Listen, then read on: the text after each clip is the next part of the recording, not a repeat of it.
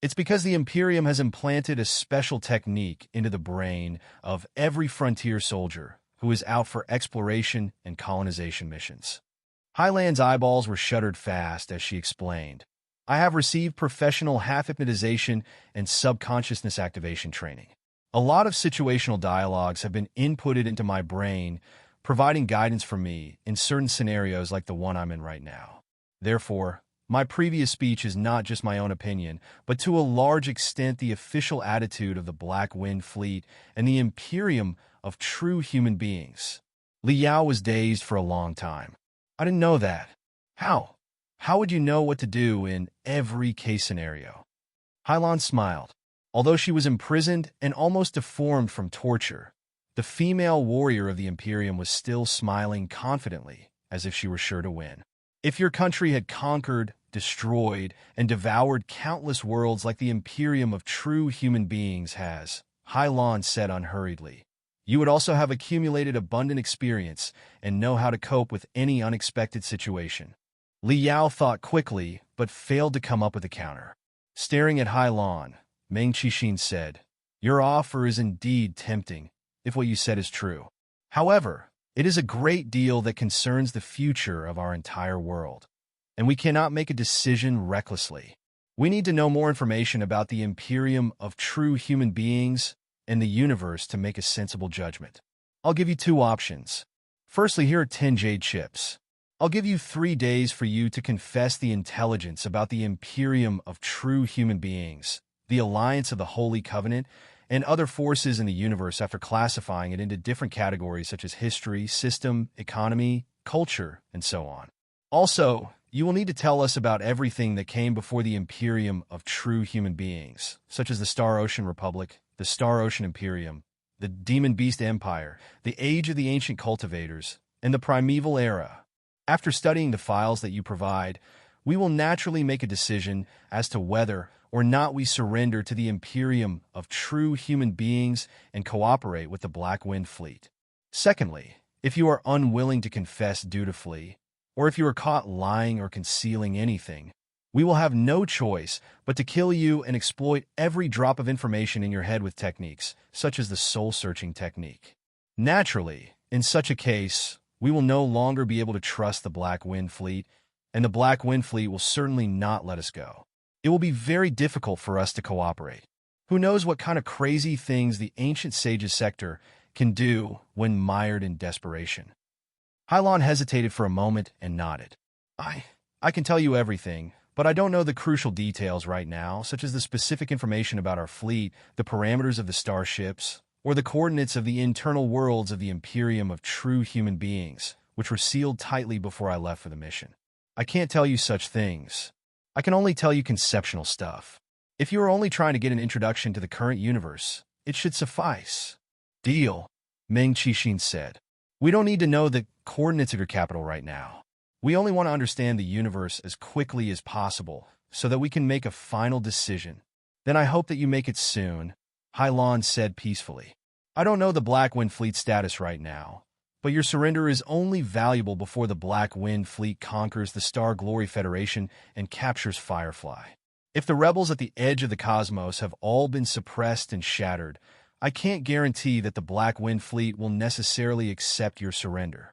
Meng Qixin was silent briefly before he said, I understand. Your soul has been exhausted. Take a rest for a moment before you input the intelligence about the universe into the jade chips. His hand shivered. Mystic rays flowed into Highland's temples along the spiritual threads.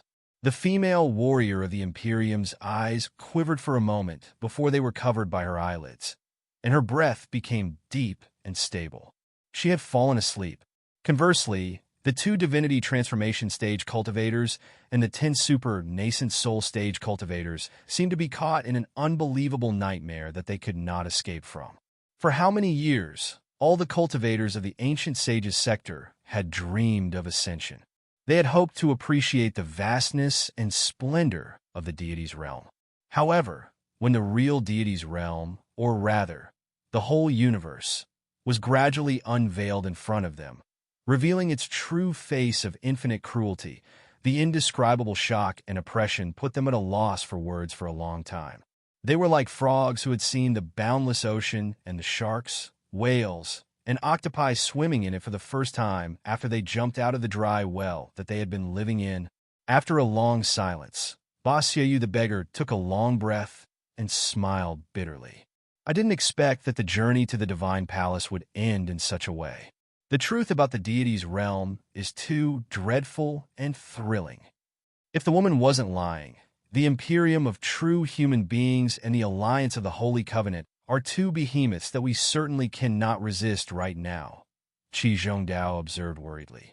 We have just one sector that is as divided as a tray of loose sand, but they each have more than 200 sectors with sufficient soldiers and supplies. They are hundreds of times more powerful than us. Not considering the technological gap, they can simply drown us with their sheer advantage in numbers. The enormous starships roaming through the universe, and the warriors in crystal suits and colossi who can break the stars. Heaven-battering King Qi Chongqing licked his lips and grinned. When you think about it, it is actually quite fun. I don't like the way they treat the common folk. Mother White Lotus Wan Mingzhu said coldly. Are they any different from the shameless swine of the 6 major sects?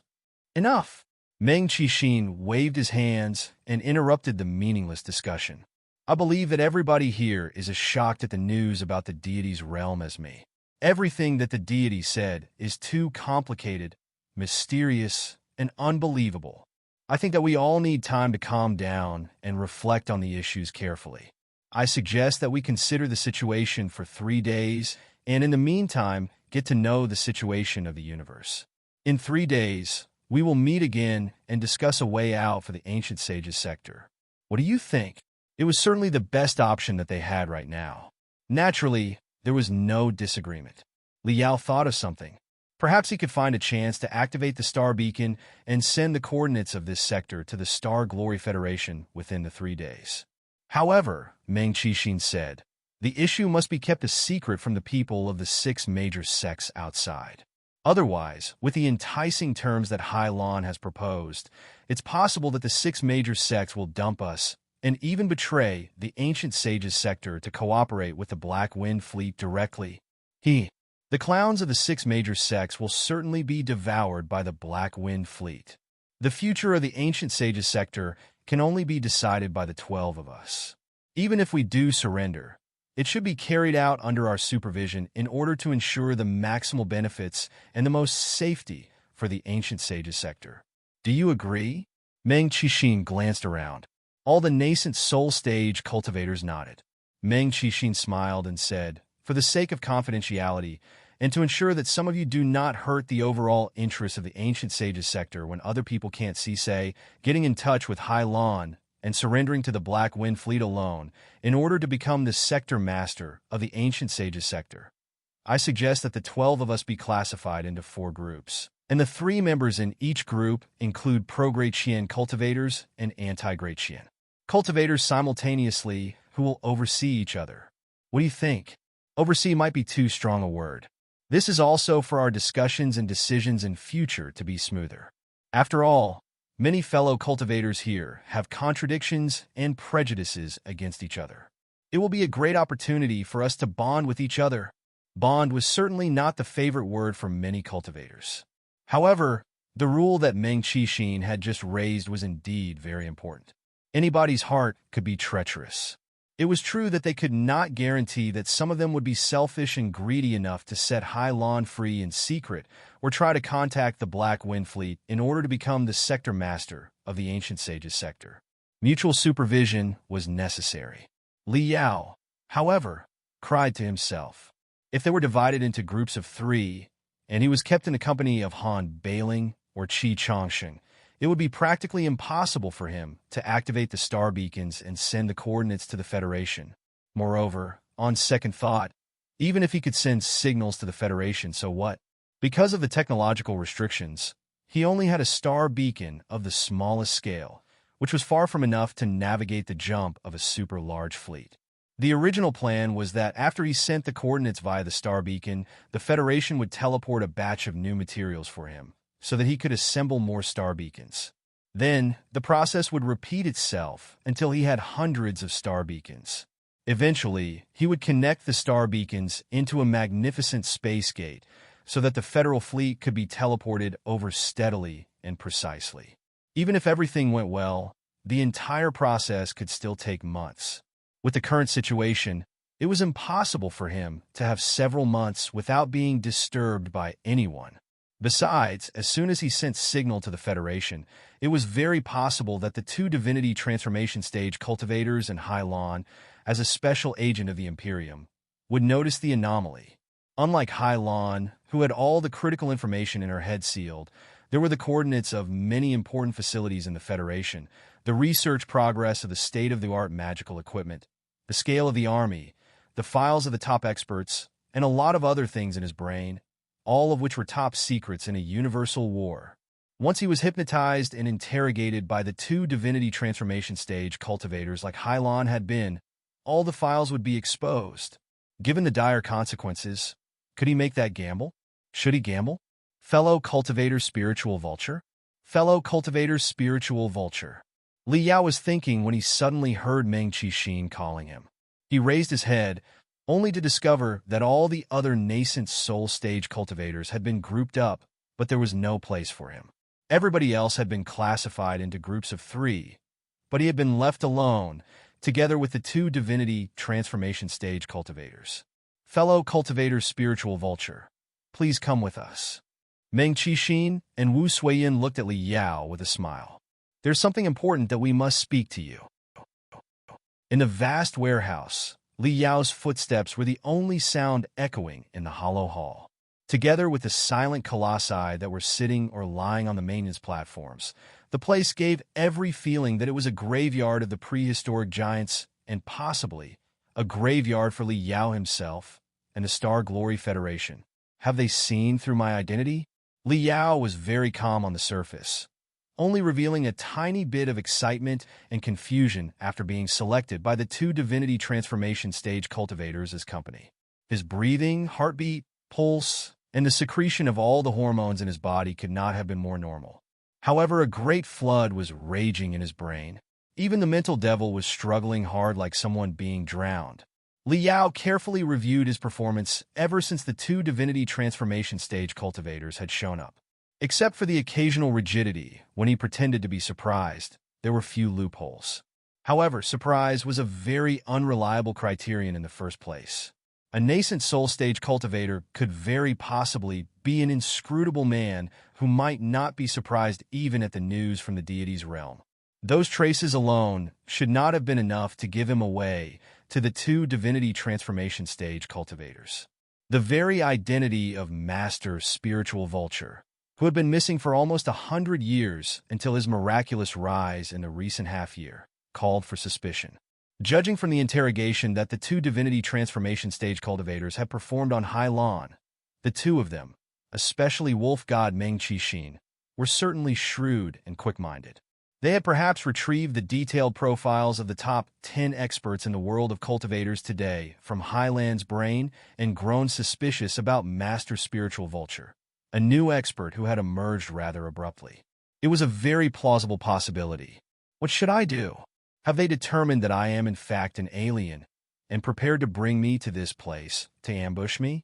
Are they not very certain about their judgment and planning to interrogate me somewhere quiet? Am I being too paranoid? Could they truly be meaning to discuss something with me without any suspicion about my identity? The 3 different situations required different countermeasures.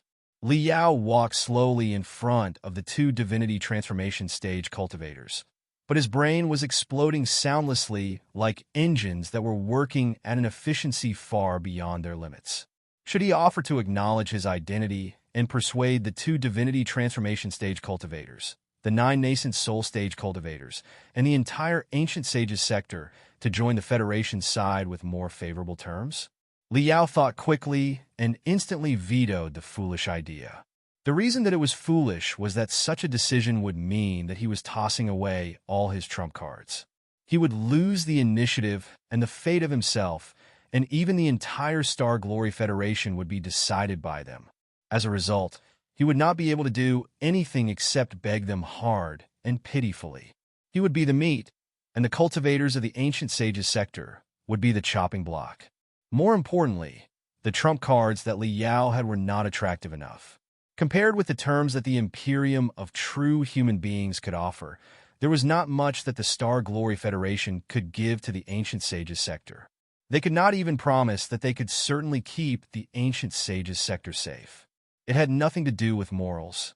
If Li Yao was a member of the Ancient Sages sector, it would hardly have been likely that he would die for the Star Glory Federation for some petty benefits when faced with the threat of the behemothic Imperium of true human beings. Even the merciful monk Master Bitter Cicada would never make such a choice. Therefore, however Li Yao bragged about himself and the Star Glory Federation, there was one critical question that he could never bypass, which was the Star Glory Federation's ability to fulfill its promises to the Ancient Sages sector. Li Yao did not know. His hesitation could very possibly be taken as a negative by the locals of the Ancient Sages sector. Then, all the secrets in his head would be dug out by the two Divinity Transformation Stage cultivators, just like how they had dug out all the stuff in Highland's head. As an ultra-level federal hero, he had many more things in his brain, which were also more important and critical than the information stored in the head of Hailan, who was merely a pure warrior of the Imperium. He knew the coordinates of the Heaven's Origin sector, the Flying Star sector, and the Blood Demon sector. He knew the subtle conflicts among the three sectors. He knew almost all the weaknesses of the three sectors. He also knew the military configuration and almost all the experts in the Federation. Should the intelligence be grasped by the two Divinity Transformation Stage cultivators and delivered to the Black Wind Fleet in exchange for their own interests, the Black Wind Fleet would be able to draft a strike plan most pertinent to the situation of the Federation. They could even show up in the heartland of the Federation or the orbit of the Heaven's Origin planet instantly. Li Yao could not take that risk, at least not yet. The situation was not hopeless. The two Divinity Transformation Stage cultivators and the 9 Nascent Soul Stage cultivators had not made a decision yet, and he could still influence them. Moreover, the two Divinity Transformation Stage cultivators might not necessarily have seen through his identity. If the two Divinity Transformation Stage cultivators really meant to discuss something with him, but he panicked and confessed with sweat all over his head that he was actually an alien, would it not be a spontaneous confession?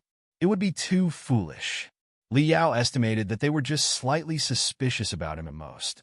However, it was impossible for them to prove their suspicions through violent approaches, such as attacking Li Yao's brain directly to retrieve the information inside. The two Divinity Transformation Stage cultivators had been away from the world for more than 100 years. Their influence and control on the mortal world were very weak. Also, they were in the form of spectral cultivators, which meant that their combat ability could not be much higher than the peak of the Nascent Soul Stage. Therefore, they really needed to cooperate with the 10 Super Nascent Soul Stage cultivators in order to control the entire Ancient Sages sector. Cooperation demanded the sincerity of both parties, especially under such circumstances where everybody had not come to completely trust each other yet. If the two Divinity Transformation Stage cultivators resorted to violent approaches, such as the soul-searching technique on Li Yao, only to discover that there was nothing wrong about Master Spiritual Vulture at all, the cooperation between the Divinity Transformation Stage cultivators and the Nascent Soul Stage cultivators would certainly fall apart. Given the dire consequences, the two Divinity Transformation Stage cultivators would never dare to take the risk. Moreover, my brain will not be so easily invaded. If you think that my head is as vulnerable as Highland's, you will find yourselves terribly mistaken. Li Yao finally regained part of his confidence. His combat ability might not be as good as the two Divinity Transformation Stage cultivators when they joined hands, but if their souls crawled into his brain, it would remain to be seen who absorbed, swallowed, and devoured whom in the end. Fellow cultivator Spiritual Vulture, you seem to be ill at ease and deep in thought all the way here. What's troubling you? Meng Qixin's creepy voice echoed above Li Yao's head. Li Yao's feet slowed down for a moment before they moved forward steadily again. Indeed, I am. Who can remain calm after hearing so much shocking information in only half a day? I didn't know that there is such a vast world beyond the one we are living in and so many immeasurable species and forces. How should I put it? I'm feeling both uncomfortable and impatient, as if I'm back to the years when I was younger and hadn't gained my current strength. Senior Ming, Senior Wu, I've been thinking this whole time. Do you think Hai Lan was speaking the truth? Will the Black Wind Fleet and the Imperium of true human beings accept us sincerely? Or is it just a scheme and a trap? The best defense was offense. Li Yao kicked the question back to them. Meng Qixin smiled and said, "You don't need to be too obsessed about the veracity of her speech, fellow cultivator, spiritual vulture. Sometimes, you can't tell if something is true. Take your Southland of Sorcerers, for example, fellow cultivator, spiritual vulture. The Great Qian dynasty has decreed the local leader of your place to be the chieftain and granted you great autonomy. Other than respecting the Great Qian dynasty and paying tributes, you are essentially an independent kingdom. Then, has the court been treating you sincerely or ingenuinely? Is it an everlasting national policy, or is it just a temporary scheme?" Li Yao was dazed for a moment. Well, the reason is simple. The Southland of Sorcerers retains its half-independent status today and hops between the Great Qian dynasty and Ghost Qin only because the Southland of Sorcerers is too far away with venomous fog everywhere. The cultivators of the Southland of Sorcerers are also best known for their dark arts. So, it is extremely difficult for any army to march into the Southland of Sorcerers. The potential losses outweigh the gains. On the other hand, many other barbaric tribes elsewhere that do not enjoy the terrain advantages that the Southland of Sorcerers does have been annihilated by the army of the Great Qian dynasty mercilessly, all the men higher than the wheel of a wagon killed. Local offices of the court were established in their homeland. In less than 100 years, such tribes were blown away in the wind, never to be heard of again. The same barbaric tribes have vastly different destinies. Is it because the court treats the Southland of Sorcerers nicely with morals? Of course not. If we get to the bottom of it, it doesn't matter at all what the enemy's stance is. What matters is ourselves. If you want to forge iron, you must have something tougher than iron. As long as we are strong enough, maybe not so strong as lions and tigers, but at least an iron hedgehog that nobody can bite, the enemy's promise will be genuine.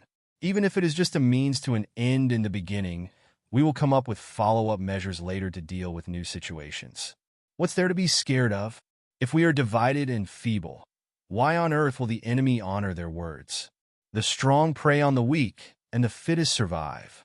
This seems to be a law on the prairies and a truth in the sea of stars. Therefore, sincerity is not nearly as important as strength. At the very least, Hai Lan, as the daughter of the commander of the Black Wind Fleet, was straightforward and honest enough. After the interrogation, I do find her very admirable.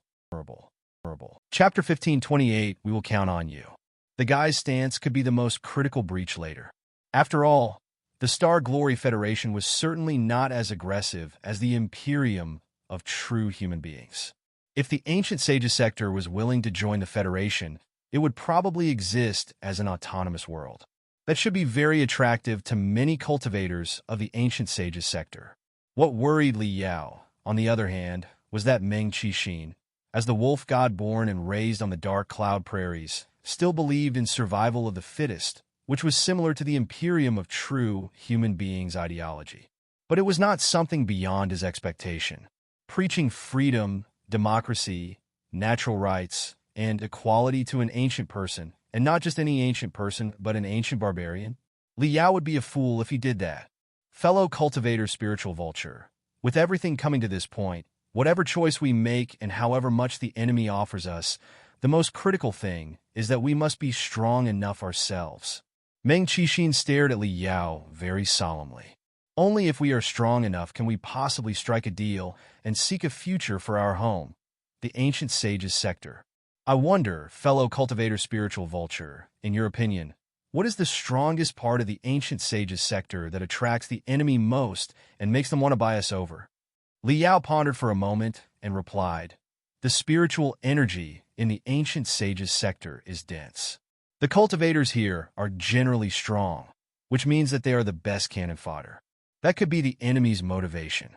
However, most of the cultivators of the Ancient Sages sector have been divided into different sects that are at loggerheads with one another. They are worse than loose land. For us, for the Imperium of true human beings, or for any other force, it won't be an easy job to organize those selfish guys who each have their own sordid schemes. In my opinion, the most magnificent force of the ancient sage's sector is still the 12 of us. Well said. Glamorous brilliance beamed out of Meng Qixin's eyes. Having risen to fame from the murky southland of sorcerers and become a critical person in the quest for the divine palace in only half a year, you truly deserve your fame, fellow cultivator's spiritual vulture. However, I fear that you haven't seen through the whole picture yet. Judging from Highland's description just now, the Imperium of true human beings and other forces in the universe, such as the Star Glory Federation, must attach more importance to large-scale magical equipment. Personal combat ability matters less to them than it does to us. In the dark, cold, airless universe, under the barrage of 100 warships, I'm afraid that even the strongest nascent soul stage cultivator or divinity transformation stage cultivator can be blown to smithereens. The Sea of Stars is a vast and perilous place. Without starships as vehicles, it is impossible for a nascent soul stage cultivator or a divinity transformation stage cultivator to fly from one sector to another in a decade. Strategically speaking, such cultivators will be confined to where they are. Therefore, with only the 12 of us, we will not be able to march out of the ancient sage's sector. Even if our cultivation was twice as high, I'm afraid that the Imperium of true human beings still wouldn't pay as much attention to us. The reason that Hylon offered such generous terms to us, in my opinion, lies in the Cloud Qin gold statues, the colossi, the ultimate weapons in the universe. 12 cultivators in the nascent soul stage and divinity transformation stage might be negligible to the deities from the deities' realm. But what if the 12 cultivators are each piloting a colossus? Hylon, as the daughter of the commander of the Black Wind Fleet, was only given a ragged, well-worn colossus. Blazing Tyrannosaur Ding Ling Dang is respected as a legendary expert of the Star Glory Federation with the intact Colossus Draconic Phoenix. It is not hard for us to infer the dominance of the colossi. On our side, we can absolutely jumble 12 colossi that are basically intact with the highest combat ability. If the 12 of us all learn their usage, we will definitely become a force to take note of in the universe between the Black Wind Fleet and the Star Glory Federation, 12 valuable chess pieces that can very possibly change the outcome of the war. This is where our true strength lies. This is the biggest bargaining chip for us in our negotiation to come.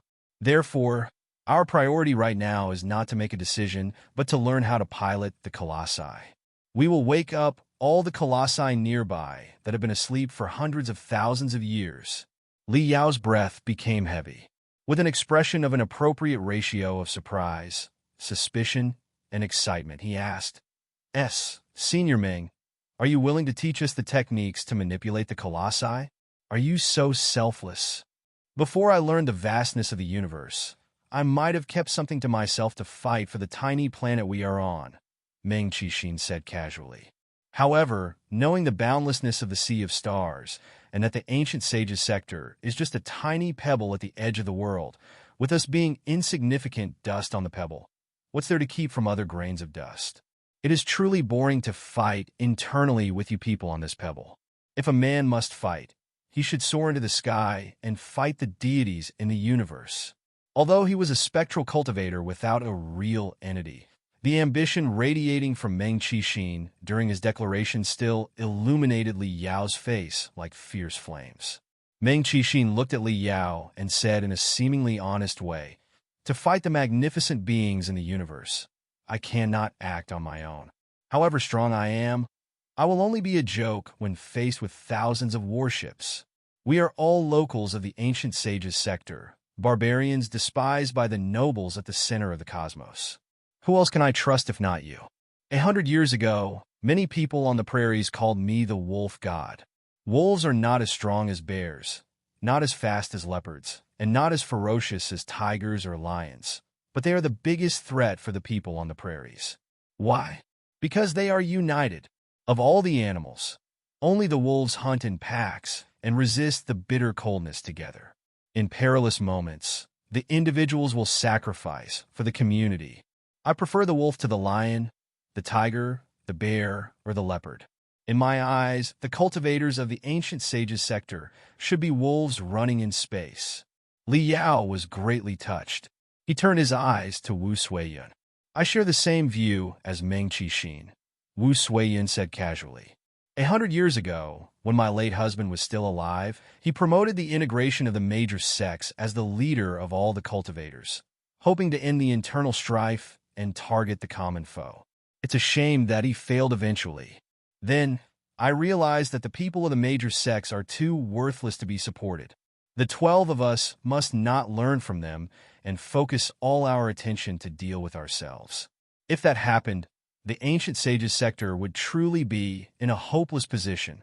Therefore, Meng Qixin and I have decided to teach the 10 of you how to pilot the colossi that we have figured out in the past decades and the tricks we learned from Hylon. With the 12 colossi, we will participate in the game in the Sea of Stars. This is also a gamble for the future of the ancient sages sector. I hope that the 10 of you will not disappoint us. Li Yao took a deep breath, only to find that he was still too excited to contain himself. However, it was a normal reaction at this moment that did not require disguise. He solemnly said, "Rest assured, seniors. I am certainly not one of the short-sighted rats that only know how to attack each other. Just as you said, Senior Meng, if we must fight, we should fight the entire universe to our heart's content. However, you could have informed the 3 saints, the 4 rapscallions, the monk, and the emperor as well as me of your plan at the same time. Why did you choose to tell me alone? Because your role in the entire gamble is vital," Meng Qixin explained. "You have never piloted a colossus before, so it's possible that you don't under the mysteries. In terms of manipulation, the colossus is not very difficult to use. All the cultivators in the nascent soul stage boast extraordinary wisdom and souls. After 1 to 2 days of adaptation, 5 days at most, you will be able to control the colossus to perform the basic movements and simple attacks. Such magical equipment seems to have been specifically refined by the primeval deities, specifically the Nuwa clan. They are designed for human beings to use and are much easier to control than many flying swords. It's basically the same with regular armor." Li Yao nodded. What he said was quite true. Although the colossi were ultimate treasures in the primeval era, they were designed in a very user-friendly way. Years ago, when he tried Draconic Phoenix for the first time, he had already been able to perform a rather sophisticated technique and blow up a member of the Panga clan. Meng Qixin and Wu Suiyun, as 2 divinity transformation stage cultivators, had studied it for decades. It was not strange that they could perceive the usage of the colossus. However, Meng Qixin said solemnly, although the colossi are not difficult to maneuver, they are extremely delicate in structure. The rune arrays and the spiritual energy circuits are sometimes even traceless and unpredictable. It's extremely hard to repair and maintain them. In fact, there were more well-preserved colossi when we first discovered the warehouse, but after decades of study, almost 10 of them had been ruined. It was truly a waste that made our hearts ache. We did find some jade chips and books that seemed to be instructions on the refinement and maintenance of the colossi. However, neither Wu Suiyun nor I are sword forgers, and we only know the fundamentals about magical equipment. Also, we are just 2 spectral cultivators without real entities. It is terribly troublesome for us to maintain the colossi. Do you understand now, fellow cultivator spiritual vulture? It is not difficult to make the 12 colossi run and defend the future of the ancient sages sector in the universe. However, to adjust them carefully so that they fit the characteristics of each user, and to repair them as soon as possible after a fierce battle to reduce the wear. All in all the technological issues regarding the colossi will depend on you, fellow cultivator spiritual vulture. In the half-year that followed, you traveled among many sects and helped the cultivators of various sects to forge swords and modify their magical equipment. There didn't seem to be a single piece of magical equipment that you couldn't refine, maintain, or modify. The power of the magical equipment that was maintained and modified by you is often more than doubled. It was almost a miracle. Also, we are told that you once received the heritage of Yangjun, a sword forger from the Great Zhou dynasty, and that you have the nickname Grandmaster of Great Zhou in the outside world. The Great Zhou dynasty succeeded the Cloud Qin dynasty in ancient times. The Cloud Qin dynasty rose with their 12 Cloud Qin gold statues. They could not have been completely ruined when they were passed on to the Great Zhou dynasty. At least half of them should still have been intact. Since Yangjun was a top-tier sword forger of the Great Zhou dynasty, is there any chance that he once got in touch with some Cloud Qin gold statues? Have the secret methods regarding the adjustment, modification, and maintenance of the Cloud Qin gold statues been left in his notes and his heritage? Have you learned those secret methods, fellow cultivator spiritual vulture? Fellow cultivator spiritual vulture, we know that those secret methods are certainly your top secrets that you would rather nobody else saw. However, this is a period of life and death for the ancient sages sector. We should all open ourselves for sincere cooperation. Wu Suiyin and I are already prepared to teach everybody our knowledge of the Colossi. There's no need to keep anything to yourself anymore, fellow cultivator spiritual vulture. Li Yao's heart was pounding, and his brain was almost exploding because of excitement. Even though he had been considering exposing his identity, the idea had now been completely dismissed. What Meng Qixin and Wu Suiyin suggested was that he would work as the technical director of the 12 unparalleled experts. He would be fully responsible for all the technological issues about the Colossi and even all the other magical equipment. One important post it was, on second thought, who was better qualified for the job than the Grandmaster of Great Zhou, one of the best refiners of the ancient sages sector? In such a case, would the critical parts of the other unparalleled experts not be handed over to him? Li Yao was one of the best specialists of Colossi in the Star Glory Federation. Even without setting up any backdoors and barriers inside the Colossi on purpose, he would grasp the advantages and shortcomings of every Colossus after studying their performance parameters and tactical features, thereby taking the full initiative if a battle broke out. Calm down, the mental devil shouted inside his brain. Meng Qixin and Wu Suiyin are definitely no fools. Do not be overwhelmed by ecstasy. It is possible that they are still testing you and waiting for you to expose some openings. Maybe they saw through your identity a long time ago, but simply pretended that they didn't in order to take advantage of you. They've asked you to adjust and maintain the Colossi because they want to steal the techniques from you, exactly like how they took advantage of Hylon and stole the tricks on the usage of the Colossi earlier. Li Yao was suddenly alarmed. The mental devil was quite right. It seemed a bit too soon for the two divinity transformation stage cultivators to have trusted him and given him such an important task. Although there was no time to consider it carefully at that moment, he should still be vigilant and never underestimate the wisdom of the ancient people.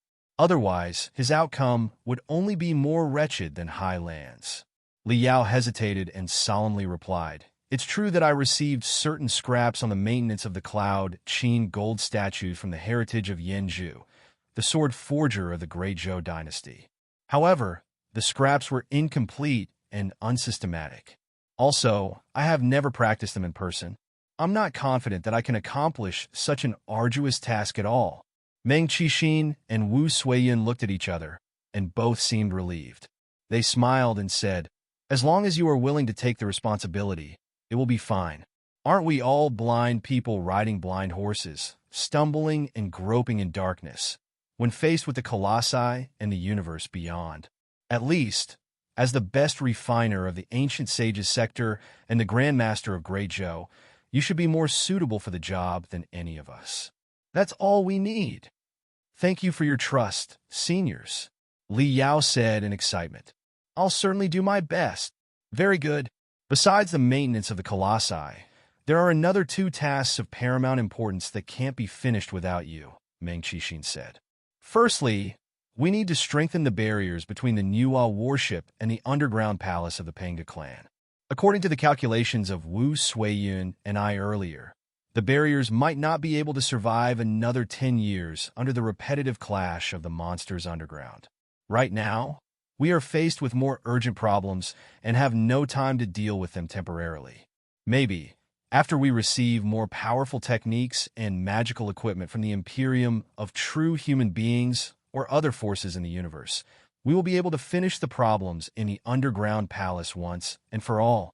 But until then, maybe we should gather the strength of the 12 of us and establish an impenetrable barrier to build up the gate together. Of the 12 of us, many are experts of barriers, but as for whether or not the gate should be upgraded with some confining magical equipment, it will depend on you, fellow cultivator spiritual vulture. I'm told that you are a distinguished specialist when it comes to the confining magical equipment, right? The mission was very reasonable. Having no reason to refuse, Liao nodded and agreed quickly. I will certainly consider the issue carefully and make sure that the gate of the underground palace is safe and secure and will never be broken through by the monsters. Excellent. Meng Qixin smiled and said, fellow cultivator spiritual vulture, you are truly a straightforward man. We have found the right person.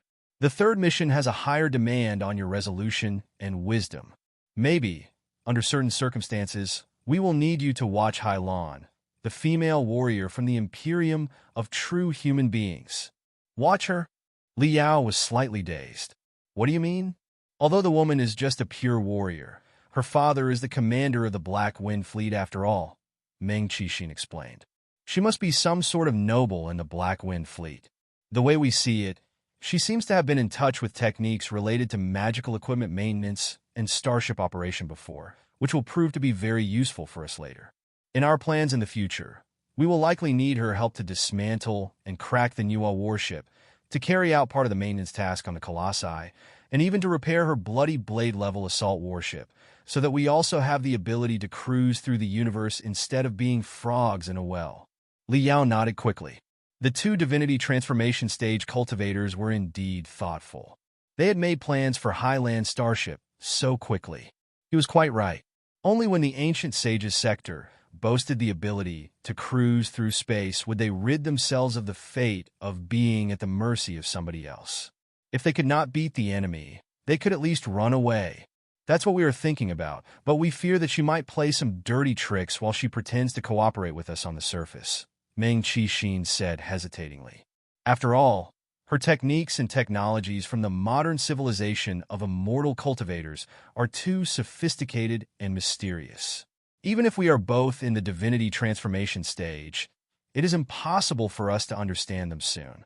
If she pretends to cooperate with us and helps us repair Weary Tooth while activating a piece of magical equipment that can send messages to the Mother Fleet in secret and summon the Black Wind Fleet before we are ready, we will be caught in a very passive position. Therefore, we need an expert of refining to keep an eye on her. Nobody is better qualified for the mission than you, fellow cultivator spiritual vulture. Liao narrowed his eyes and thought quickly. Meng Qixin's 3 missions were quite reasonable. He indeed seemed to be the best fit. It appeared that he was truly an important person that could potentially decide the life and death of the ancient sages sector. No wonder the 2 divinity transformation stage cultivators had invited him for a private talk so mysteriously. Supervising Hailan had many benefits for Li Yao personally. On one hand, he could take the chance to study the secret arts and techniques of the Imperium of true human beings. In the more extreme situation, he could even consider killing Hailan directly, thereby stopping the ancient sages sector from joining the Black Wind Fleet once and for all. Of course, such a course of action would definitely lead to recoil. There was no telling what kind of madness the cultivators of the ancient sages sector would do in their fury after they found that they had been tricked. All in all, he would have one more option in his basket. I am not as optimistic as you, the mental devil said coldly in his brain. I'm thinking about a story. What story? Liao asked. 2 countries are at war. A is a spy that country 1 sends to country 2. One day, it receives a mission to secretly escort B, a spy of country 1, to the headquarters. According to A's supervisor, B doesn't know that his identity has been exposed yet. So, on the surface, the 2 of them are just on a trip to the headquarters to report for duty together. A knows that great responsibility is on his shoulders, and he must not expose his identity. Having no choice, he can only sacrifice B, his compatriot. Therefore, on the way, A and B, The two spies of Country 1 who don't know each other's identity set up all kinds of traps and schemes for each other. Eventually, A finally escorts B to the headquarters despite all the dangers. However, after they arrive, A and B are both captured. As it turns out, Country 2 knew that A and B are both spies, but did not want to alarm them.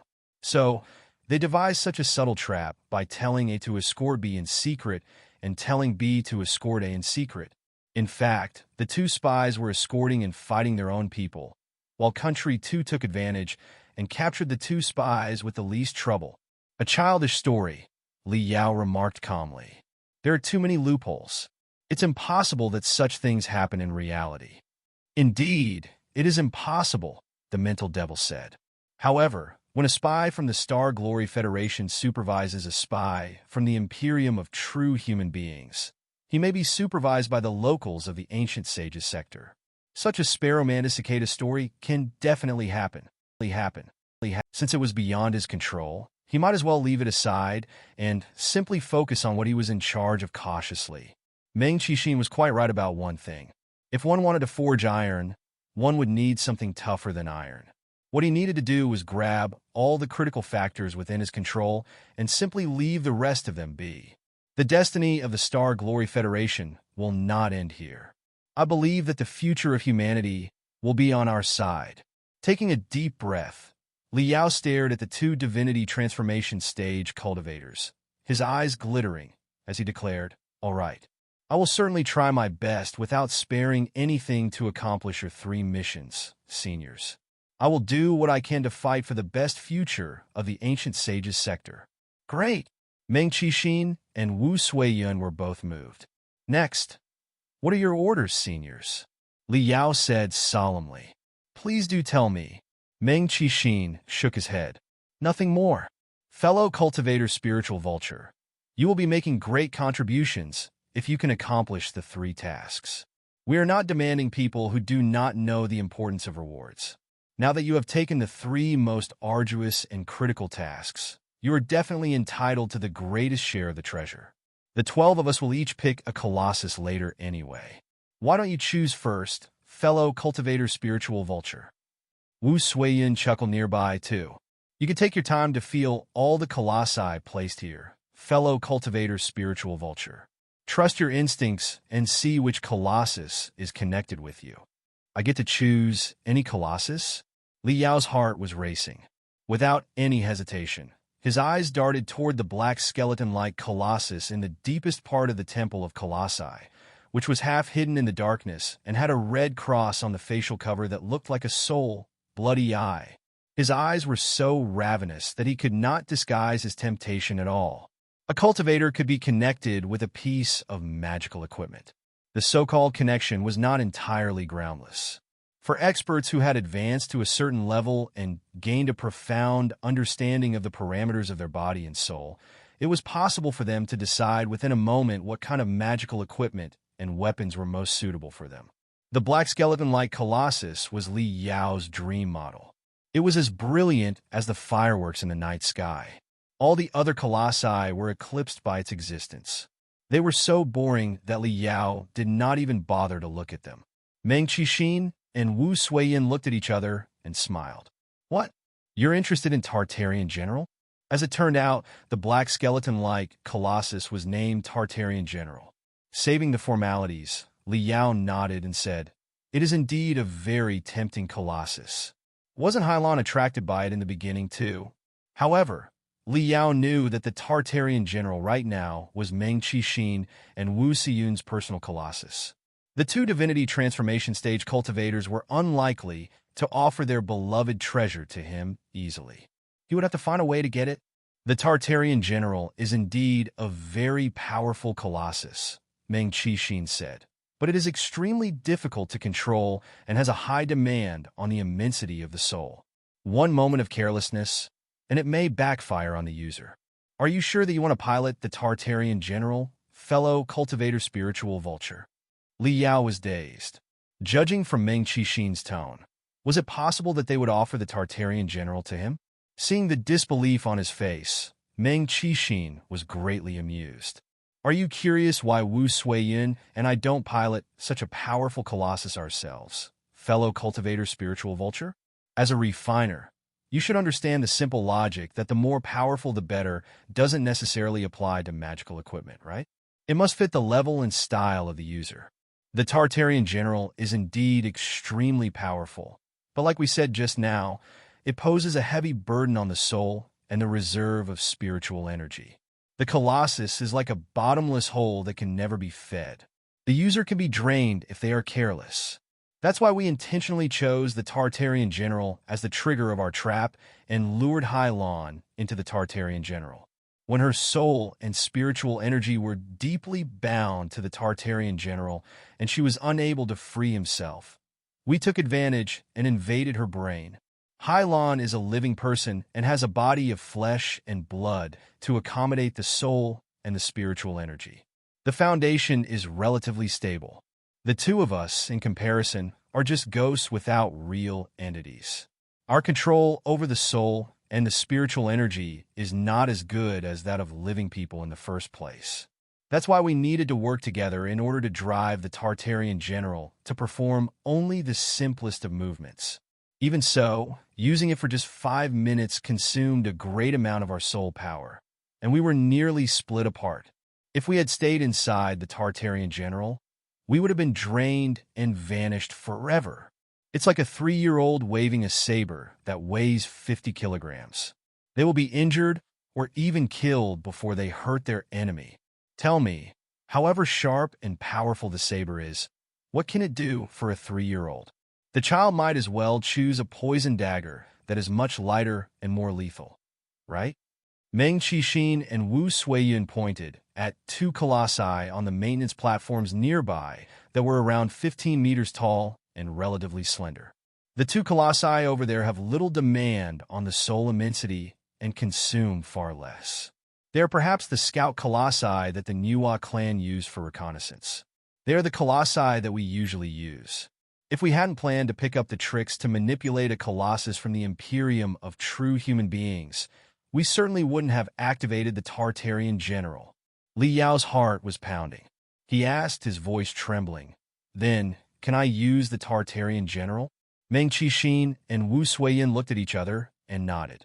If we must choose a fellow cultivator as the user of the Tartarean general, you seem to be the best candidate, fellow cultivator spiritual vulture. Li Yao was slightly dazed. Why? The reason is simple, Meng Qixin said honestly.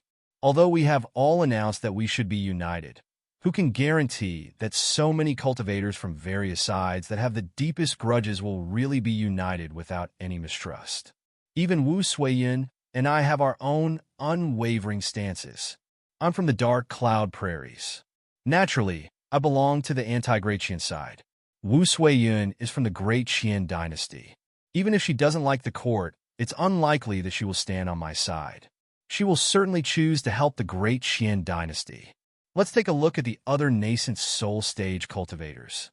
Han Bailing, Qi Changsheng, Wan Mingzhu, and Wang Shi are the hardcore rebels, while Qi Zhongdao, Ba Xiaoyu, Emperor Phoenix, Master Bitter Cicada, and Yin Liren are more in favor of the Great Qian dynasty. To whom do you think we should give the Tartarean general, the most powerful colossus here? If it is given to one of the 4 rapscallions, Wu Suiyin won't agree. If it is given to the supporters of the Great Qian dynasty, such as Qi Zhongdao, I will have concerns too. But you are different, fellow cultivator spiritual vulture. You are from the Southland of Sorcerers. Although you are making a living in the Central Plateaus, you have never shown much hostility to the 4 rapscallions. We are all the barbarians in the eyes of the people from the Central Plateaus. So, I believe that your attitude will be more neutral, right? Therefore, if you are the one using the Tartarean general, Wu Suiyin and I can both agree. Of course, that is on the premise that you are capable of using it. It is a wild horse that can be very hard to be bridled. Li Yao's mind was in chaos. The mental devil was still shouting inside his head. This could still be a trap of the 2 divinity transformation stage cultivators. They were offering the powerful Tartarean general to Li Yao generously on the surface. But in fact, they were going to deal with him in exactly the same way that they dealt with Hylon. While the Colossus devoured Li Yao's spiritual energy crazily and consumed his soul, they would seize his weakness and invade his brain. At the very least, it was a test to see if Master Spiritual Vulture did not know the first thing about the usage of the Colossus. However, having walked into the possible trap, Li Yao could not retreat. If he backed off right now, he would raise suspicion. Besides, Li Yao had his own trump cards. He and Hylon were absolutely different. His brain had been blasted by Oyezi's uncanny dreams before. His soul was polished to the point that it was as tough as iron. He even had a second personality, the mental devil that came from the blood-striped virus. More importantly, Li Yao had another trump card, Black Wing. Even if Meng Qixin and Wu Suiyun had truly guessed everything, it was impossible for them to know that Li Yao had Black Wing, a fat meatball from the Star Ocean Imperium, to help him control the Colossus. Black Wing, as a liquidous ancillary crystal processor designed to maneuver the Colossus in the Star Ocean Imperium, was certainly able to eliminate all the impurities in the cockpit of the Colossus, including two ghosts that should not have existed there. Therefore, if the two divinity transformation stage cultivators were preparing the same trap for him, they would certainly realize that they were terribly wrong. With everything going so far, he might as well have a try. Holding his head high, Li Yao strode toward the Tartarean general. With his eyes glowing, he asked earnestly, "How do I use this?" Tartarean general, Meng Qixin, and Wu Suiyun flew to the two sides of the maintenance platform. Soon, they picked up two metal tubes as thick as boas that were scattered on the ground and inserted them into the holes at the top of the protruding spine on the back of the Tartarean general. Very soon, gurgling noises were coming over as some liquids were injected into the spiritual residence of the Tartarean general. Li Yao knew that it was oily buffer liquids that could both connect the brain of the user to the crystal processor and neural network of the Colossus and reduce the vibrations caused by spiritual energy and radiation. Without Black Wing, a piece of ancillary magical equipment of a higher level, such liquids were always used as the medium between a cultivator and a Colossus. "Crawl into it from the entrance of the spiritual residence up above," Meng Qixin said. "We have activated all the rune arrays of the Tartarean general. The Colossus is like an armor that is larger in size. You will know how to use it after you get inside." He asked the mental devil to stay on the highest alert before he set up dozens of interconnecting traps inside his brain. He even established a maze of memories with part of Oyezi's memory pieces. If the two divinity transformation stage cultivators were bold enough to infiltrate, they would certainly be lost inside. On the other hand, Li Yao was also secretly calling Little Black, which was hiding inside his Cosmos Ring. Should there be any anomaly, the fat boy would jump out and take over the operations of the entire Colossus. Black Wing was a liquidous ancillary crystal processor designed for Colossi. It even boasted the powerful abilities to resist viruses. If the two divinity transformation stage cultivators dared to invade, chances were that they would be taken by Little Black for viruses and annihilated without any mercy. "Fellow cultivator Spiritual Vulture, are you ready?" Meng Qixin casually asked from outside. "I'm ready. Bring it on," Li Yao replied solemnly. "All right, then, let's just see if you are qualified to be the master of the Tartarean general." When Meng Qixin roared, Li Yao felt the Tartarean general suddenly jerk up. Immense spiritual waves and telepathic thoughts flooded into his brain like surging tides, igniting both his body and his brain. Once he recovered from his brief daze, he melded with the Colossus into one. He turned into an iron giant, almost 30 meters tall, surrounded by vague black smoke. Colossi were not a type of magical equipment that could be mass-produced. Every Colossus was created based on extremely rare heavenly materials and earthly treasures and the extraordinary beasts in space. They boasted unique features and even characters. One might even say that they were living, super magical equipment. Just like Meng Qixin said, a Colossus was to a cultivator what a wild horse was to a fierce warrior, who would have to resort to all kinds of methods to tame it before they could ride it. For a moment, freezing winds were blowing inside Li Yao's brain, and he saw all kinds of illusions. Creepy fire was burning.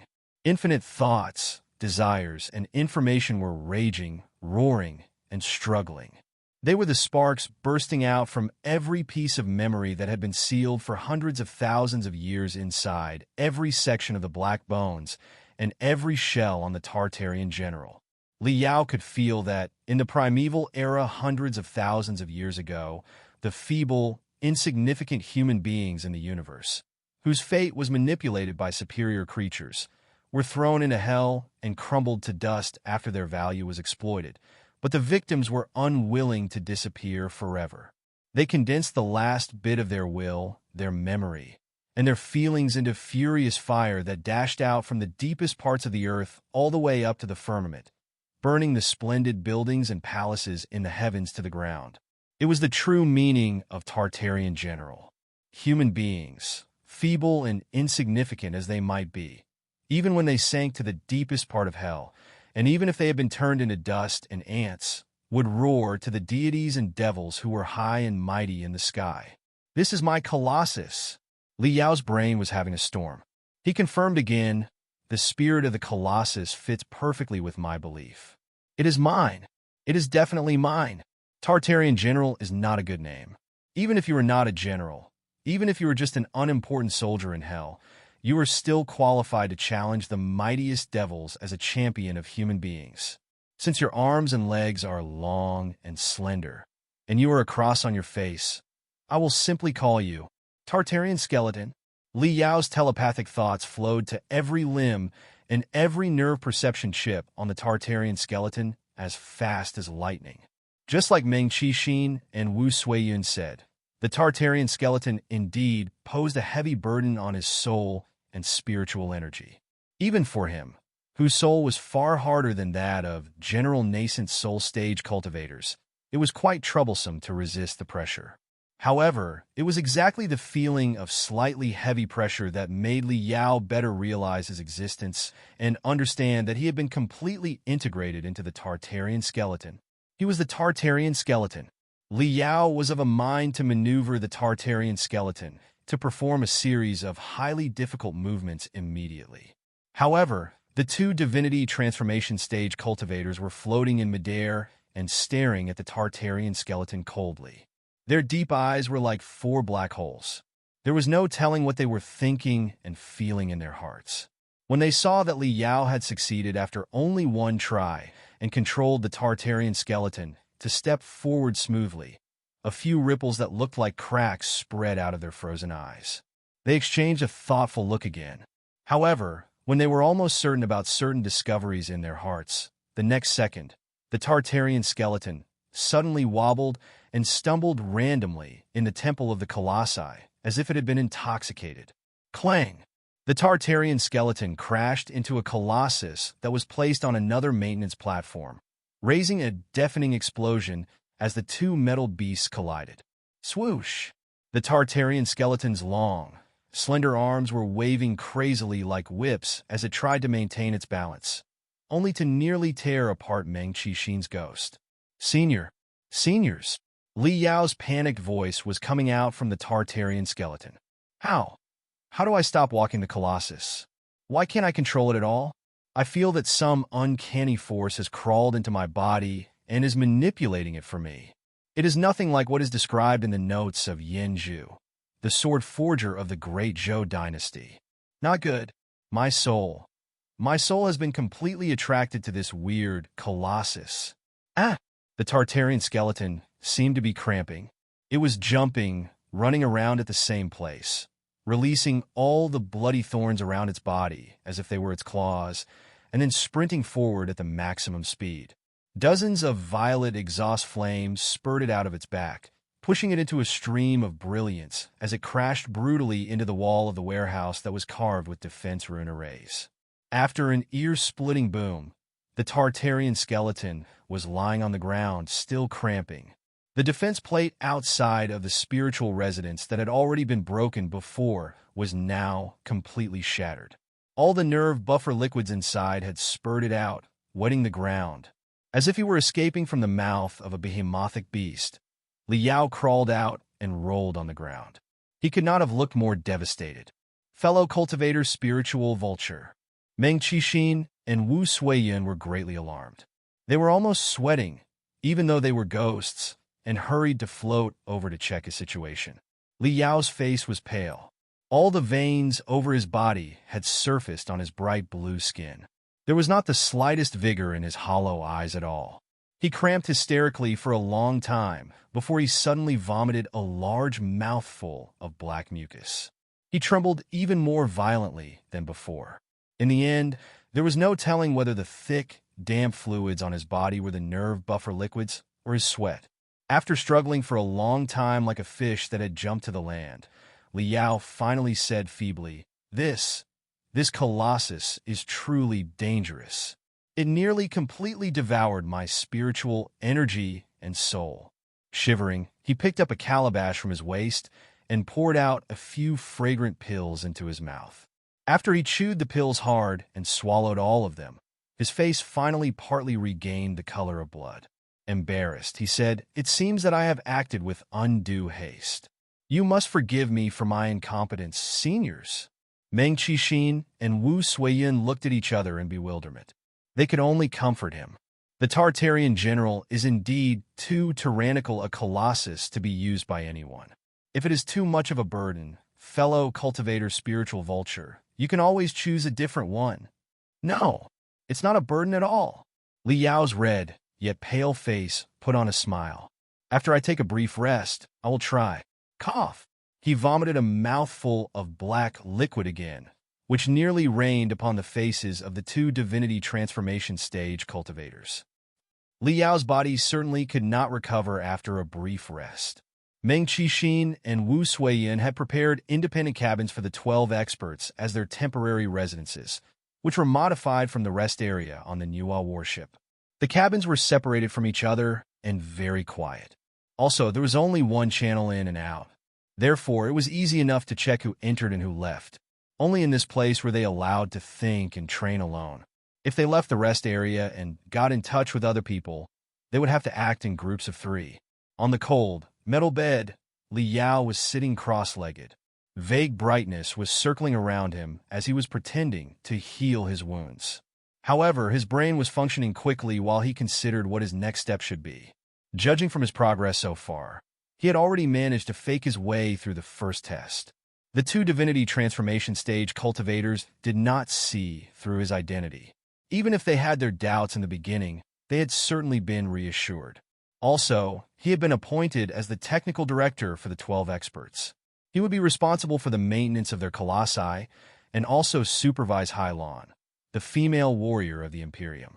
In such a case, it seemed a better option to stay calm and see what happened next rather than expose his identity in a hurry.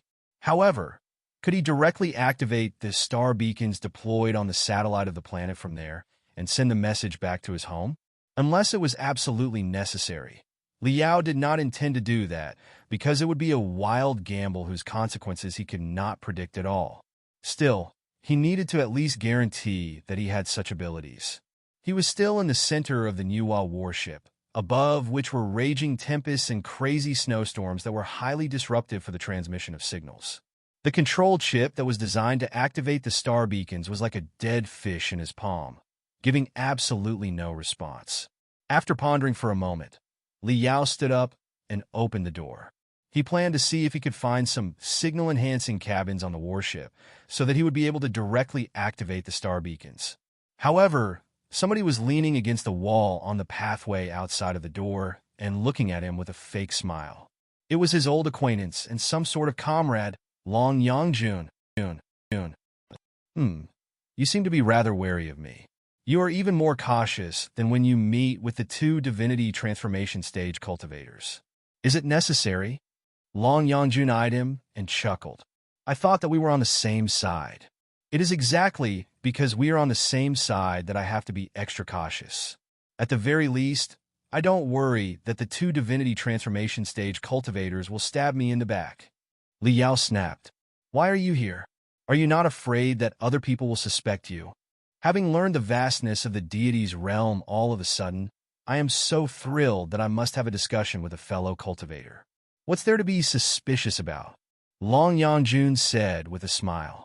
Besides, before I came to you, I visited Han Bailing Qi Changsheng, and Wan Mingzhu. As the four rapscallions, of course, there was a lot that we could talk about. I told them that your stance was not stable, and you were not necessarily on the great Qian dynasty's side. If I persuaded you, it was very possible that you could be shifted to the side of the four rapscallions. So, I have come to persuade you. It makes perfect sense. Li Yao was relieved, but he was still frowning. Keeping his voice down, he asked, "What are you here for exactly?" "To figure out why the two divinity transformation stage cultivators summoned me. They have already told everybody the arrangement. The two divinity transformation stage cultivators were outstanding enough to share the usages of the colossi. Such generosity and ambition alone are not something that you can find in the nascent soul stage cultivators. No wonder of all the great heroes and big shots 100 years ago, they were the only two who were able to advance into the divinity transformation stage." Long Yangjun paused for a moment. Her eyes scraped Li Yao up and down as if they were brushes that had been mixed with seasoning. Finally, she said, "I'm here because something suddenly occurred to me, and I felt obliged to give you a reminder." Li Yao raised his wariness again. "What occurred to you?" "It occurred to me that Hai Lan, as a female spy of the Imperium of true human beings, tried everything that she could to collect resources and establish a sacrificial altar so that she could communicate with the Black Wind Fleet, her home, only to be captured by us when she was just one step away from success. Then, if we make friends with Hai Lan and decide to cooperate with the Imperium of true human beings after all the terms and conditions are settled to both sides' satisfaction, only to find an enormous fleet of a second force right above our heads, won't we become the greatest jokes ever? Master Spiritual Vulture, do you agree?" Long Yangjun was wearing a sunny smile. She was dressed as a male right now, like a handsome, middle-aged scholar. However, compared to a real scholar, she was less vigorous and more feminine. Perhaps that was exactly what the eunuchs who served the emperor in the royal palace all looked like. Every hair on the back of Li Yao's neck was standing on end. His eyes curved into two sabers, and his voice became both sharp and dangerous. He demanded one word after another. "What are you getting at, Lord Wang?" Both of them had secrets that were under each other's control. Li Yao did not believe that Long Yangjun would be bold enough to expose his greatest secret. Even if the two of them ended on bad terms, Li Yao still had a chance to offer a price on behalf of the Federation. But the outcome of Long Yangjun, a creature from the primeval era whose gender was ambiguous, would certainly not be good. Nothing. As I said in the beginning, I'm simply here to remind Master Spiritual Vulture that you must not do anything stupid. Even if you do have magical equipment similar to the sacrificial altar, you'd better not act recklessly or send any messages to your hometown, which is probably not the Alliance of the Holy Covenant, but the Star Glory Federation, right? The way I see it, you are not one of those demi-humans who are emotionless and selfless. Long Yangjun glanced at Li Yao again and continued smiling. "Do not send any message to your hometown. I will be watching you closely and will never allow you to do that. And it will bring no good to you and the force behind you." Li Yao's eyes were glittering like the edge of a saber. "Are you planning to surrender to the Imperium?" "I haven't made a decision yet, but why shouldn't I?" Long Yangjun replied casually, as if she didn't think that it was a big deal.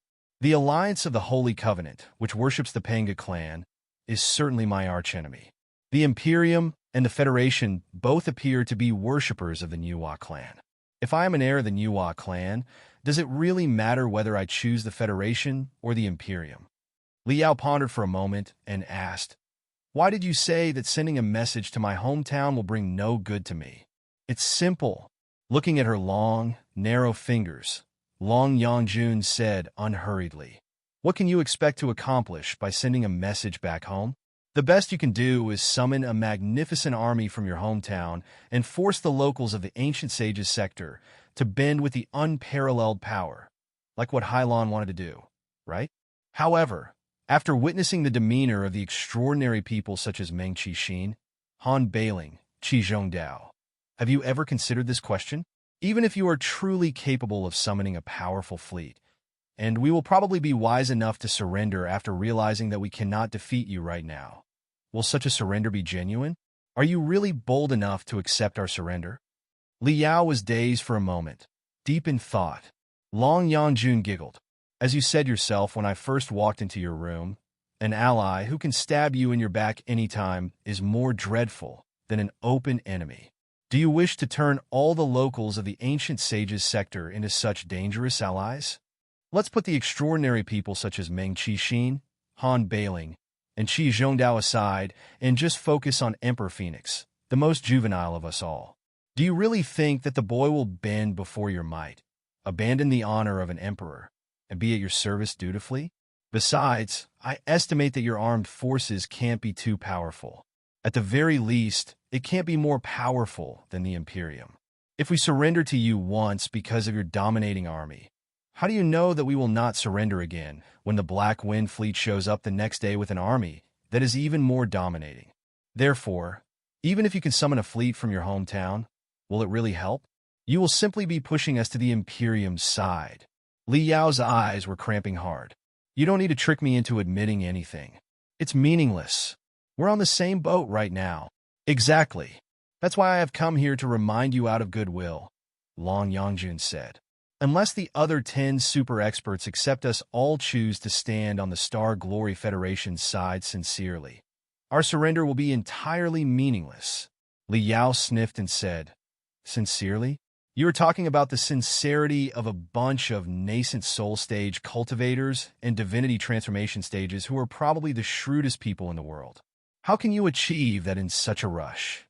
I will come up with a solution to help you. Her eyes deep and dark, Yangjun said, as long as you haven't forgotten your promise that you will help me repair and maneuver this warship after the job is done. You must bear in mind that this Niwa warship is mine. After pondering for a moment, Li Yao nodded heavily. All right, I believe that I'm in a position to make such a decision. This warship is truly yours. As long as the two of us cooperate, our people will help you repair the warship and establish a crew for you that will help you sail to the end of the universe if you want to. However, what exactly are you planning to do after the warship is repaired? I haven't figured it out yet. Yangjun sighed softly. However, I will certainly remember my real destiny someday. Remember your promise. Honestly speaking, if I did not fear that the Imperium of true human beings will certainly steal my warship with their overwhelming power, there is no way that I would choose to cooperate with such insignificant country at the border, which seems as boring as any country can be. If you think that you can take advantage of me because I'm all by myself, you're welcome to try. Yangjun's smile chilled Li Yao, who hurriedly shook his head and said, We will certainly keep our promise. However, what exactly are you going to do to ensure the sincerity of the other 10 super experts? You will know it in the gathering in 3 days. Yangjun's smile was even more mysterious than before.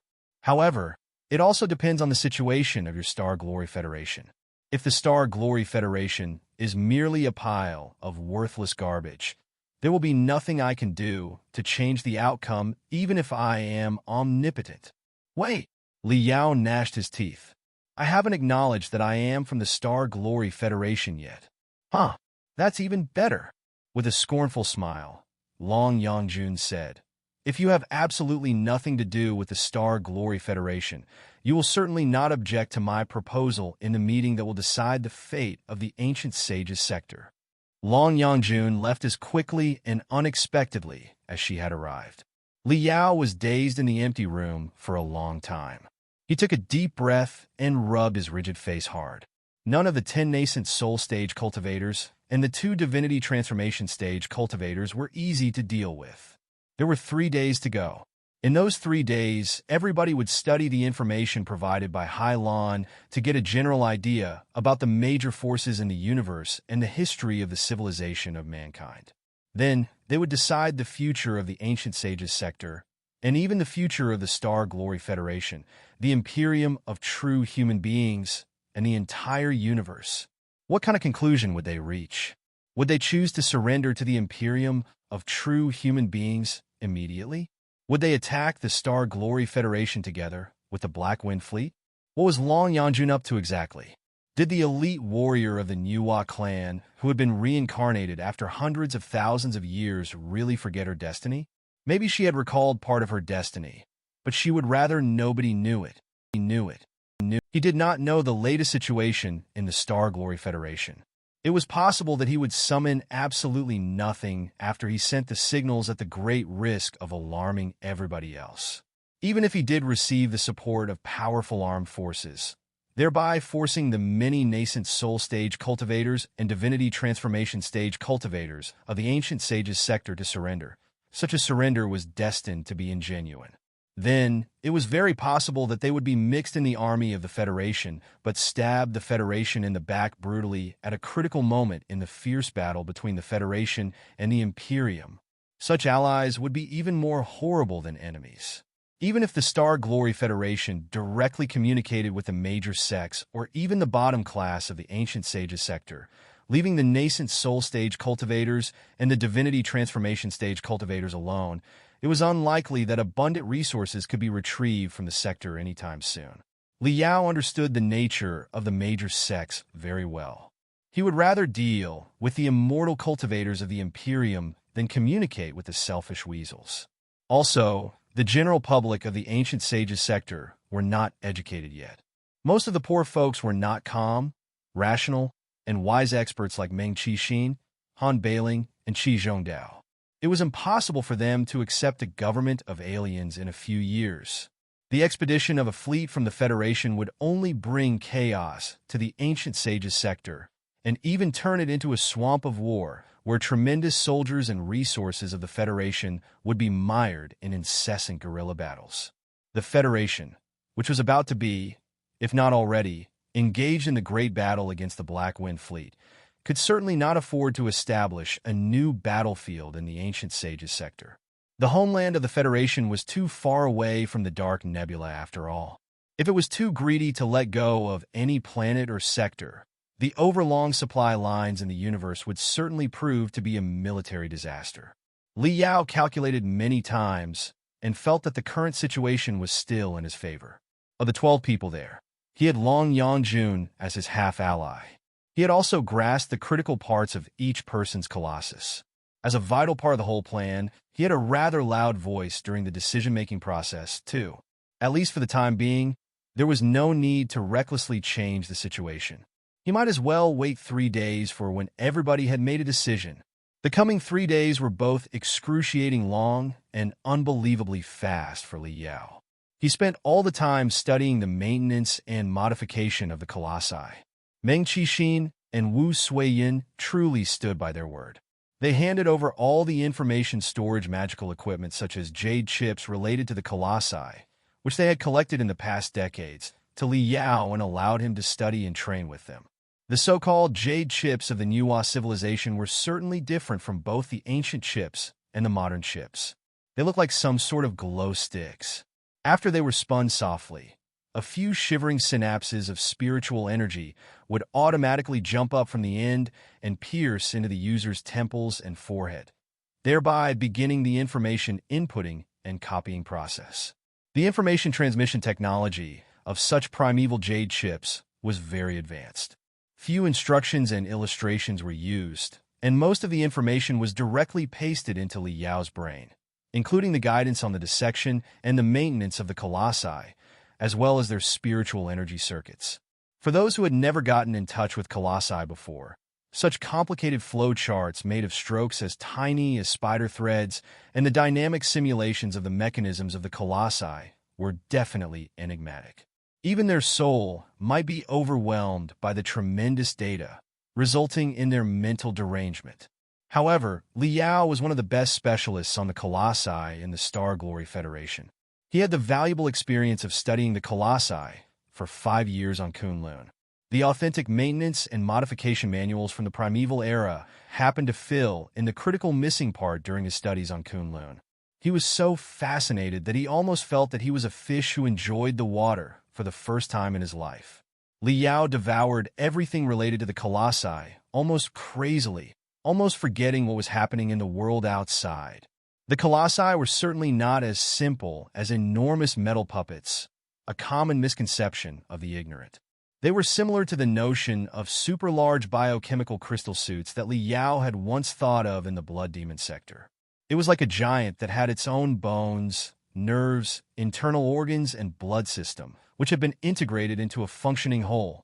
The critical parts such as bones and nerves were probably refined out of the nerves and other organs of certain primeval animals in the universe before hundreds of different ferocious souls were sealed inside. They were definitely not something that the cold crystal cables and wires could be compared to. They were more like living giants than enormous metal puppets. They were living giants that lacked self-awareness and were in a vegetative state. The users of the colossi filled the vacancy of self-awareness perfectly.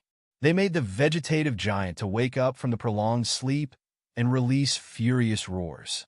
It was exactly because they were, to some extent, alive that they were extremely difficult to preserve. Few colossi had been left to this day after hundreds of thousands of years, although they had once filled up the entire universe during the God-Sealing War. In 3 days, Li Yao examined all the colossi in the warehouse and found 14 colossi that could be dedicated to battles after preliminary maintenance. Although some other colossi were worth repairing, too, Li Yao did not intend to fix them for the time being. He was preparing to dismantle them as supply components for the 14 colossi. The Tartarean skeleton was Li Yao's dream vehicle.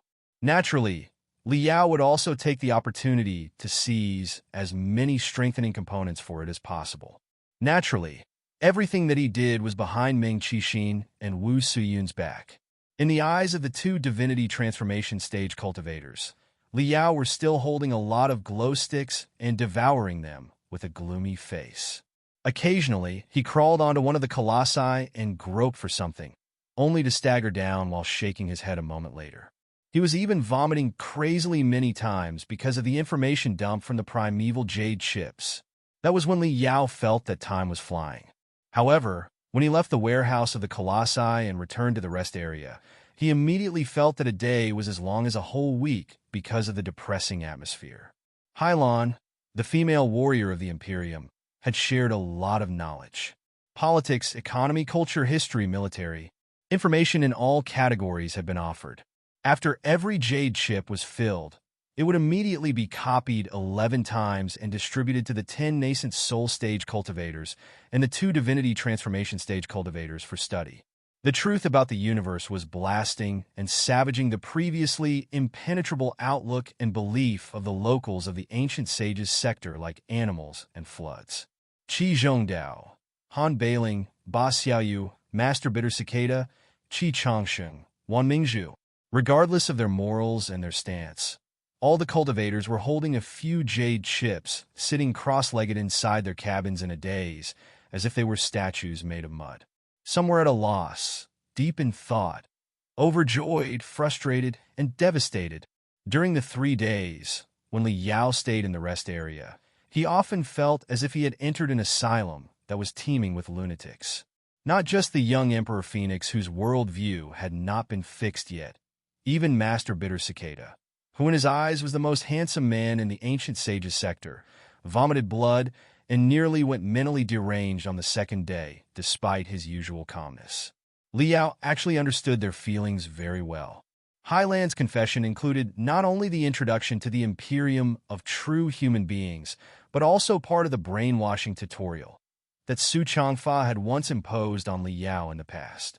Although it was just a text version, and not nearly as vivid and persuasive as the brainwashing room that Li Yao had experienced before, the sharpness and coldness between the lines were not diminished at all, but even more simple and straightforward. In the beginning, even Li Yao, who was also from a modern cultivation civilization and was particularly determined, was almost brainwashed, not to mention those ancient people who did not know the first thing about a modern civilization. The confusion and chaos in the first 2 days and their resolution in the last day made Li Yao more and more worried. He was of a mind to find an opportunity to gather the few righteous cultivators, including Qi Zhongdao, Ba Xiaoyu, and Master Bitter Cicada in private to give them a few vaccination shots. However, he never really had the chance. The rest area had limited room. Whenever somebody was out, they were always in groups of 3 to supervise each other. Also, Li Yao was particularly appreciated by the 2 divinity transformation stage cultivators, who studied the issues regarding the colossi together with him every day.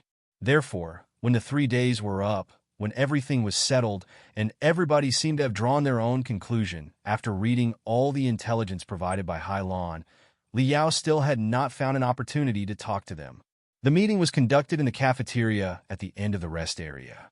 The cafeteria must have been set up for human soldiers in the beginning because the long table was exactly the right size.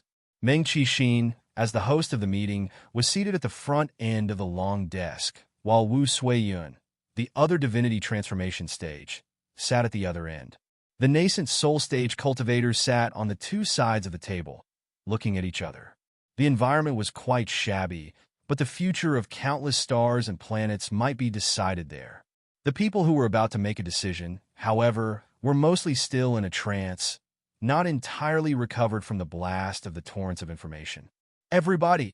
Meng Qixin clenched his fists and knocked the table neither too lightly nor too heavily. I know that you must feel overwhelmed right now and find it hard to believe that such an unbelievable universe exists beyond the sky.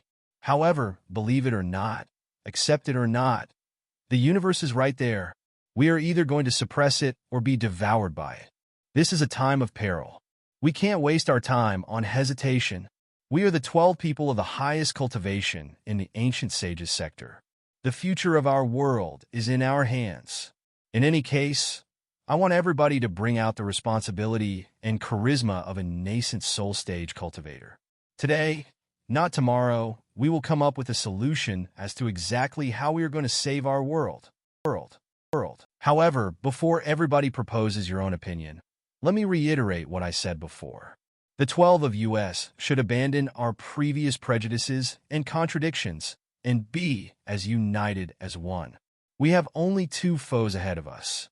One of them is the boundless, dangerous sea of stars, and the other is the sordid, shameless, greedy major sects and other ambitious forces who are better saboteurs than helpers apart from the great Qian dynasty and the Cloud Qin.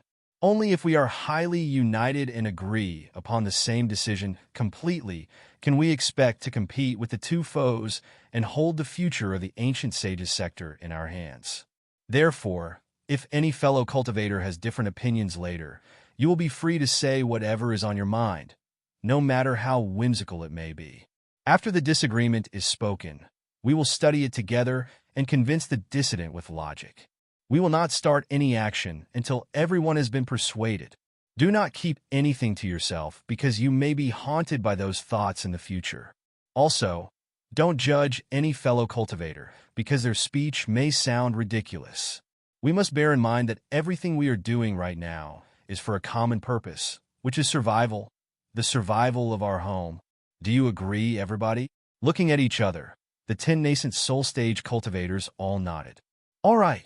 Let's start to make a decision then, Meng Qixin said, clearing his throat. In the past 3 days, everybody has read all the intelligence provided by Hylon, a female warrior of the Imperium of true human beings.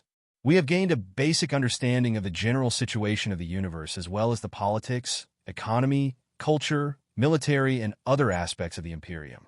I believe that we are now able to make some judgments based on the information. What's your question, fellow Cultivator 1? Senior Meng, all the judgments we make will be based on Hyland's intelligence. I wonder, is there any chance that Hylon has been lying to us? Wan Mingzhu said in a high-pitched voice. If the intelligence that she has provided is false and intended to mislead us into wrong judgments, what should we do? That's not very likely, Meng Qixin said casually. When Hylon provided the intelligence, she was under the thorough scrutiny of Wu Suiyun and me. Judging from her spiritual waves, the vibrations of her soul, and the changes of her facial expression, what she said should generally be true. On the other hand, if she is capable of telling lies unhurriedly under the monitoring of 2 divinity transformation stage cultivators, how terrifying must her cultivation be? If a random warrior of the Imperium of true human beings is already so horrible, can we expect to resist the entire Imperium at all? Therefore, there is no need for us to worry about whether or not she was telling lies. Let's just consider everything that she said a fact. After pondering for a moment, Wan Mingzhu nodded and said, "Thank you for your enlightenment, Senior. I have no further questions." Then, I call for the first decision of this meeting. Meng Qixin said. We have all learned the vastness of the universe and the shocking number of species and forces in it. But the question is, how are we going to face everything? Is it possible for the ancient sages sector to compete with the universal forces entire on our own, or should we simply hide inside the dark nebula, never to be discovered by them? If it is possible, we will kill Hylon right now and pretend that nothing happened. Our life will be exactly the same as before. Looking at each other in bewilderment, the nascent soul stage cultivators all shook their heads subconsciously, knowing that such a childish fantasy could not be true. It's impossible, Qi Zhongdao said bitterly. When there is a first, there will always be a second. Now that Hylon has found the ancient sages sector, somebody else certainly can. It is destined that we can't stay hidden for long. Besides, if we hide in the ancient sages sector like tortoises forever, we will be doomed to social involution. Each generation will be worse than the previous generation. We won't be able to sustain our current prosperity. For the future of the ancient sages sector, we must walk out and embrace the entire universe. It is impossible for us to compete with the entire universe on our own.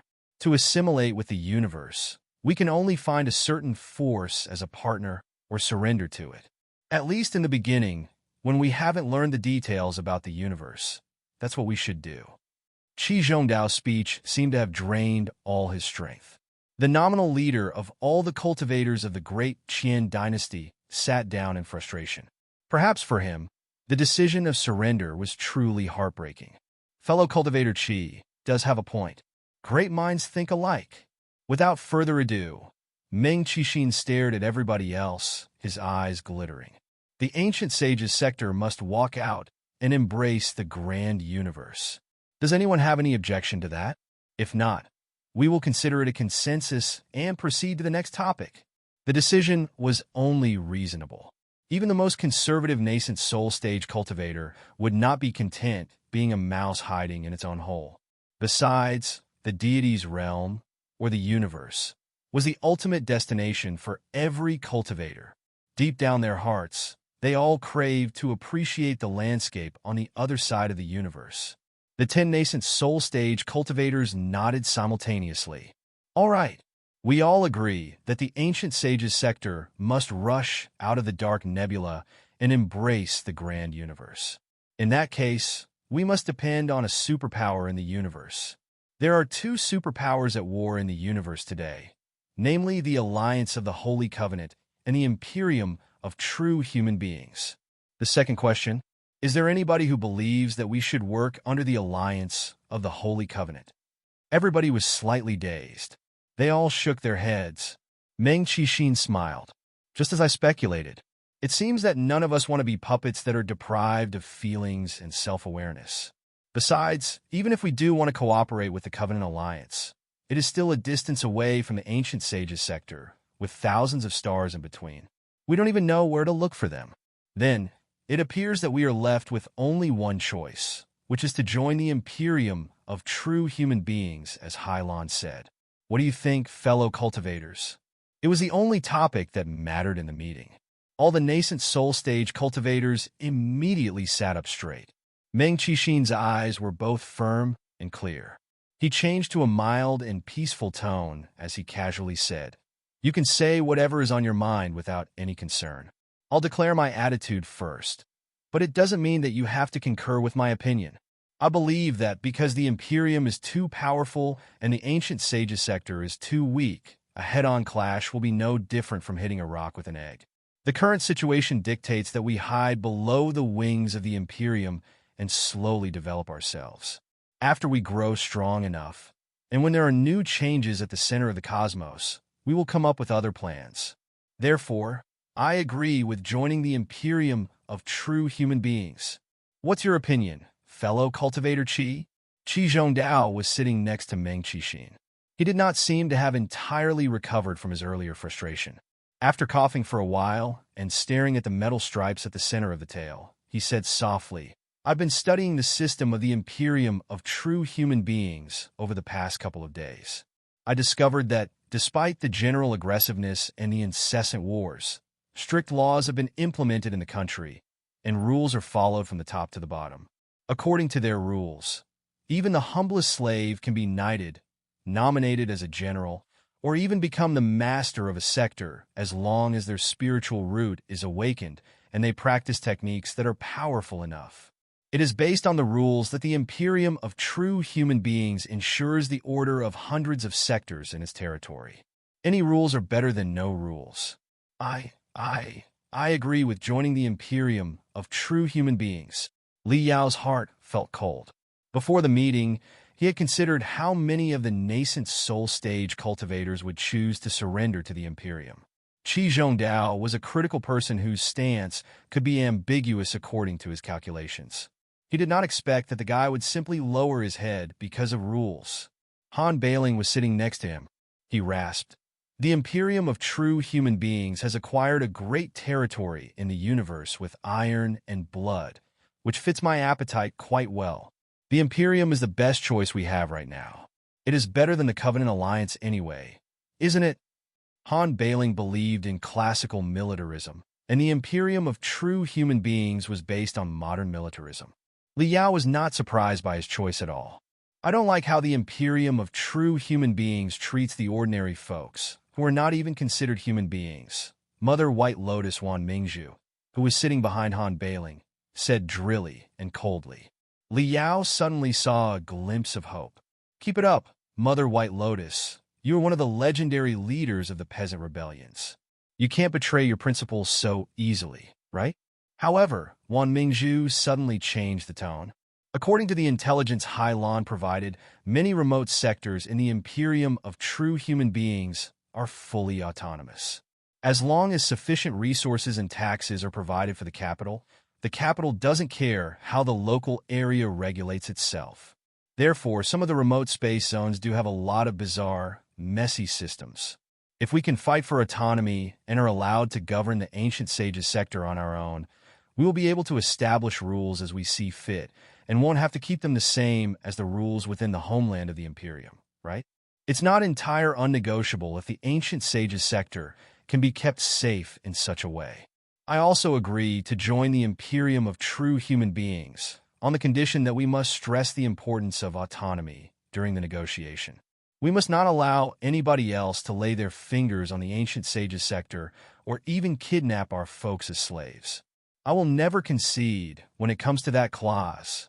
Wan Mingzhu sat down, or rather, sank down quickly. Li Yao's heart seemed to have sunk into a well in December too.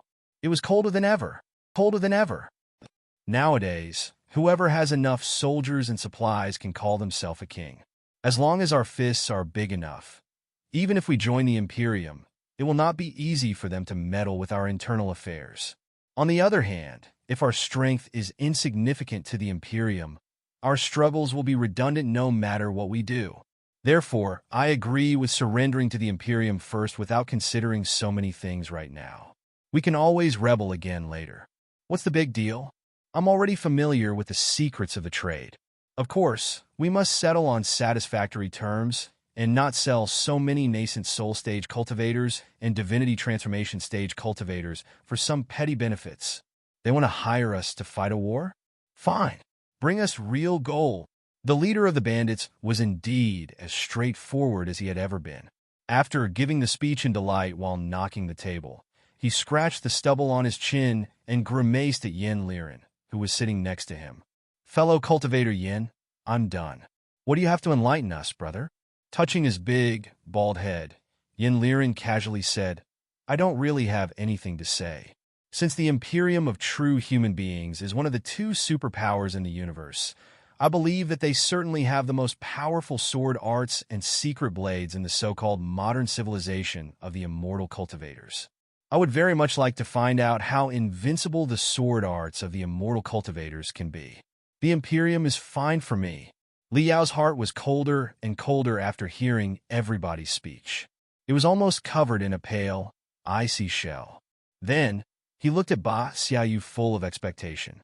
Ba Xiaoyu the beggar was always a generous, chivalrous man who hated injustice more than anything else. He should not agree with Imperium of true human beings' practice to regard the ordinary folks as humanoids, right? As he expected, there was hesitation, struggle, and even pain on Ba Xiaoyu the beggar's face, which seemed to have been mired in an invisible swamp where he could not even breathe. Struggling hard to catch his breath for a moment, he was silent for a long time under everybody's stare, his dry lips shivering non-stop. It was not until Meng Qixin urged him when he said in a low voice, Can I abstain?" Meng Qixin raised his eyebrow and asked, "Why would you abstain, fellow cultivator Ba?" Ba Xiaoyu closed his eyes and said frustratedly, "I find it impossible to accept the Imperium of true human beings' ideology to treat the ordinary people as swine. This beggar will not live in such a country for so much as one day. However, I do understand the formidability of the Imperium of true human beings, too.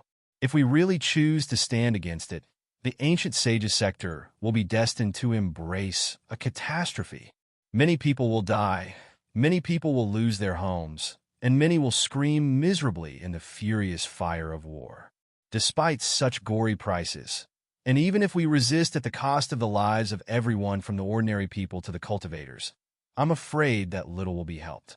The iron hooves of the Imperium of true human beings will still march forward unstoppably. I can't selfishly drag so many people in the ancient sages sector to die together with me just because of my personal feelings. Your analyses are all quite right. Maybe right now, surrendering to the Imperium of true human beings is the best way out for the ancient sages sector. I don't want to surrender to the Imperium of true human beings, but I am unwilling to stop you from finding a way out for the ancient sages sector. So, I choose to abstain. That explains a lot." Meng Qixin nodded, deep in thought.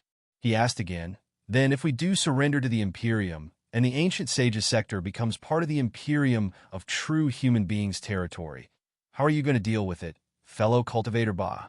Ba Xiaoyu's face was particularly gloomy. After a long silence, he said in a low voice, "I shall go somewhere that I am tolerated. I believe that there must still be unaffiliated cultivators in the so-called modern civilization of immortal cultivators, right? I will not stay in the ancient sages sector to cause trouble for you. The universe is a vast place. I believe that I can certainly find a shelter for an insignificant beggar." His frustration and loneliness were obvious. The vigor and hot blood when he was rushing and cursing in roaring Tiger City had entirely gone. Ba Xiaoyu's choice cast everybody into silence for a long time. Qi Chongxing and Wan Mingzhu looked quite ill at ease. Their eyes were flickering, and they did not dare look at Ba Xiaoyu's ugly, frustrated face. Han Bailing, on the other hand, was sneering in derision. He seemed to think little of Ba Xiaoyu, who was a deserter in his eyes. Qi Zhongdao sighed with mixed feelings. His eyes were unfocused. There was no telling if he was recalling the night when they were chatting with each other over the delicious wine after they unveiled the scheme of the Black Devil cult together outside of roaring Tiger City. Li Yao sighed to himself, too. The beggar, who was the most promising candidate to stand up to the Imperium, had bent. Eventually, it was Master Bitter Cicada who broke the embarrassing impasse and softly said, "I choose the Imperium of true human beings." "What?" Li Yao shrieked loudly in his heart and could not help but bulge his eyes. Monk Yu, Ba Xiaoyu, and the other cultivators at the meeting were all slightly dazed. Regardless of their stances, they had thought that Master Bitter Cicada would be the target that they would spend the most time convincing. Why did he choose such an attitude? It's true that the Imperium of true human beings ideology goes against my wishes and the principle of the universal benevolence of the Stupa sect. Logically, I should choose to go away and be an unaffiliated cultivator somewhere in the universe exactly like fellow cultivator Ba.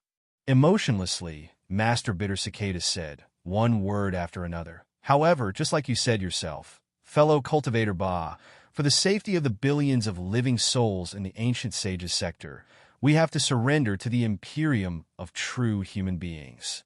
After we surrender to the Imperium of true human beings, it is very possible that the affairs of the ancient sages sector will be decided by the 12 of us. You and I are free to go away because we are not fond of the Imperium of true human beings ideology. Out of sight, out of mind.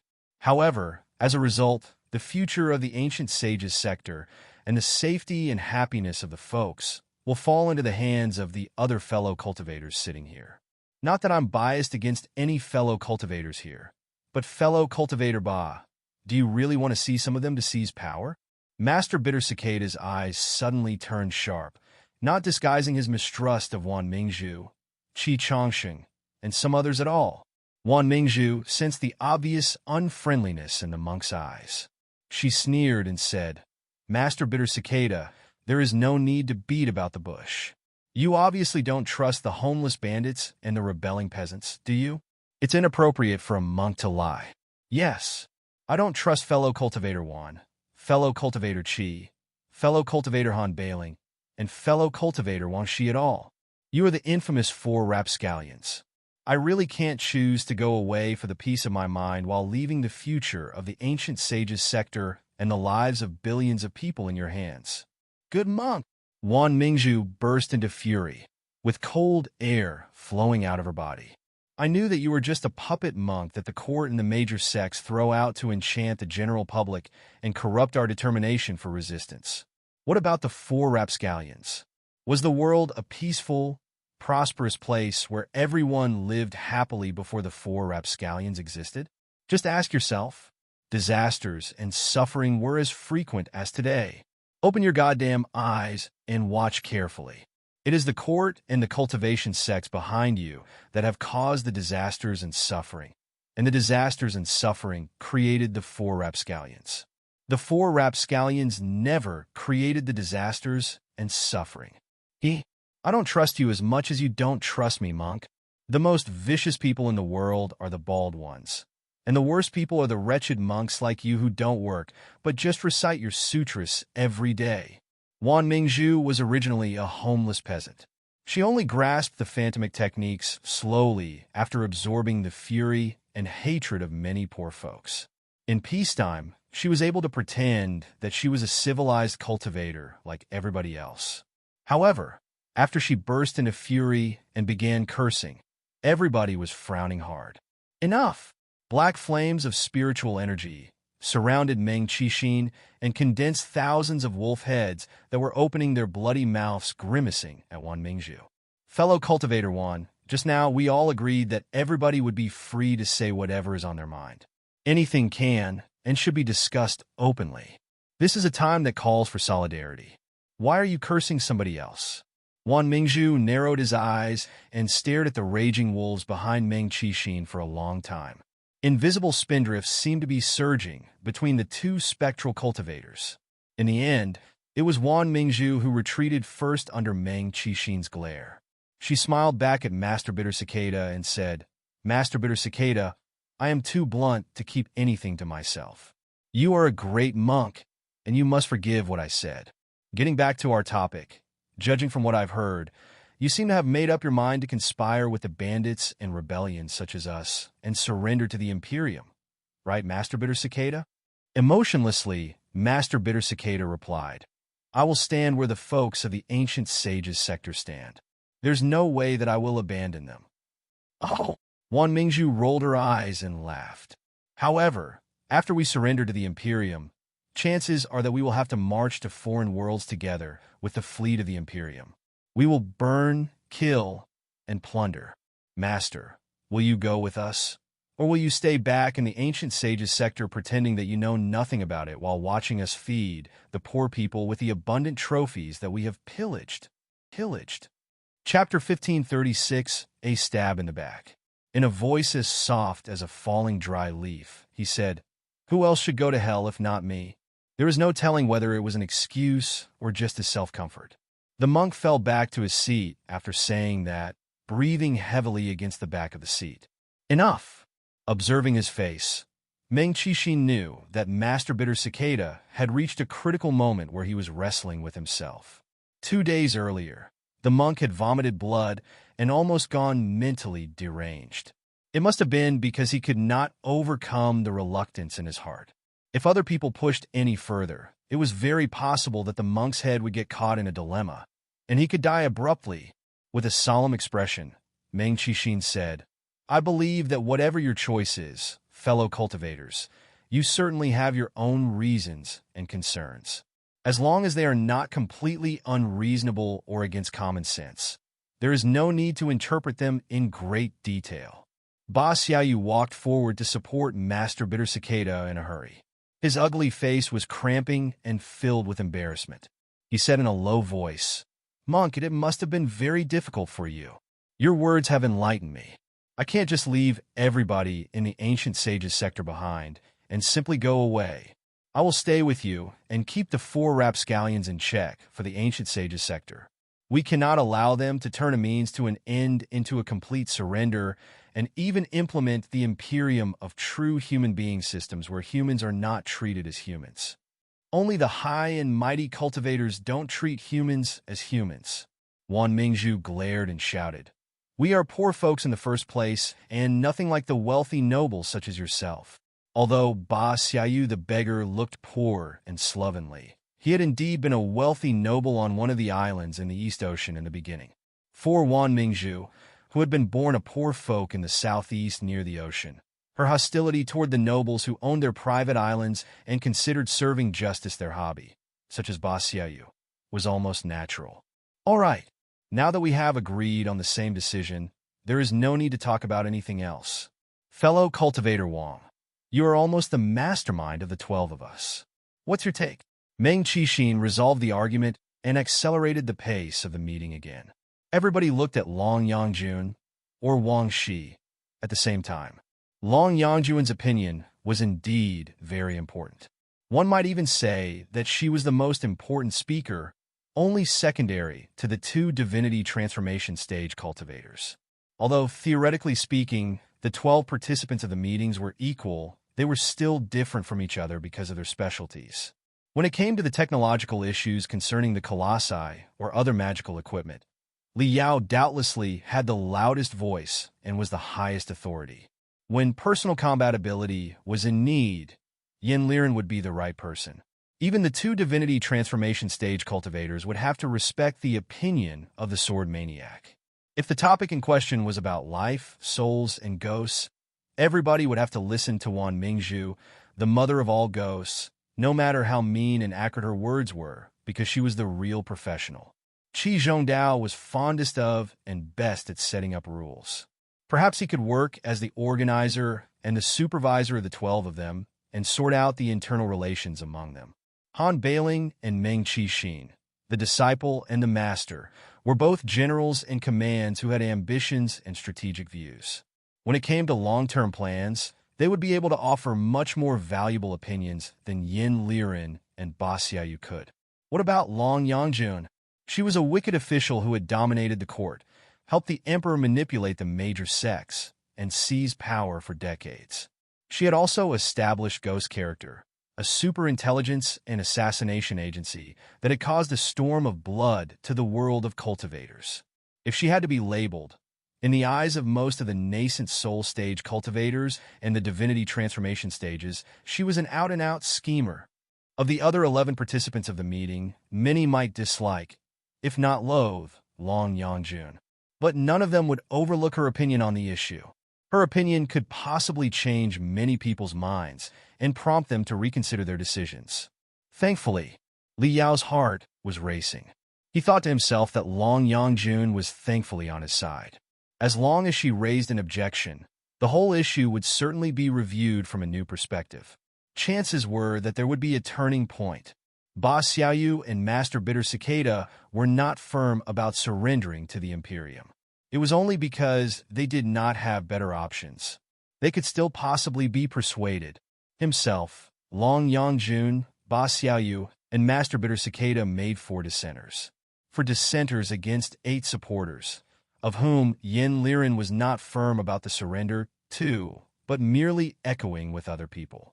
As for Han Bailing and the rest of them, surrender was no different from drinking water. Rebelling again, soon after surrendering, was a common practice for them. Their stances could all be changed. Therefore, the situation was still hopeful, as long as Long Yangjun. "I choose the Imperium," Long Yangjun said shortly. "Oh, that's all." Long Yangjun looked quite at ease.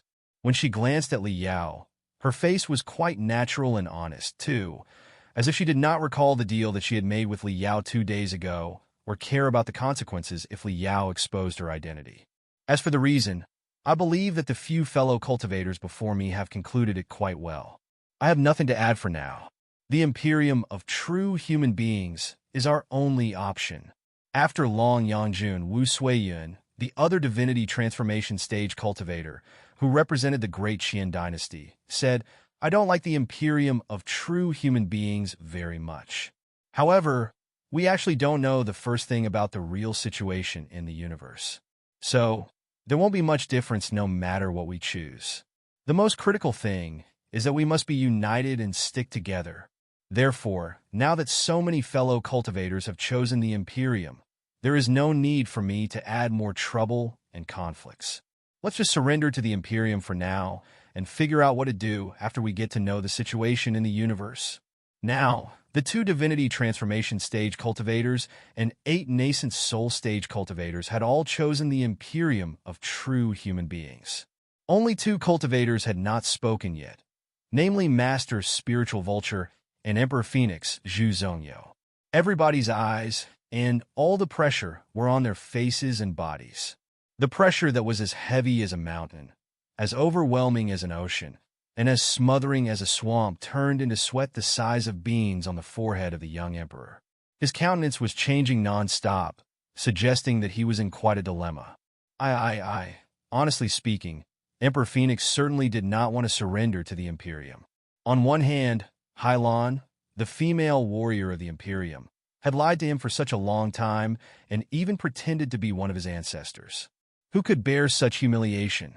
On the other hand, he was the sovereign of the Great Qian dynasty, and now he was asked to bend to somebody else just like Ba Xiaoyu, who was a beggar, Master Bitter Cicada, who was a monk, and Qi Chongxing and Wan Mingzhu, who were bandit leaders. Did that not mean that his ancestors' hard work would end in his hands? For a moment, the miserable outcomes of the countless last monarchs of their dynasties in the past flashed inside the head of Emperor Phoenix. He would rather not accept such an ending no matter what. "Your Majesty," Long Yangjun said to Emperor Phoenix respectfully, but she happened to be looking at Li Yao. "How can a dragon soar in the sky if it hasn't been concealed in the abyss for long enough? Right now, the enemy is strong, and we are weak. What's the big deal about conceding briefly? Just think about when you hadn't risen yet, Your Majesty. Did you not hide in the thunderous martial temple and keep distance from the conflict in the royal palace before you made your great accomplishments? Where are the royal princes who fought heatedly in the palace right now? Our temporary surrender is just a means to an end. The independence of the Great Qian dynasty will not be affected. You will still be the supreme sovereign of the Great Qian dynasty. Even if the country is doomed, it can always be revived again as long as its seeds are kept. However, everything will be gone for good if you are killed and your soul is dispelled. You must think carefully before you leap, Your Majesty." Emperor Phoenix glared at Long Yangjun.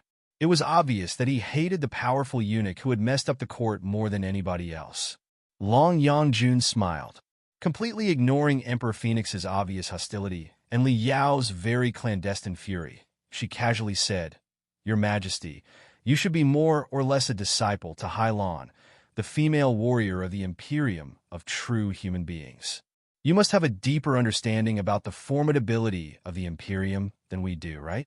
As the saying goes, it is better to be the head of a hen than the tail of a phoenix. Do any of the 12 of us really mean to surrender to the Imperium of true human beings? But what choice do we have except to lower our head for now? This is just a means to an end, a humiliating compromise. Even the cultivators in the divinity transformation stage and at the peak of the nascent soul stage can grit their teeth to bear the humiliation. You have great prospects ahead of you, and your accomplishments will be sung throughout all eternity, Your Majesty. Can you not be perceptive and preserve part of the strength for yourself and for the Great Qian dynasty?" Emperor Phoenix was rendered speechless. He wiped his sweat and closed his eyes. His eyelids shivering, he struggled to say, "I agree to negotiate with the Imperium of true human beings and cooperate with them." 11 of the 12 top experts of the ancient sages sector had chosen the Imperium. 11 versus 1. Li Yao was the only one left. Li Yao's head was in a mess. Thousands of thoughts were dancing and colliding in his head like snowflakes. What was Long Yangjun up to? Why did she suddenly change to the Imperium's side? Was she not scared that he would expose her secrets in his desperation? However, her stance did not seem very firm. All her talk about better to be the head of a hen than the tail of a phoenix. And even the high-level cultivators having to bear the humiliation were obviously meant to arouse the discontent deep inside every participant's heart. However, what would happen even if their discontent was aroused? It was 11 against 1 right now. Did she and he have any solution to reverse the situation? Fellow cultivator's spiritual vulture. While Li Yao was thinking quickly, Meng Qixin's voice came over coldly. The 11 of us have made up our minds. I wonder whether or not you have a different opinion. If not, it will be settled now. Sincerely or insincerely, the ancient sage's sector has to join the Imperium of true human beings for now. Chapter 1537 New Choice. Even if the Imperium can offer us the greatest benefits in the world, it seems to me that we have to carefully consider our other options. However ridiculous and impractical those options are, we should at least give them a fair amount of time for discussion. After all, we are certainly not the first sector to choose to surrender to the Imperium of true human beings. The fact that the Imperium has stood in the universe for 1,000 years without falling suggests that it certainly has methods to keep the local forces in check. It will not be easy for us to rebel later, even if we want to. It's easy to join the Imperium, and maybe there is very favorable treatment in the beginning, but after we are too deeply mired in the swamp, it will be difficult for us to get free from it. What do you think, fellow cultivators? Meng Qixin nodded quickly. Fellow cultivator spiritual vulture does have a point. It's true that we cannot regard the immortal cultivators of the Imperium of true human beings as idiots that we can take advantage of casually. We must consider them as the most cunning, cruel, and terrible opponents. To fight for the autonomy of the ancient sage's sector is probably not going to be as easy as Hylon said. Rebelling after surrendering will be hard to do too. One moment of carelessness, and the ancient sage's sector will be devoured by the Black Wind fleet without leaving any residues. Such cases where a mediocre troop is swallowed by an ace troop are very common in any dynasty and in any place. Fellow cultivator spiritual vulture is truly insightful enough to give all of us a warning.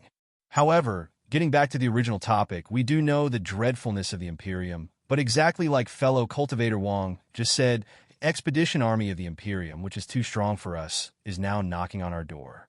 If we are determined not to lower our head, what can we do? Fight a bloody battle to death. Fighting a bloody battle to death under siege will just be suicide. Such a choice is too reckless. Li Yao gritted his teeth and finally said, however, we do have a potential ally. Why hasn't anybody given any thought to the Star Glory Federation? The Federation? The many nascent soul stage cultivators and divinity transformation stage cultivators all looked at each other in bewilderment. The insignificant country at the edge of the cosmos, according to Hylon, Wan Mingzhu said impatiently. If Hylon was speaking the truth, the Black Wind Fleet is marching toward the Star Glory Federation aggressively right now and will reach the destination in 3 to 5 years. That country is on the brink of destruction and can barely protect itself. It's not like we should just shut the door on such a behemoth as the Imperium of true human beings and join this unknown country that is in peril, right? Emotionlessly, Li Yao pretended that he was not involved and calmly analyzed the situation. The Star Glory Federation may not be as useless as Hylon described. Otherwise, her fleet wouldn't have suffered a crushing defeat, and she wouldn't have been forced to flee to the depths of the dark nebula in a hurry. Didn't Hylon say that hers was just an insignificant claw fleet, which equaled to a scout squad? Wan Mingzhu snorted. Is it a big deal for an army to lose a scout squad when a great war is about to begin? Stay calm, fellow cultivator Wan, Meng Qixin said. We agreed to say whatever is on our mind freely, didn't we? Now that fellow cultivator spiritual vulture has proposed the option of Star Glory Federation, I believe that he certain has his reasons. Let's just hear fellow cultivators' spiritual vultures' enlightenment first and discuss it later. I can't say that it is enlightenment. It's just something that I've been reflecting on lately. Narrowing his eyes, Liao cautiously said, "The Imperium of true human beings has hundreds of sectors. The participation of another sector won't be anything significant. Even if we do join them sincerely, we will merely be the icing on the cake for the Imperium. Will the Imperium of true human beings really appreciate us and grant us the most powerful magical equipment and techniques? Let's be honest here. For the leadership of the Imperium of true human beings in the Imperial Terminus sector far, far away, the Ancient Sages sector will merely be a dog that has approached them wagging its tail and begging for mercy. If they are pleased, they will throw their leftovers to us. If they are not, they might kick us. If they are hungry, they can butcher and devour us. We are nothing better than that. Although we are not omnipotent and invincible, we are certainly dominators of the Ancient Sages sector who are basically free to do whatever we want. Are we really in such a hurry to work as somebody else's dog?" Bam! Qi Chongqing bashed the table heavily. He said gravely, "Why are you saying that, fellow cultivator's spiritual vulture? Who would be willing to be somebody else's dog if they had a choice? We are simply forced to do that under the pressure. That's why I'm pondering whether or not the Star Glory Federation can be another choice," Li Yao said solemnly. "Think about it. If the Star Glory Federation is an insignificant country at the edge of the cosmos like Hylon described, it will have only a handful of sectors at best. Also, it is faced with the threat of the expedition army of the Imperium and in dire need of powerful reinforcements. Joining the Imperium means that we will be the icing on the cake. However, if we join the Star Glory Federation at a time like this, we will be firewood in a cold winter. It goes without saying that firewood in a cold winter will be much more appreciated than the icing on the cake. Also, if we join the Imperium, we will only be one of hundreds of sectors and among the weakest ones. We won't have any say at all, but can only wag our tails hard, waiting to be manipulated and exploited. However, considering that the Star Glory Federation may have less than just 10 sectors, if we join them, we will probably be one of the 5 or 6 giants in the country. With the Nuwa warship and so many colossi, we can even become a highly influential force within the Federation. Not only will we be able to maintain the independence and autonomy of the Ancient Sages sector, we will also even have the chance to influence and control the future of the Star Glory Federation. Is such a future not attractive at all? Is it not worth considering carefully?"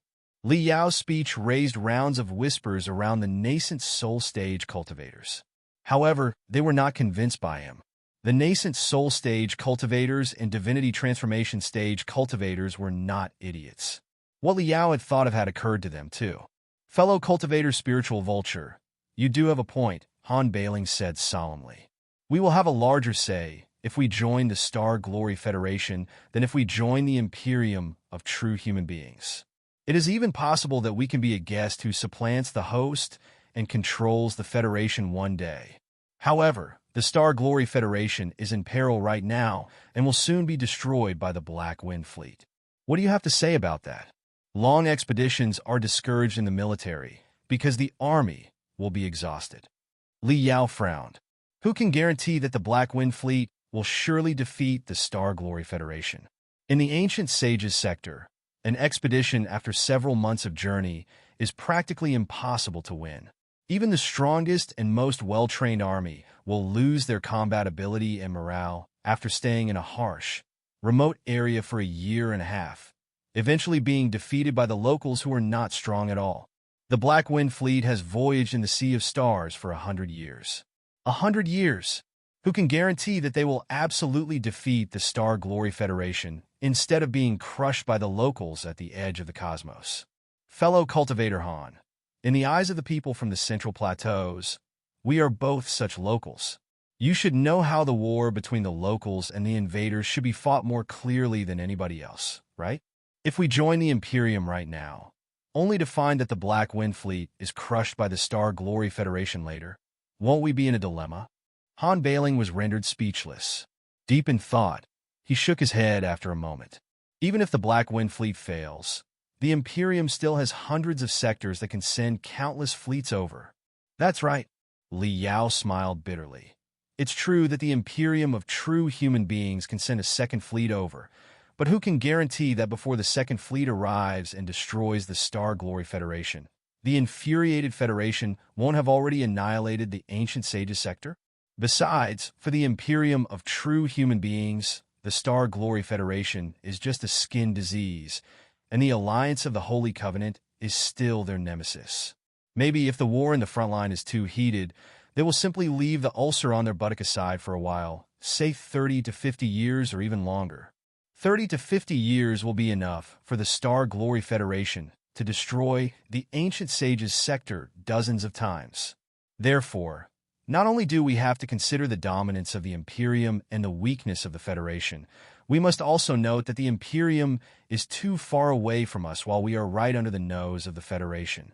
If the Black Wind Fleet is defeated, they can ways retreat, but can the ancient sage's sector grow a pair of wings and fly to the heartland of the Imperium?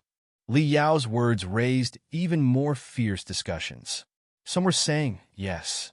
We must consider the possibility that the Star Glory Federation defeats the Black Wind Fleet temporarily and shifts its attention to the ancient sage's sector. Let's be honest here. Even if the Star Glory Federation can't defeat the Imperium of true human beings, it is certainly strong enough to annihilate the ancient sage's sector, isn't it? Some others were saying. That being said, we don't know the first thing about the Star Glory Federation. Who knows how developed the small country at the desolate area is exactly? Is it good enough to be aided at all? If they are too worthless to be helped, it is better to hit it when it is down than to give it firewood in the cold winter.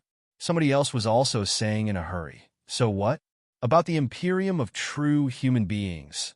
We have managed to capture one Hylon and elicit relevant information from her. But what about the Star Glory Federation? Where can we find a scout of the Federation, hypnotize and interrogate him, and exploit all the information in his head? It is still a safer option to join the Imperium. Right when everybody was discussing without any result, stable and rhythm knocks echoed from one side of the table. Knock, knock, knock, knock. The discussions gradually petered out.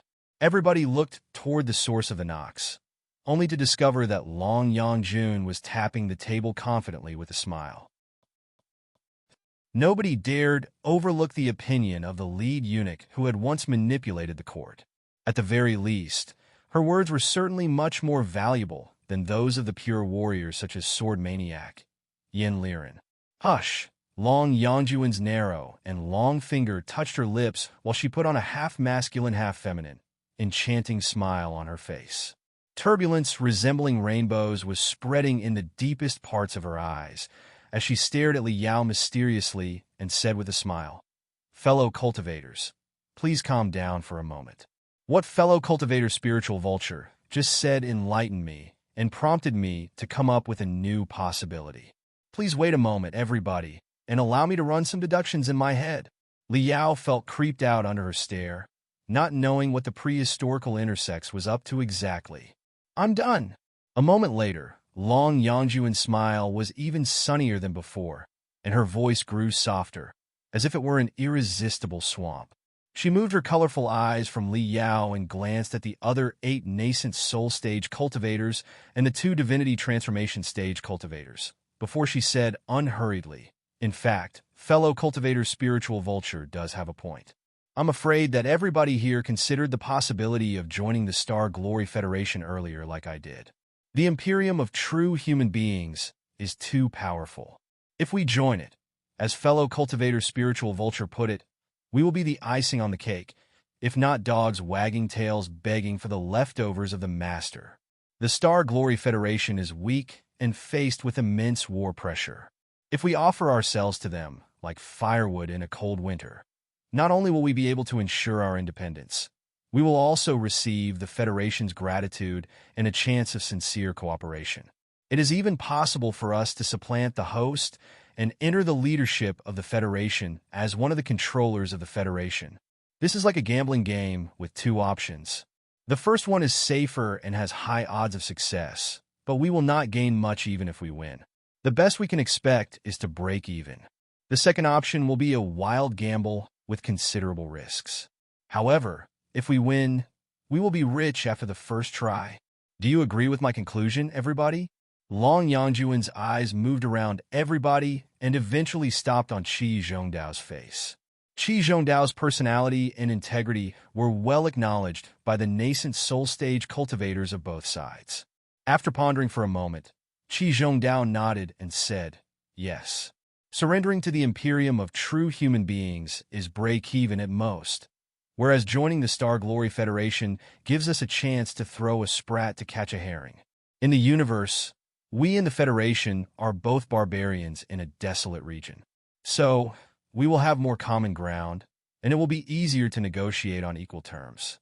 As Lord Wang said, it is indeed possible for us to enter the pivot of the Federation and speak for the interests of the Ancient Sages sector. So, why haven't we given any thought about the Federation when we were thinking a way out for the Ancient Sages sector? Because we don't know the first thing about the Star Glory Federation right now. We have absolutely no idea about the strength, size, system of the country, and their stance toward the outside world. The system of the Imperium of true human beings is certainly imperfect, but it has proven to be effective enough to support the stable functioning of an enormous country. What if the Star Glory Federation is a country 100 times lousier and eviler than the Imperium of true human beings? What if it is feeble and utterly worthless? Therefore, after much deliberation, I eliminated the Star Glory Federation as an option from my mind. Yangjun nodded. That explains a lot. So, just like me, you did consider joining the Star Glory Federation, but you couldn't make a decision when you didn't know the specific conditions of the country, right?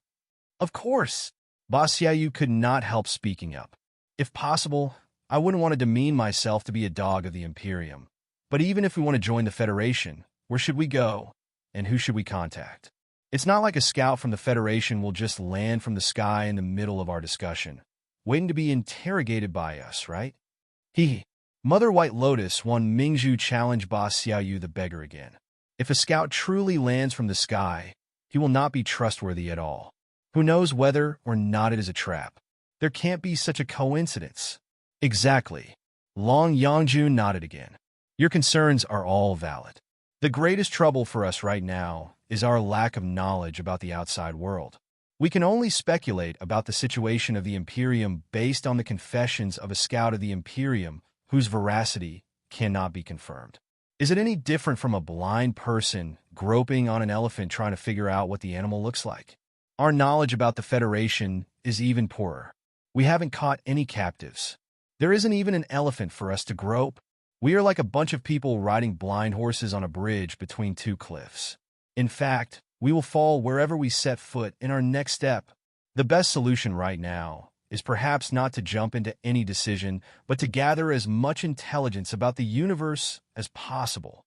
Lord Wang, that is an interesting thought, but Hailan has confessed everything she knows about the Star Glory Federation, Han Bailing said coldly. That's all we got right now. We can't deduce the truth of the Federation, even if we think until our heads explode. Should we simply yearn for a scout of the Federation to fall from the sky and tell us everything about the Federation dutifully? Yangjun smiled casually.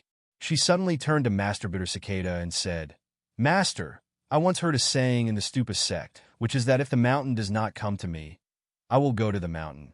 Do I remember it correctly? The mountain has no feet and will not run to us. If we want to appreciate the magnificent scenery at the peak of the mountain, we have to go to the mountain and climb it in person. It's the simplest logic. It's impossible for a scout of the Star Glory Federation to just appear in front of us by chance and tell us everything about the Federation. Besides, seeing is believing. The scout from any force must have received the harshest training. Will they speak the truth? Will they speak the whole truth? If we want to truly understand a country and even the vast universe out there, perhaps the 12 of us should stop sitting here, rambling, and march forward actively. We will establish a scout squad of the nascent soul stage that serves the Ancient Sages sector and head to the Star Glory Federation. Yangjun's speech was greeted by weird silence, which was replaced by the fiercest exclamations immediately. The comments, doubts, and refutations from everybody after their shock even eclipsed Li Yao's loud, uncontrollable coughs. Actively march forward to the Star Glory Federation? Are we capable of that? Is it appropriate? We will be a lone army in a foreign land. It's too risky. We have no life experience in a modern cultivation civilization. Our behavior will certainly be vastly different from the customs of the locals of the Star Glory Federation. We might be exposed anytime. This is too unbelievable and hilarious. We will be like fish out of water if we leave the ancient sage's sector, won't we? Knock, knock, knock, knock. Long Yangjun unhurriedly tapped the dining table again. Her confidence and serenity seemed to be contagious. Without anybody knowing, everybody stopped commenting and suspecting. There is no need to argue yet, everybody. I only just came up with the possibility because of fellow cultivator Spiritual Vulture's enlightenment just now. Naturally, the idea may be very crude and inappropriate. However, the merits of such a choice are obvious. Perhaps we can truly find a new way out for the ancient sage's sector if we spend some time patiently studying it. Heaven-battering King Qi Chongxing asked in a hurry. What are the merits? Please do tell us, Lord Wang. There's no need to be anxious, Long Yangjun said with a smile. We have to consider the issue from two perspectives. Firstly, what are the benefits and losses if the 12 of us team up and infiltrate the Star Glory Federation? Secondly, if the benefits outweigh the losses, is it possible for us to find the Star Glory Federation across the universe and infiltrate it? The nascent soul stage cultivators and the divinity transformation stage cultivators looked at each other in bewilderment. Deep in thought, Meng Qixin said, Fellow cultivator Wang, you're very considerate. That's exactly the questions we must answer. Please do enlighten us. Long Yangjun coughed and said, Let's examine the two questions in order. To answer the first question, in my opinion, if we can truly sneak into the Federation, there will be great benefits and few losses. It's a lie to say that the endeavor is risk-free, but it is certainly worth a try. What are the benefits exactly? Simple. Firstly, knowledge. We don't know anything about the current situation of the universe today. About the social form, government system, magical equipment, techniques, strategies, and plans, and everything else that is thousands of years ahead of us in the modern cultivation civilization. We don't even know the fundamentals of them. Isn't it necessary for us to find an appropriate place and study carefully? Part of the reasons that we were thinking of joining the Imperium just now is also that we can learn from the Imperium. However, if we join the Imperium, what we can learn will only be the knowledge that they offer to us and allow us to learn. Will it really be any good? Disguising and sneaking into the Federation, on the other hand, will give us an opportunity to freely choose whatever we want to learn. We will be able to broaden our horizons and observe the universe from a fresh perspective after the shortest amount of time, thereby shortening the gap between us and them. Fellow cultivator Spiritual Vulture, I can see that you are nodding your head quickly deep in thought. Do you find my proposal very attractive? You must also feel that we will certainly learn a lot of techniques and knowledge that the Imperium can offer us if we can truly sneak into the Federation, right? More or less. Great minds think alike. Now that even fellow cultivator Spiritual Vulture agrees with me, I can rest assured. Long Yangjun was smiling like a blossoming flower that ate people. The second benefit, observation. Fellow cultivators, are you not interested in the size and strength of the Star Glory Federation and whether or not it is capable of resisting the attack of the Black Wind Fleet? Then, we will simply find it out on our own. Without alarming anyone, we will infiltrate the Star Glory Federation and profoundly observe the politics, economy, culture, military, their attitudes toward the outside world and the general public, and all other aspects that call for attention. Everything will be seen with our own eyes and experienced by us in person. It can't be false at all. Won't it be much clearer and more reliable than the confessions of a scout after interrogation? Chapter 1539 Deterrence in the Enemy's Back. Thirdly, if we infiltrate the Federation, we will be able to take advantage of both the Imperium and the Federation in their war to come. Long Yangjun was glowing with confidence as she continued. When the goods are too rare, only those with the highest bid can have them. Now that the Imperium and the Federation are both potential buyers, why are we in such a hurry to sell ourselves before we even get the chance to witness their wealth? After we sneak into the Federation, we will watch the two tigers fight. We will get to know the war potential of both parties while we learn their tactics and strategies. We can even find a way to be promoted to their important posts, where we will have more information to infer which side has the greater chances of winning. Then, we will tempt that side into offering prices that they can't refuse. After our requirements are met, we will launch thunderous strikes on the other side at the most critical moment. In such a way, we will be able to fight for the greatest interest for the Ancient Sages sector and for ourselves. It is safer to wager after we figure out which side has the greater odds of winning too. Also, we will be free to choose the target of our attack, without worrying that we might be regarded as cannon fodder by the Federation or the Imperium and asked to charge toward the heavily guarded star fortresses on our own. Isn't this killing 3 birds with 1 stone? Fourthly, if we sneak into the Federation and the Federation loses the war against the Imperium, chances are that we will be able to steal some of their treasures for ourselves when the country is in a mess after the defeat. Yangjun went on without any pause, as if she did not need to breathe.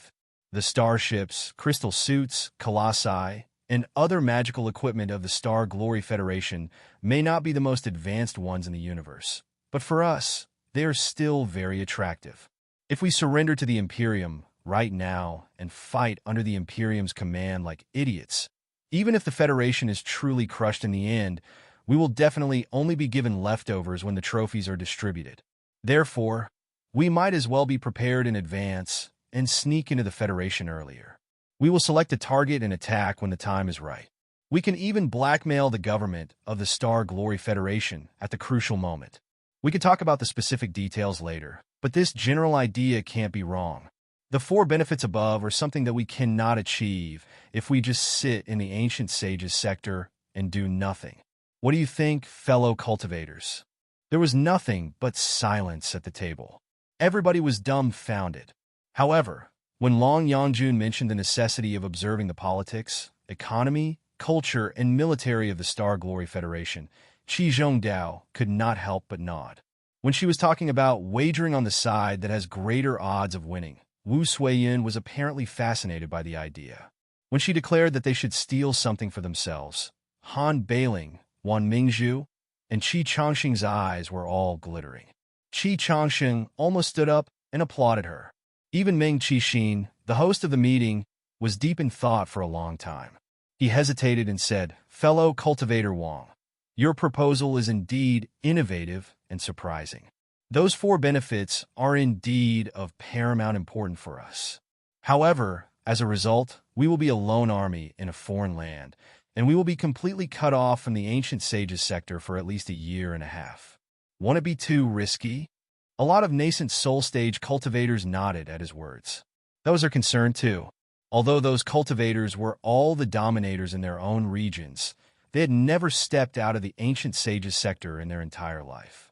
They were out-and-out bumpkins, and not any bumpkins but ancient bumpkins who were thousands of years behind the contemporary era.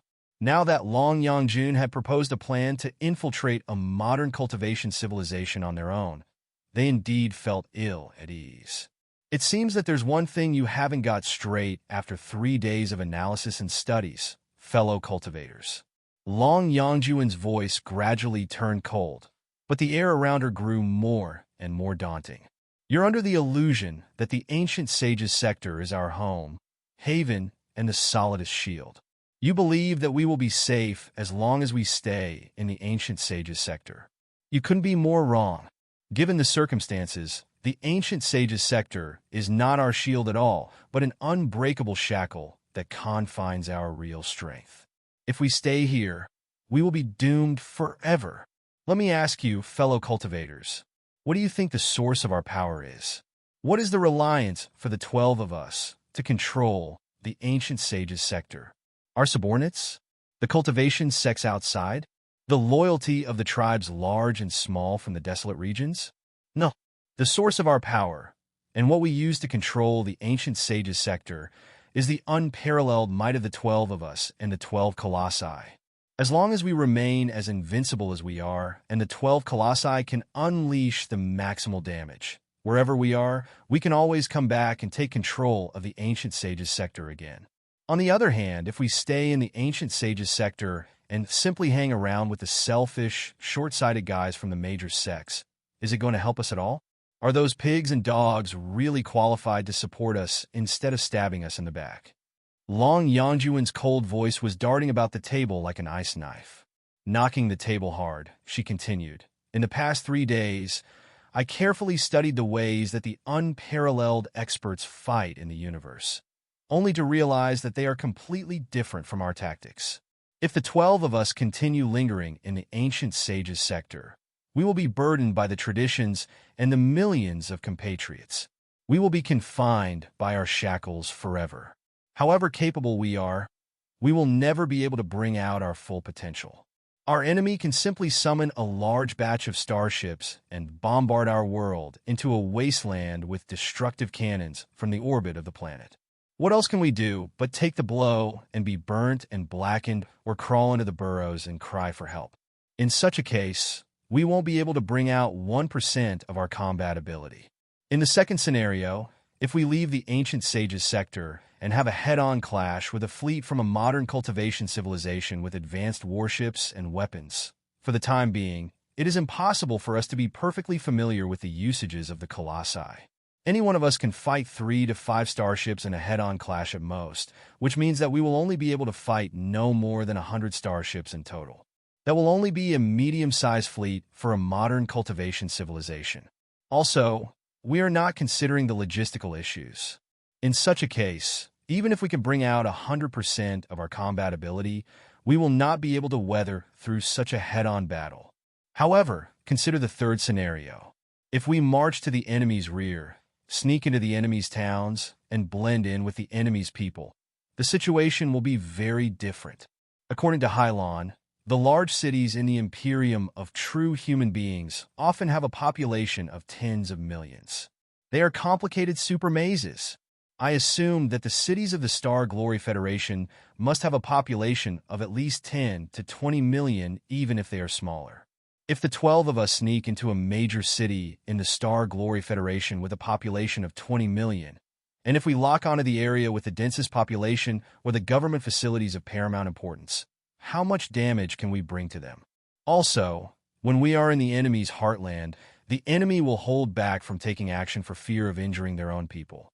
It is impossible for them to destroy us without caring about the methods and the price.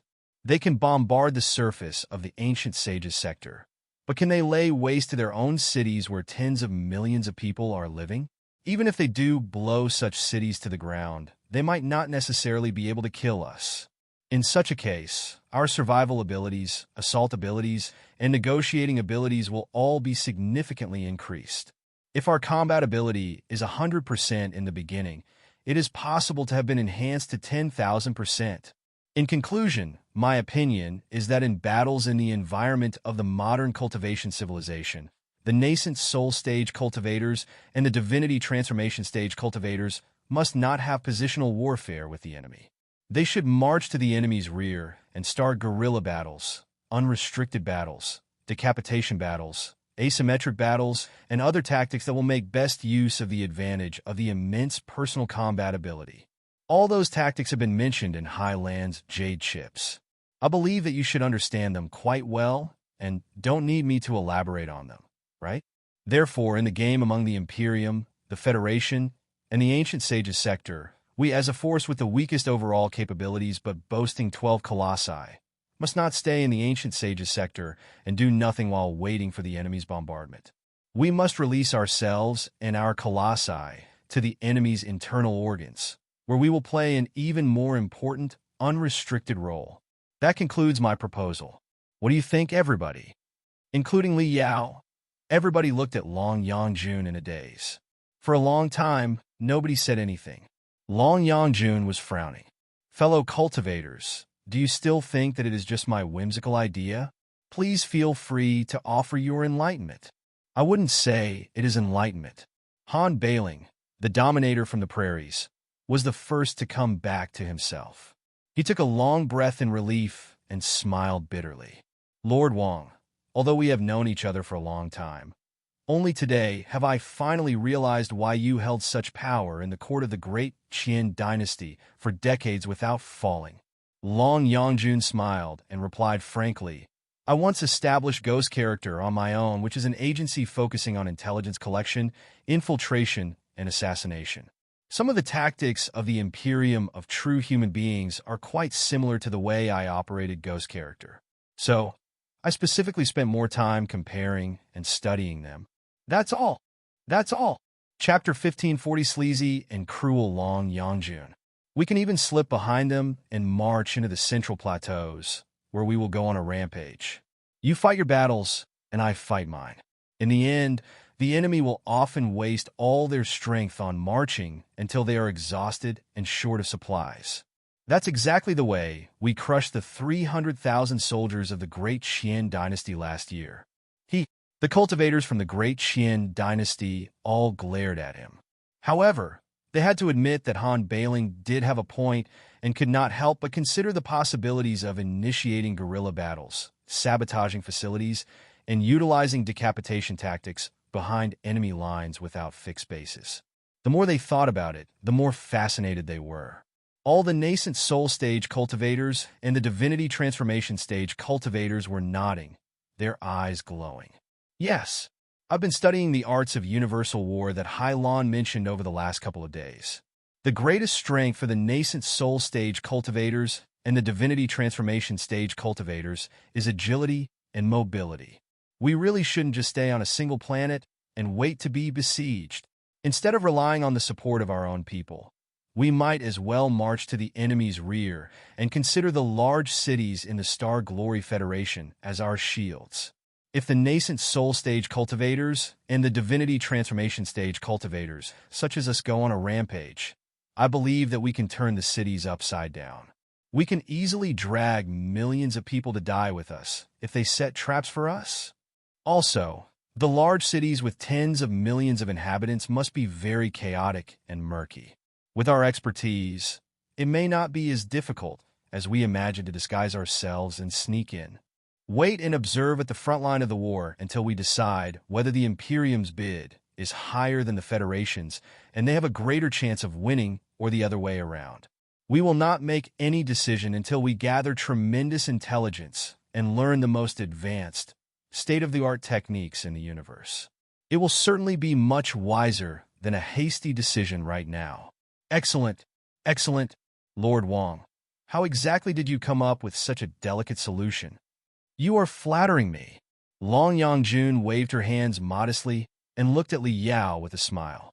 I was as befuddled as everybody else just now and almost decided to recklessly surrender to the Imperium.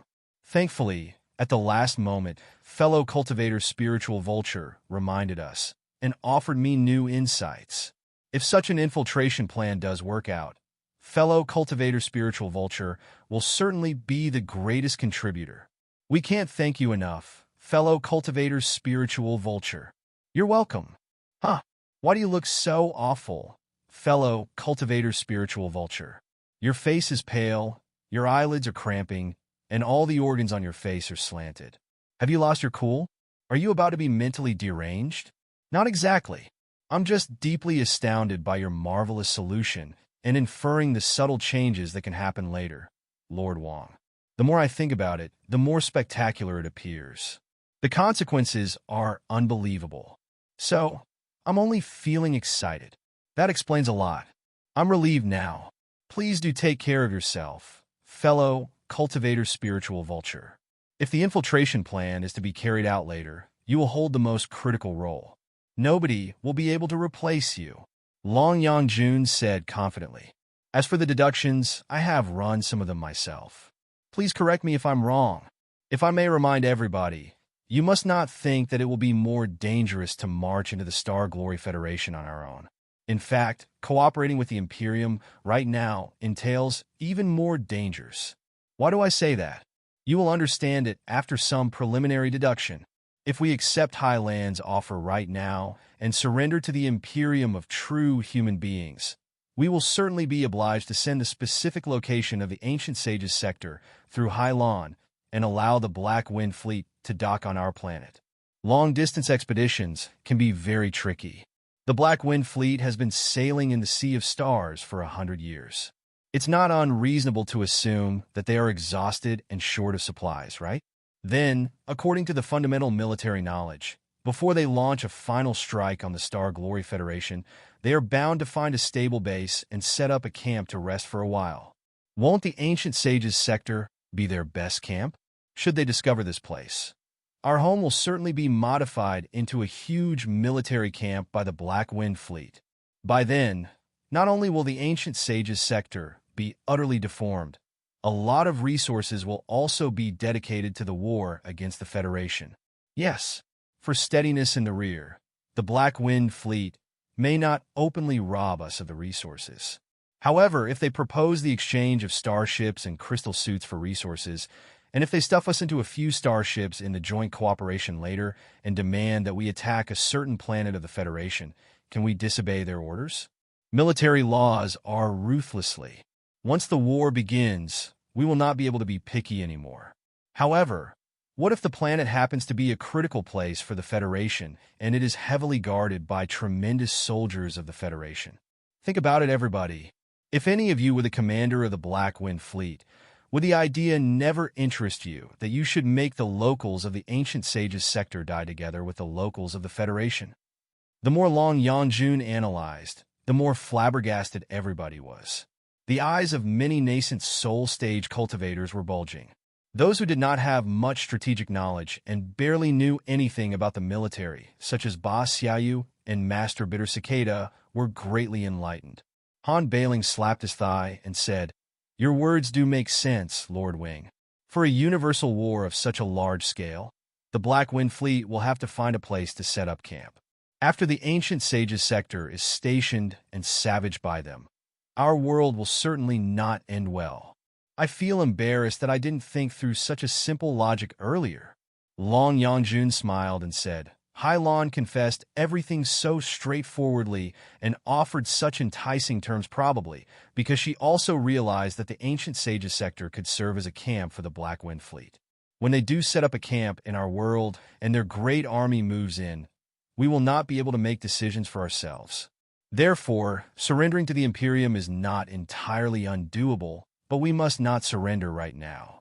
We must not allow the Black Wind Fleet to claim the Ancient Sages sector as their military base, or give them any chance to dispatch us freely and even send us to the perilous lands in the Star Glory Federation.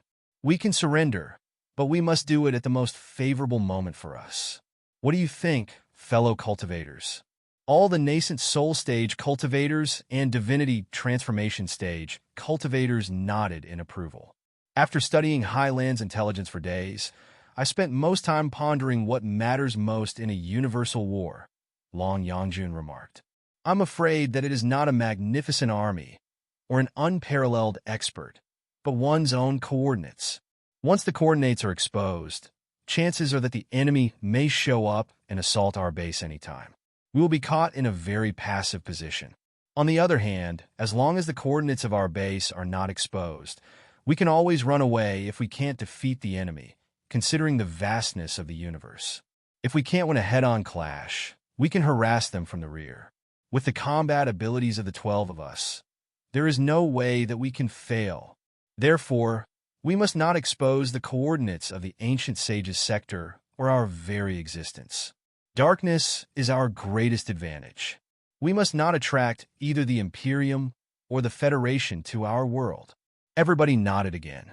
Let's review the plan to infiltrate the Star Glory Federation again. Her eyes glittering, Long Yangjun said, "The greatest advantage of this plan is its secrecy. The coordinates and the intelligence of the Ancient Sages sector will never be exposed. Also, we will be taking the absolute initiative. We can choose when, how, and who to surrender to freely. If we discover that the Star Glory Federation is a thriving, promising force after investigating the politics, economy, culture, law, military, and all the other aspects in the Star Glory Federation, and figuring out their combat ability in comparison to the Black Wind fleets, and if the Federation is willing to offer irresistibly tempting terms to us, we will join the Federation and help the Federation fight the Imperium. On the other hand, if the Star Glory Federation is useless, doomed, and merely drawing its last breath, and if the expedition army of the Imperium is too powerful to be stopped, we will get in touch with the Imperium in secret and sabotage the heartland of the Star Glory Federation. We will destroy the strategic locations in the Federation, assassinate the high officials in the federal government, block the transportation routes among their planets, and raise never-ending mayhem. In such a way, we will prove our loyalty to the Imperium and making our contributions to the war. Also, we will be able to loot the starships, magical equipment, and even national treasury in secret while the country is caught in the fire of war. By my calculations, we will even have a chance to rescue all the leadership of the Star Glory Federation in the middle of the chaos. Then, following the precedent set by the Star Ocean Republic, we will help them establish a government in exile of the Star Glory Federation, while we are in fact taking control of the resources that they carry with them in the hope of resurrecting their country. Their own lives and the future of their country will be in our hands, and we will certainly be able to do anything we want. In such a case, the greatest benefits in the war between the Imperium and the Federation will be swallowed by us. The Ancient Sages sector will expand crazily on the dead body of the Federation and rise rapidly, covering the gap of thousands of years in the civilization evolution. Fantastic! Heaven-battering King Qi Changsheng, a leader of bandits and a master of looting, could not help but slap the table hard.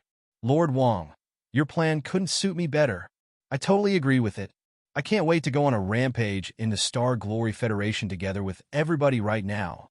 What do the rest of you think, fellow cultivators? Smiling, Long Yangjun glanced at everybody, and her eyes eventually stopped on Li Yao's face. Moreover, now that we have made such a decision, we will certainly help the Federation to resist the Imperium. Chances that we will have already joined our hands and annihilated the Black Wind Fleet. In such a case, we will certainly be considered a sworn enemy by the Imperium. How can we rebel again in the future? We are not the greedy, short-sighted rats. Our ultimate purpose is to ensure the survival of the Ancient Sages sector and its assimilation into the world outside. As long as the Star Glory Federation is truly promising and satisfies our conditions, why can't we sincerely join the Federation, never to betray, and help the Star Glory Federation to rise at the edge of the cosmos and even dominate the entire universe? Are you satisfied about my answer, fellow cultivator spiritual vulture? Li Yao replied drily. My satisfaction or dissatisfaction matters little. Let's just wait and see. Long Yangjun chuckled and moved her eyes away. What about the other fellow cultivators? I have another question. Yu the beggar coughed and scratched his messy hair, asking, sneaking into and joining the Federation are certainly worth considering. However, there's one thing that is troubling me. Why can't we infiltrate the Black Wind Fleet and investigate the situation on the Imperium side in exactly the same way? After all, the Imperium does look more powerful right now, doesn't it? Long Yangjun replied. The reason is very simple. It's because we don't have the ability. The Black Wind Fleet is sailing in the Sea of Stars. It is impossible for us to lock onto their coordinates, but they can figure out our location very easily. Moreover, no matter how enormous and complicated the living area inside the Black Wind Fleet is, it is an army after all, and an army certainly has a set of strict rules. Those on board will be on high alert too. It is barely possible for strangers of unknown backgrounds to sneak in. Also, there are too many experts in the Black Wind Fleet. Should we be exposed, we will have absolutely nowhere to run to and end up being the meat on a chopping block. Lastly, a fleet in the space can be gathered and also be dispersed. Even if we really control one starship, or maybe even 12, the Black Wind Fleet can totally sacrifice the victims and blow up their own starship together with us. It is not like the central cities without tens of millions of population, which cannot be abandoned. It means that when the Black Wind Fleet is highly vigilant, we in fact don't have many methods available to threaten them. How can we expect to play a game with them if so? Yu frowned and asked, are the situations in the Federation any different? Of course. Long Yangjun said, the Star Glory Federation is a universal country. However small it is, I believe that it must have control over a plural number of sectors. The transportation and trades among those worlds must be very frequent. A lot of cargoes must be sailing in the sea of stars. The ghost character that I established is best at the arts of disguise, camouflage, infiltration, and assassination. Also, you all have a high control over your body with your cultivation. As long as we are teleported to an appropriate space zone at the edge of the Federation, where we hijack a few cargoes to figure out the general situation of the Federation, it will be very easy for us to sneak in with false identities. I wouldn't say that there will be no trouble at all, but it is certainly going to be much more practical and realizable than to sneak into the Black Wind Fleet. Don't underestimate the people of the Federation, Li Yao interjected coldly. Having been able to crush a claw fleet of the Imperium of true human beings, the Federation is certainly not be easy to be tricked. It's very likely that we Identities may be exposed. I have never underestimated the Federation, but I fear that fellow cultivator Spiritual Vulture and everybody else have overestimated the complexity and difficulty of the whole issue and underestimated ourselves. Long Yangjun stared back at Li Yao without giving in at all. Let's just get to the bottom of it. The one thing that is scaring all the fellow cultivators here is that we may be seen through by the Star Glory Federation after we sneak in without any support, right? But have you considered this? They may see through us, but so what? Let's just put aside the fact that I can help arrange a few flawless identities and stories to explain our backgrounds. Even if we don't disguise ourselves at all, but simply tell everything honestly, what can the Federation do about us? I'll propose a most extreme, dangerous, terrible, and unlikely situation for evaluation. Assuming that the moment we enter the territory of the Star Glory Federation, we are discovered by them and completely seen through. No, this still isn't the most extreme and terrible situation, which should be that while we are discussing and making up the entire infiltration, or to wit, exactly at this moment, the Star Glory Federation has already noticed us. Wait! Boss Yu the beggar couldn't help but shouted. Here and now? How can the Federation possibly notice us? This is just an assumption, Long Yangjun said in a smile. Let's assume that an expert who is adept at the stealth arts is hiding right next to us and eavesdropping our entire plan. He knows all the operations we are to carry out and sends back the intelligence to the federal government. As a result, the moment we sneak into the Federation, we will be discovered and monitored by them. Fellow cultivator fellow cultivator Spiritual Vulture, this should be the worst situation possible, right? There can't be a situation that is even more terrible than that, can there? Li Yao and Ba Xiaoyu looked at each other in bewilderment, before they struggled to say, seems so. Long Yangjun raised her narrow, long, and slightly blue eyebrow. Then so what? So what? Ba Xiaoyu bulged his eyes. The Star Glory Federation will siege us, of course. Siege us? Long Yangjun smiled hideously, her eyes suddenly turning sharper than ever. 10 cultivators at the high level and peak of the nascent soul stage, 2 in the divinity transformation stage, and each of us has a colossus.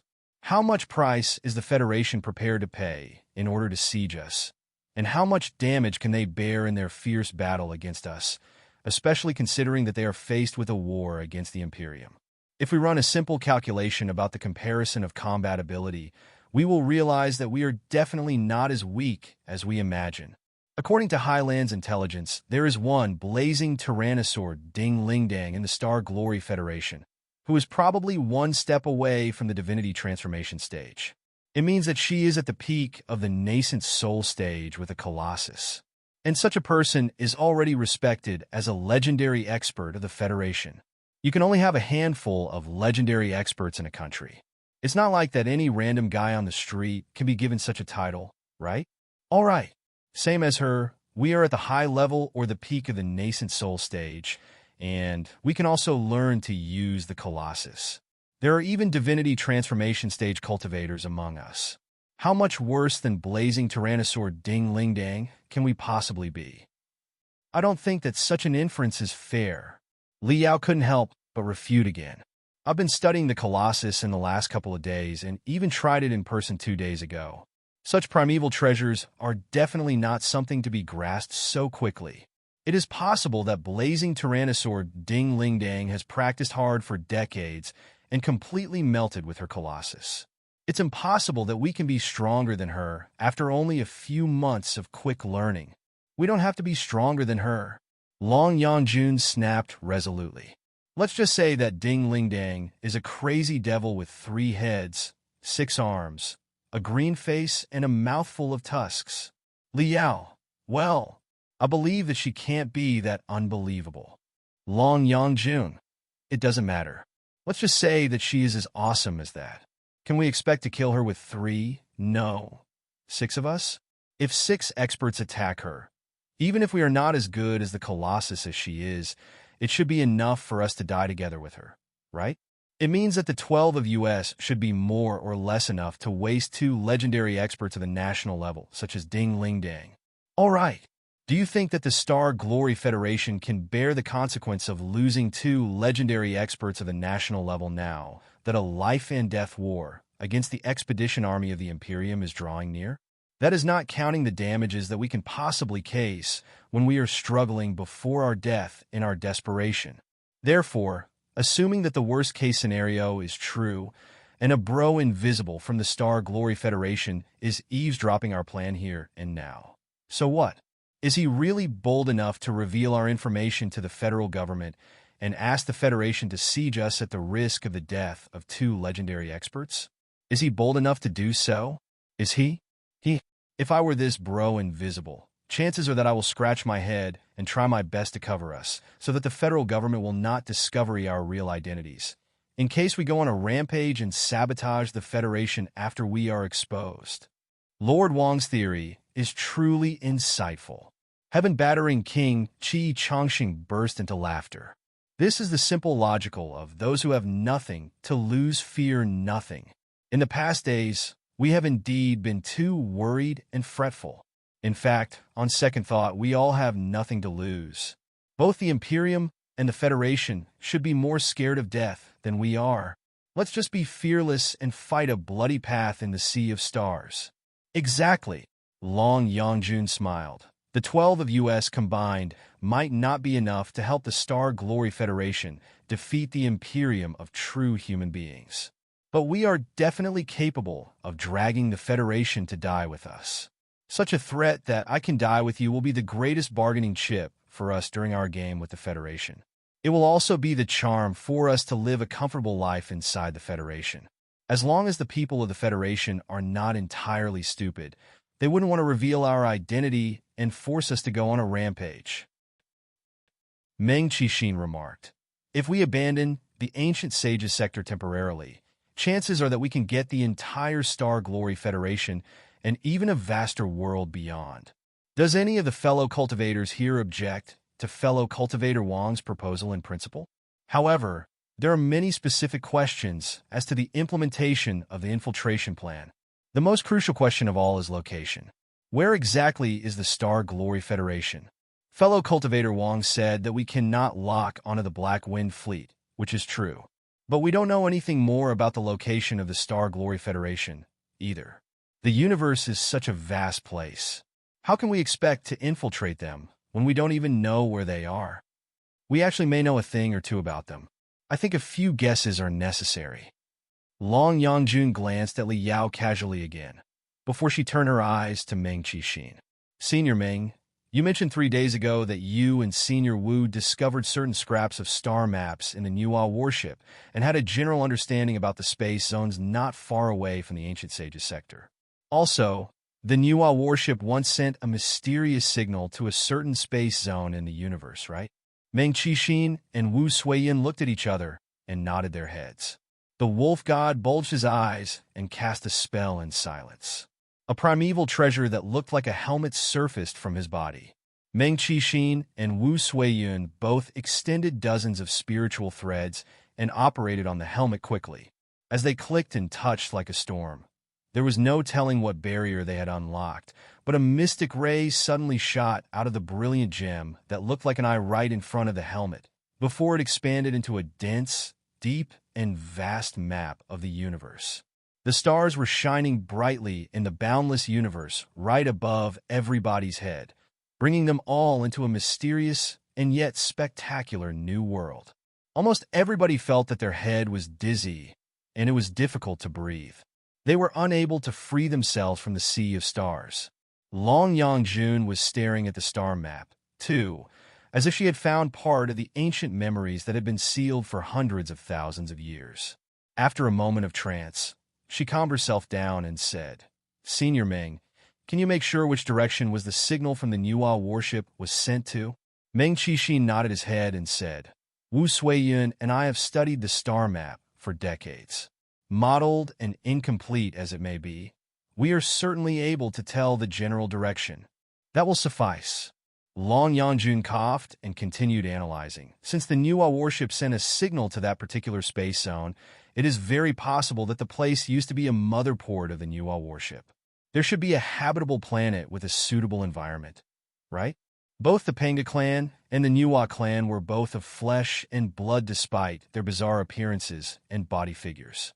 Also, they were supported by many human soldiers, too. Therefore, the planets suitable for their survival are probably suitable for the survival of human beings. Can you accept that, everybody? All right, let's think about what Hylon said. This is the edge of the cosmos, which is short of resources and spiritual energy.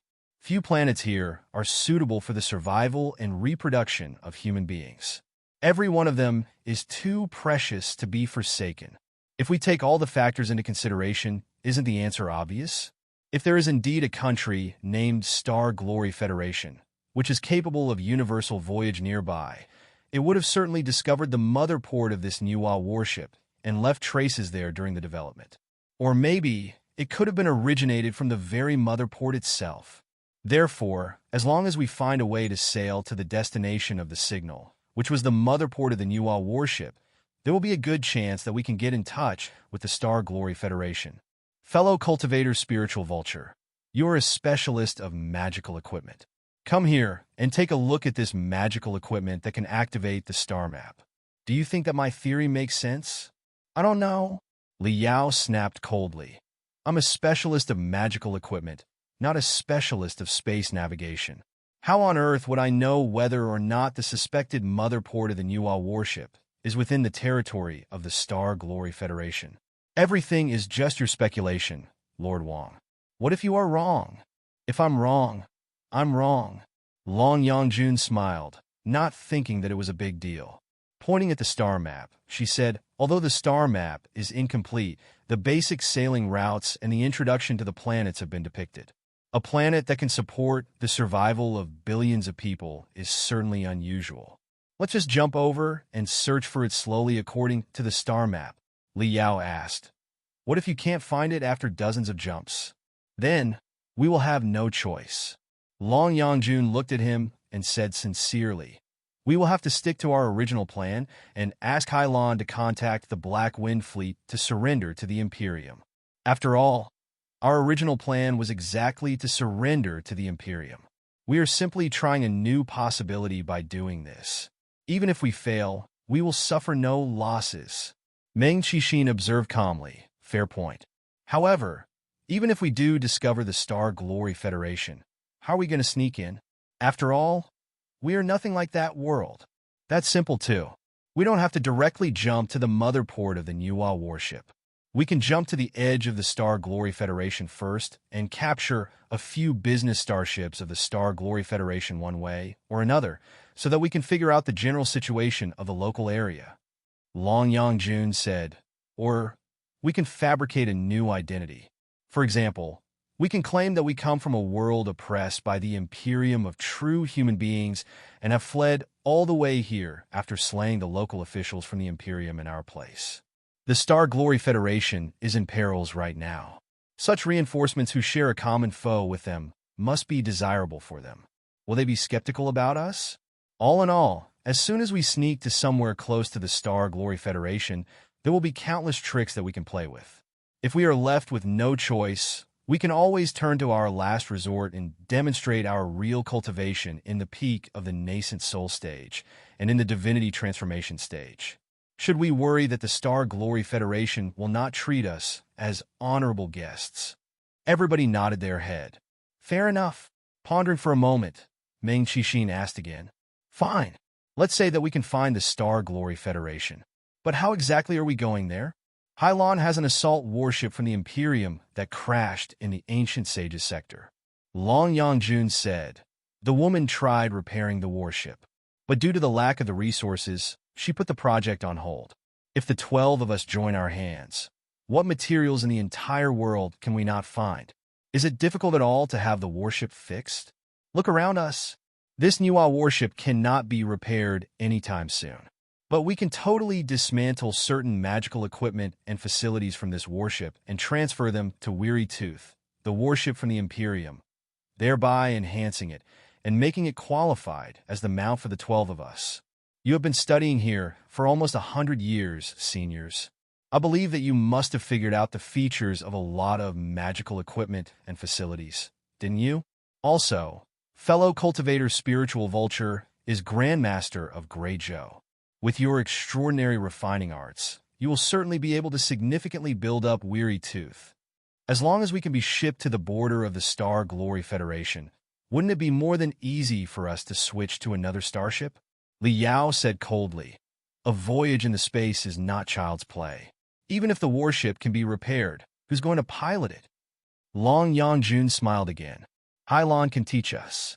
To think that she was able to maneuver Weary Tooth on her own, how difficult can it possibly be? I assumed that even in the Imperium of true human beings, most of the crew members on a starship should be in the building foundation stage or the core formation stage, right? Are the nascent soul stage cultivators and divinity transformation stage cultivators incapable of doing what they can do? Besides, extraordinary brilliance suddenly beamed out of the eyes of the elite warrior of the Niwa clan. She said confidently, I sensed something the moment I entered the Niwa warship. Maybe I am born with the wisdom to pilot a starship, and I can pick it up very quickly. Who knows? Ha ha ha. Li Yao was rendered speechless, knowing that the elite warrior of the Niwa warship could probably really be an expert pilot of starships. Thinking for a moment, he asked, Why would Hylon teach us? Long Yangjun said quickly, We will tell her that we are planning to sneak into the Federation for sabotage in cooperation with the Black Wind Fleet. Will she refuse us? Meng Qixin asked again.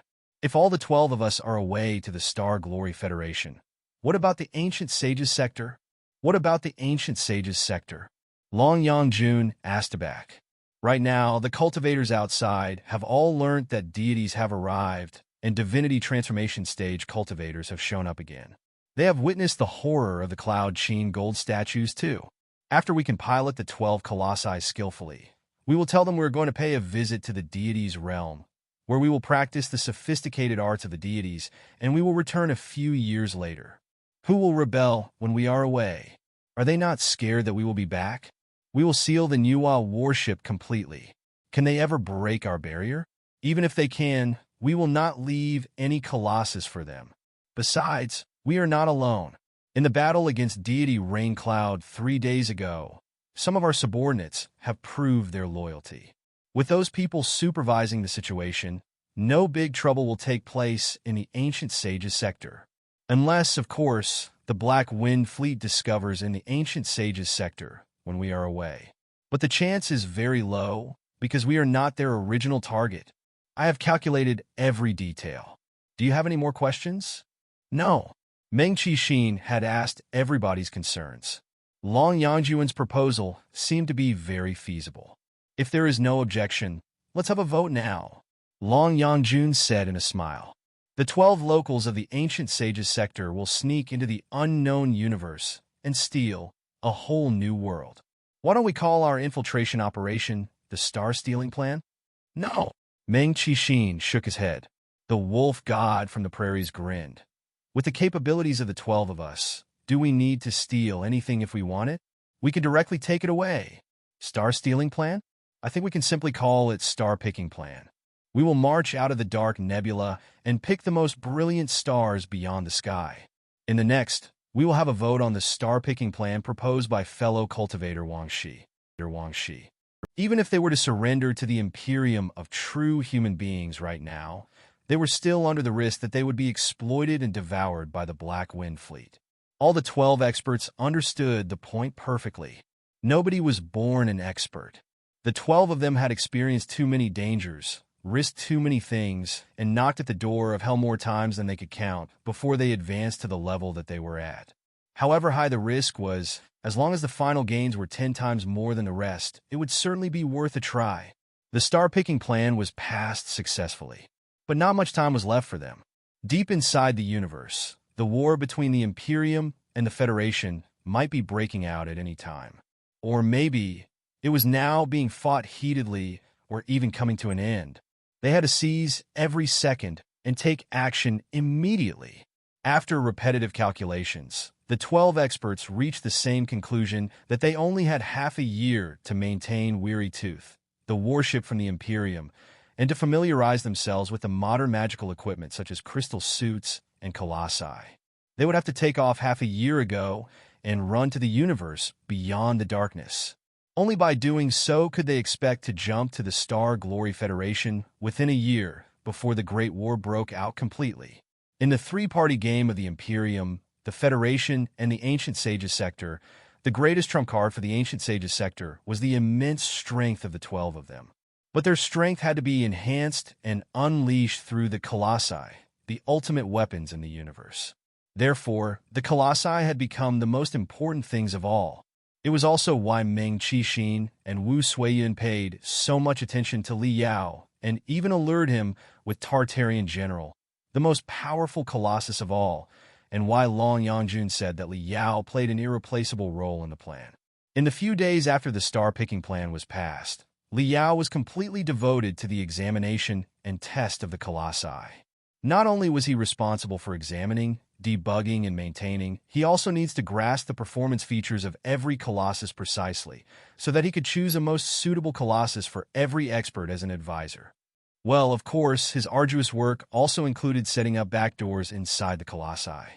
As to whether or not the backdoors would be noticed by the experts of the Ancient Sages sector, Li Yao felt that it was 100 times more likely for them to directly see through his identity than to discover the backdoors.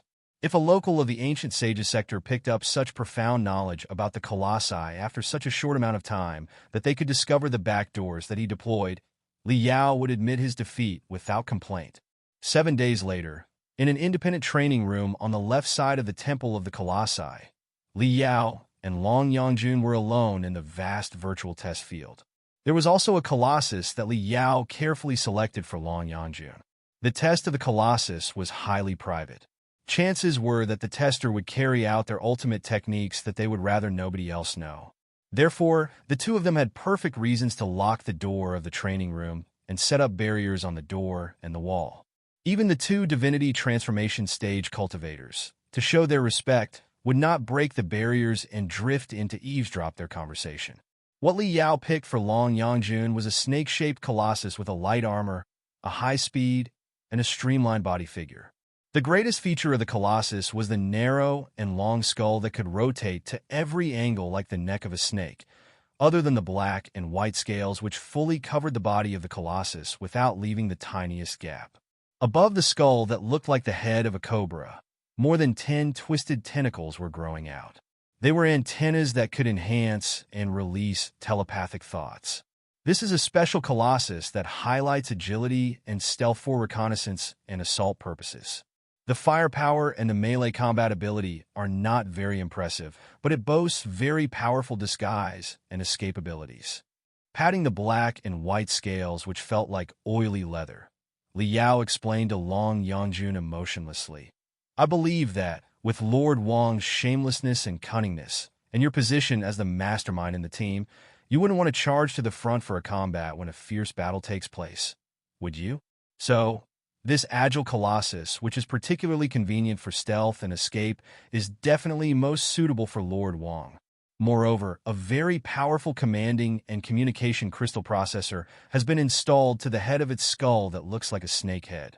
With the dozens of signal-enhancing antennas, the Colossus' abilities in intelligence collections, battle surveillance, tactical processing, and information transmission are very strong. So, it can serve as half a commander, too. Do you understand the jargons, Lord Wang?" Long Yangjun nodded in a smile. She looked at the Colossus as if it was her partner whom she had met again after a long separation. She smiled. Fellow cultivator Spiritual Vulture deserves to be the Grand Master of Great Zhou and the best sword forger of the ancient sages sector. The Colossus that you have picked for you is exactly what I wanted in the beginning. What's the name of the beautiful Colossus? Li Yao said. According to the operation manual embedded inside the Colossus, its original name was Black-White. However, now that Lord Wang has become its new master, you are certainly qualified to choose a new name for the Colossus. Black-White. Yangjun glanced at the scales on the surface of the Colossus, which were black and white, and looked like a chessboard. She immediately understood the reason for the name. Pondering for a moment, she shook her head and said, "It is not a good name. Now that it is mine, I'm going to call it Yin Yang in the future." Note: Yin and Yang are two terms in Chinese philosophy that are too sophisticated to be explained here. In general, Yin is often associated with female, while Yang is associated with male. For more information, please see Wikipedia for entry Yin and Yang. Yin Yang. Li Yao eyed Yangjun up and down. Recalling her mysterious technique to change freely from the two identities, Wang Shi and Yangjun, he chuckled to himself. It's inappropriate to call your Colossus Yin Yang. You should call it Non-Yin Non-Yang. Emotionlessly, Li Yao said, "Now, please test the performance of the Colossus Yin Yang, Lord Wang. I will perform more precise adjustments according to your habits and your combat style." Shua. The breastplate of Yin Yang divided into dozens of tentacles like a chrysanthemum before they rolled to the outside and revealed the entrance to the dark cockpit. Everything inside was obscure, making it look like the widely open mouth of a ferocious beast. Li Yao opened his hands and made a pleased gesture. Yangjun rolled her eyes and chuckled. "Why the hurry? Nobody is around. Barriers have been planted on the door and the walls. Our conversation will not be overheard by anyone." Li Yao said. "So?" Yangjun replied. "So, shouldn't you express your gratitude now?" Li Yao smiled. Without changing his face color, he said in a seeming sincere tone, "Thank you, Lord Wang, for standing up for what's right in the meeting and managing to bridle the wild horses that were almost breaking free." Huh. This time, Yangjun was truly somewhat startled. She eyed Li Yao up and down for a long time and shook her head before she laughed in amusement. "It seems that I've underestimated you after all. I thought that you would burst into fury and curse that I did not keep my words. I didn't know that you had already thought it through. Your reactions in the meeting were all faked." "Not entirely. At first, I was indeed a bit surprised." Li Yao narrowed his eyes and said, "Lord Wang's star-picking plan has temporarily prevented the ancient sages sector from surrendering to the Imperium immediately and deprived the Black Wind Fleet of the most perfect camping place. Perhaps their full attack will be postponed by a few years. If they can't find a suitable planet as their frontier camp all the time, their overall combat ability may be diminished by 30 to 50%. So, the two contributions you have made are already of immeasurable strategical value to the Federation." Yangjun giggled. "So, you do understand my real purpose. It seems that my trouble in coming up with plans to help your Federation is worth it." Li Yao sniffed and said, "However, your plan means that the unpredictable, dangerous fellows will be sent into the Federation.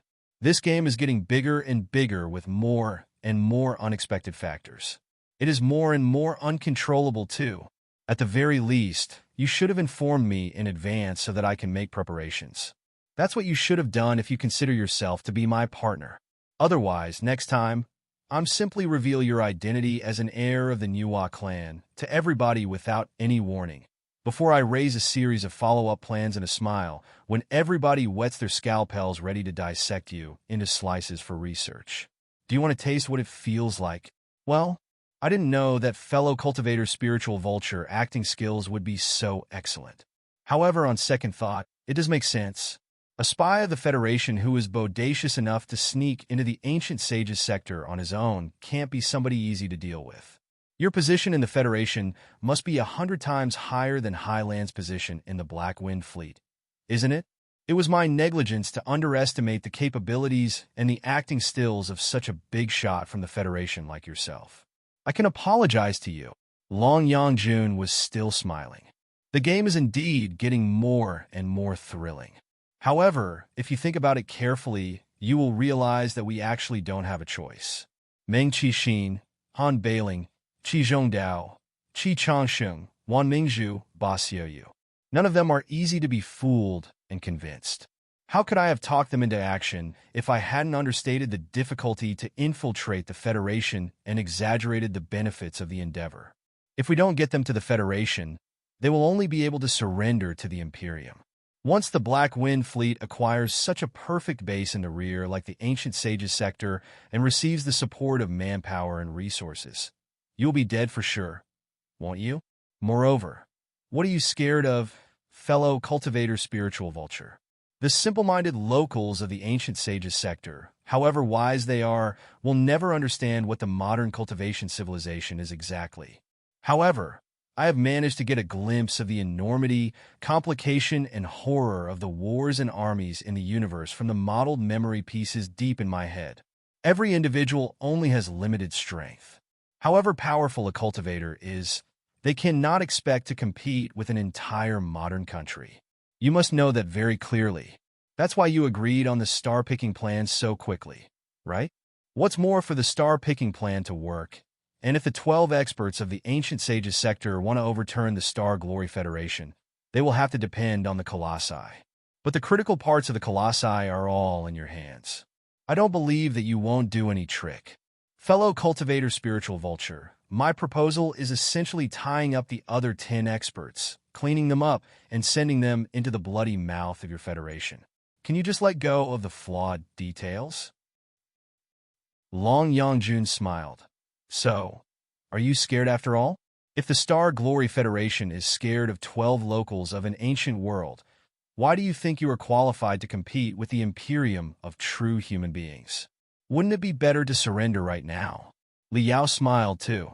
Confidence flowed out of his face, making him look entirely different from the meeting a few days ago. Who says that I'm scared? It will be a dangerous challenge. But the Federation will never refuse any challenge, be they from the Imperium of true human beings, the Ancient Sages sector, or any other forces in the Sea of Stars. This was the first time that Li Yao admitted the secret that he was from the Star Glory Federation to Long Yangjun.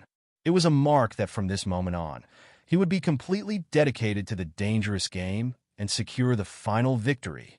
Also, you're wrong about one thing. Pausing for a moment, Li Yao said solemnly, from your perspective, you may have tricked the other 10 experts into the mouth of a ferocious beast. But in fact, the Star Glory Federation is neither a dangerous land nor a ferocious beast. I have no intentions to hurt anyone at all, either. I have come to the Ancient Sages sector after such a long journey because I am hoping to find some friends whom I can cooperate and fight side by side with sincerely. To this moment, I still haven't given up the hope of win-win yet.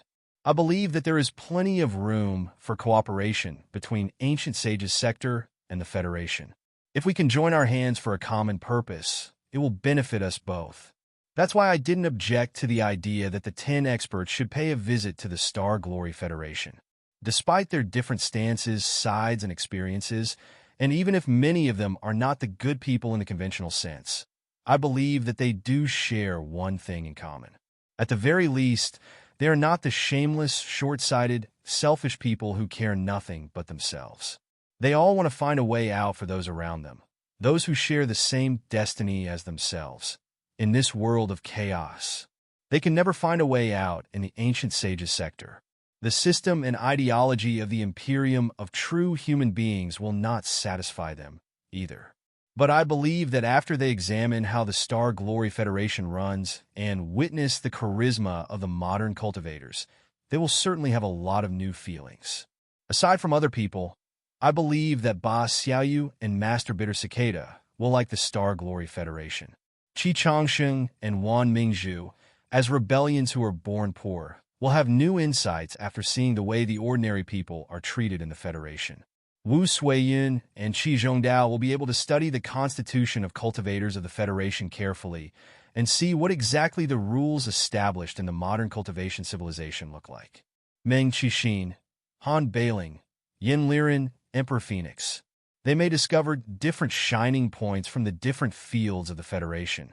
Eventually, you will all come to the realization that the Federation can offer the Ancient Sages sector so much more than the Imperium of true human beings can. That's the biggest reason why I supported the star-picking plan. It's not because I wanted to fool those people into the Federation to capture, enslave, and force them to hand over the entire Ancient Sages sector, which is the Imperium's practice, not the Federation's. Yangjun raised her eyebrow. So, this is the real you. You are indeed very confident. I'm not confident about myself. Li Yao smiled, revealing his white teeth. I'm confident about my country and my compatriots. I believe that the Federation must have prospered and grown into the real future of humanity because of their hard work while I was away. I believe that the cultivators of the Ancient Sages sector, who have scrambled in darkness for 100,000 years in darkness, will not refuse the future. Glimmers were flashing inside Yangjun's eyes as she mumbled, I can't wait to see it now.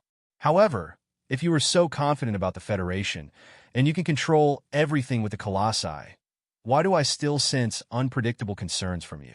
What are you worried about? Li Yao raised his eyebrow. You're right. If 12 locals of the Ancient Sages sector sneak into the Federation, there will be many ways to resolve the issue perfectly for a win-win. I'm not worried about Meng Qixin, Qi Zhongdao, Han Bailing, and the rest of them. What troubles me is something else. Oh! Yangjun's eyes were glittering. What can possibly be more troublesome than Meng Qixin, Qi Zhongdao, Han Bailing, and the rest of them combined that is making such an extraordinary person from beyond the sky so ill at ease? Li Yao stared at his opponent. In fact, it's you. Yangjun blinked her eyes. Me? You are too dangerous. Li Yao frowned and said, I've been reflecting on your speech during the meeting the other day and get to know the meaning of cunningness better and better. No wonder you manipulated the court of the great Qian dynasty, divided the entire world of cultivators, and even destroyed many sects without sending a single soldier. What you spoke to Meng Qixin and the rest of you at the meeting and what you are speaking to me right now are for exactly two purposes, although their topic is the same. Who are you trying to sell exactly? Is it possible that I've been sold by you, and yet I'm counting the money happily for you? That's what troubles me. I'm not worried about the star-picking plan itself, but you who raised it. Yangjun was amused. Fellow cultivator's spiritual vulture, you are too paranoid. Meng Qixin and the other guys do not know my real identity and origins. That's why they were misled. However, you are very clear of my purpose, which is to find a force that I can cooperate with to repair the Nuwa warship, so that I can look for my destiny. That's all. Right now, the Star Glory Federation is the most suitable partner for me. Under the pressure of the Imperium and the Covenant Alliance, it's unlikely that you can infuriate me and swallow my warship, right? Then, wouldn't it be very reasonable that I come to you for sincere cooperation? So far, everything I've done is in the favor of the Federation. What are you suspicious for exactly? Because of this, Li Yao pointed his temples. My intuitions. Intuitions? Yangjun laughed while she shook her head. Although my intuitions are not right every time, something terrible has always happened when they did prove to be right. Li Yao stared at his opponent's eyes, but they seemed to be covered in a vague mist, stopping him from seeing the waves inside Yangjun's head. Meng Qixin, Qi Zhongdao, Han Bailing, Emperor Phoenix. I know exactly what they are up to. I can guess a thing or two about the strategical purposes of Hylon, the Black Wind Fleet, and the entire Imperium of true human beings.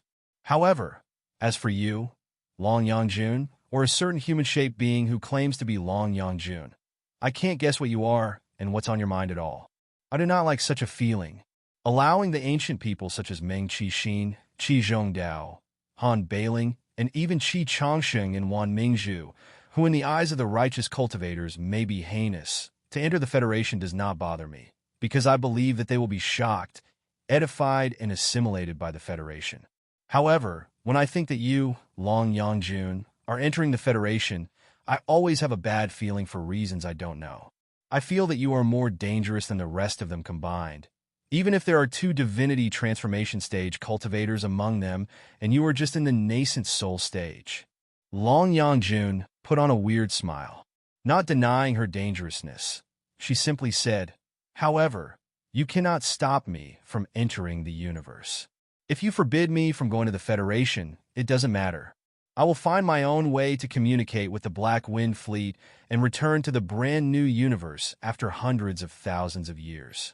Li Yao stared at him. "What exactly do you want?" Yangjun opened her hands. "Nothing particular. Just like all the other reincarnated persons who have found the world utterly reshaped and everything in it changed after their prolonged sleep, I want to visit the new world and make a few new friends. That's all." Li Yao put on a weird expression. "Friends?" "Yes," Yangjun said. "Most regular human beings have friends. I have experienced the emotions such as slaughter, schemes, and betrayal more than sufficiently. Now, I want to taste what the other emotions feel like, including friendship. Is there a problem?" "Right. Speaking of which, from the time on the lone island in the East Ocean, we have known each other for months and learned each other's greatest secret.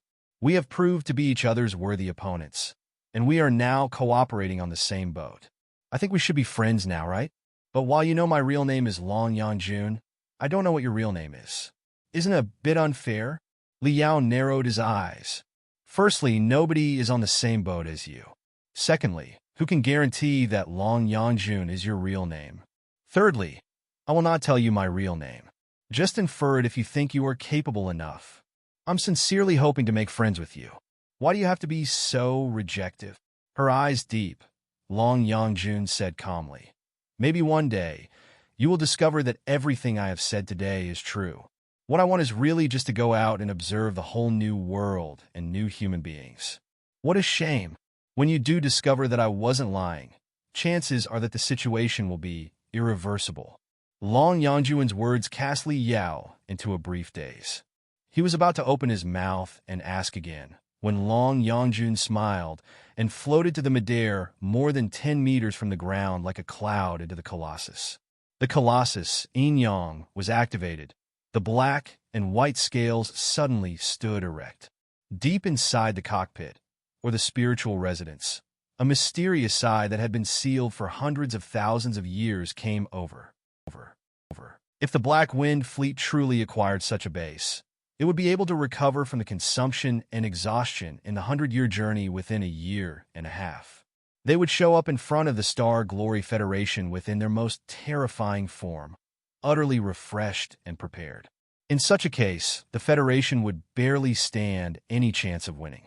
Without such a delaying tactic, it would have been impossible for Li Yao and Yangjun to stop the 2 divinity transformation stage cultivators and the 8 nascent soul stage cultivators from sending a signal to the Black Wind Fleet through Hylon.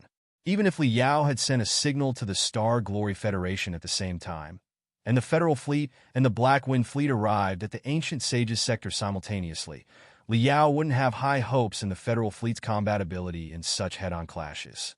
100 years ago, in the meeting of the nascent soul stage in the Star Glory Federation, the general principles to defend the Federation had been settled.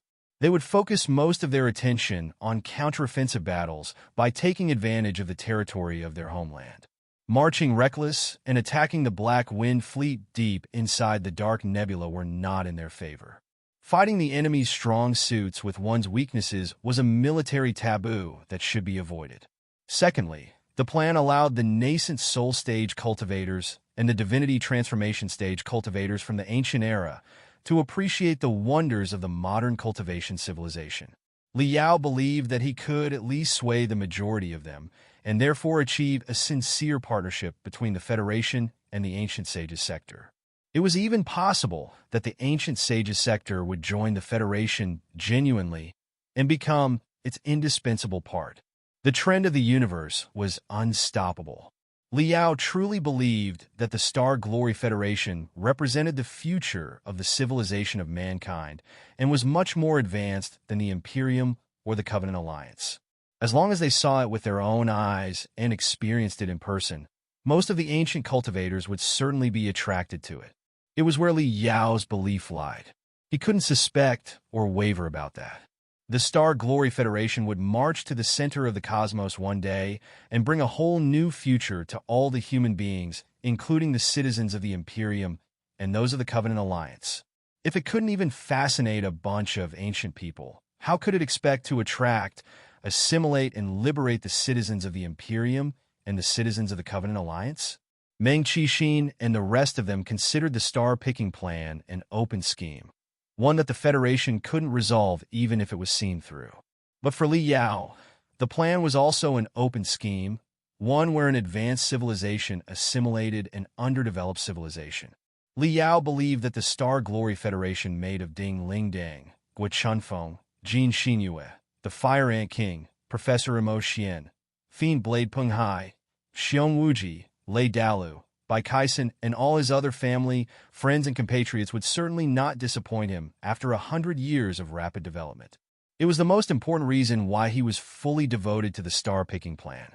Besides, another benefit that was much more straightforward when the star-picking plan was pushed forward at a super high speed was that Li Yao, as the technical director of the whole plan, received the magical equipment and jade chips from the Meng Qixin and Wu Suiyun, the two nascent soul stage cultivators, who had collected the items from all over the Nuwa warship for decades. He was also free to study the more than 10 intact colossi and the debris of even more colossi. He even received the trust of Hai Lan, the female warrior from the Imperium, and was able to glean the technological intelligence about the Imperium from her. Hai Lan was just a warrior. The infiltration operation that she was forced to carry out because of the accident had far exceeded her abilities. She was already completely exhausted after making it to this step. After long, Yangjun told her the camouflage star-picking plan, claiming that the experts of the Ancient Sages sector had decided to sneak into the Federation for sabotage in cooperation with the Black Wind Fleet. She did not notice anything wrong. Or rather, she never thought, even in her dreams, that the bodacious, insane, ancient people would have the courage to consider allying with such an insignificant country like the Star Glory Federation under the threat of the magnificent Imperium. Even if she was suspicious, there was nothing she could do. The barriers and secret techniques of the two divinity transformation stage cultivators were not to be got rid of easily. Her resistance would only lead to tougher and crueler treatments. If anything, the situation would only be tenser. Therefore, after much deliberation, Hai Lan decided to fully cooperate with the 12 experts. She was born in a noble family in the Imperium of true human beings, and she was the daughter of the commander of the Black Wind Fleet. Although her specialty was the Colossus, she had learned a fair amount of knowledge in terms of the navigation and piloting of starships and the emergent maintenance of various kinds of magical equipment. Otherwise, it would have been impossible for her to force the assault warship to land on the Ancient Sages sector on her own after all the crew members on Weary Tooth were ripped apart by the storms in the four-dimensional space. In the star-picking plan, she was temporarily working as Li Yao's acolyte and carried out the maintenance and examination work on the crystal suits, colossi, starship, and other advanced magical equipment together with him. On the other hand, she was also responsible for teaching some of the 12 experts the basic skills to maneuver a starship. Long Yangjun was the first one to volunteer to study the arts of starship piloting from Hai Lan. In such a case, even if she showed amazing expertise on starship piloting half a year later, she would be able to ask Hai Lan to take all the credit. The terms in return that the 12 experts of the Ancient Sages sector offered to Hai Lan were that, after the star-picking plan was activated, Hai Lan would be brought to the Star Glory Federation together, so that she could collect the first-hand data about the Federation. It was the only solution. They couldn't keep Hai Lan in the Ancient Sages sector, which might lead to more changes. Besides, if they were to sit on the fence, they would need someone who could directly speak to the Black Wind Fleet, too. Naturally, on Li Yao's side, he wanted to get Hai Lan, the daughter of the commander of the Black Wind Fleet, to the Federation, too, so that the Secret Sword Bureau under Gui Chuanfeng's lead would elicit more intelligence from her. The poor Hai Lan had no idea that those ancient people were so shrewd at all. They were simply considering her a fish on a chopping block and rolling her over while they pondered where they should cut her open. To facilitate the cooperation between the Ancient Sages sector and the Imperium of true human beings, she was truly confessing a lot of technological secrets dutifully and earnestly. Many technical manuals from the Imperium of True Human Beings in terms of the maintenance of crystal suits, colossi, and starships had been outputted into jade chips and given to Li Yao. From Highland's perspective, Master Spiritual Vulture was an ancient cultivator after all. No matter how remarkable his ancient refining arts were, how on earth could he possibly understand the most complicated, state-of-the-art technologies from the Imperium of True Human Beings? Little did she know that the Master Spiritual Vulture had in fact been swapped since a long time ago. The guy standing before her was in fact one of the most frightening refiners in the Star Glory Federation. When he was still in the Federation, Li Yao had already studied a lot of the secret technologies from the Imperium of True Human Beings by analyzing the crystal suits and starship brought over by Su Changfa and his fellow immortal cultivators. However, Su Changfa and his teammates were not real warriors after all, but some sort of pioneers. They did not bring ultimate weapons, such as the Colossus, together with them, either. Highland's jade chips helped Li Yao to fill the most critical missing part. Fascinated, Li Yao was completely devoted to the new knowledge, devouring the maintenance manuals of crystal suits, colossi, and starships from the Imperium of True Human Beings crazily. 2 months had passed since the Star Pick plan was activated. After the full examination and testing in the first month, the 12 experts had all chosen a Colossus to their liking. They began the quick training of the crystal suits and the Colossus under the guidance of Meng Qixin, Wu Suiyun, and Hai Lan. They were smart and quick-minded cultivators above the high level of the nascent soul stage after all.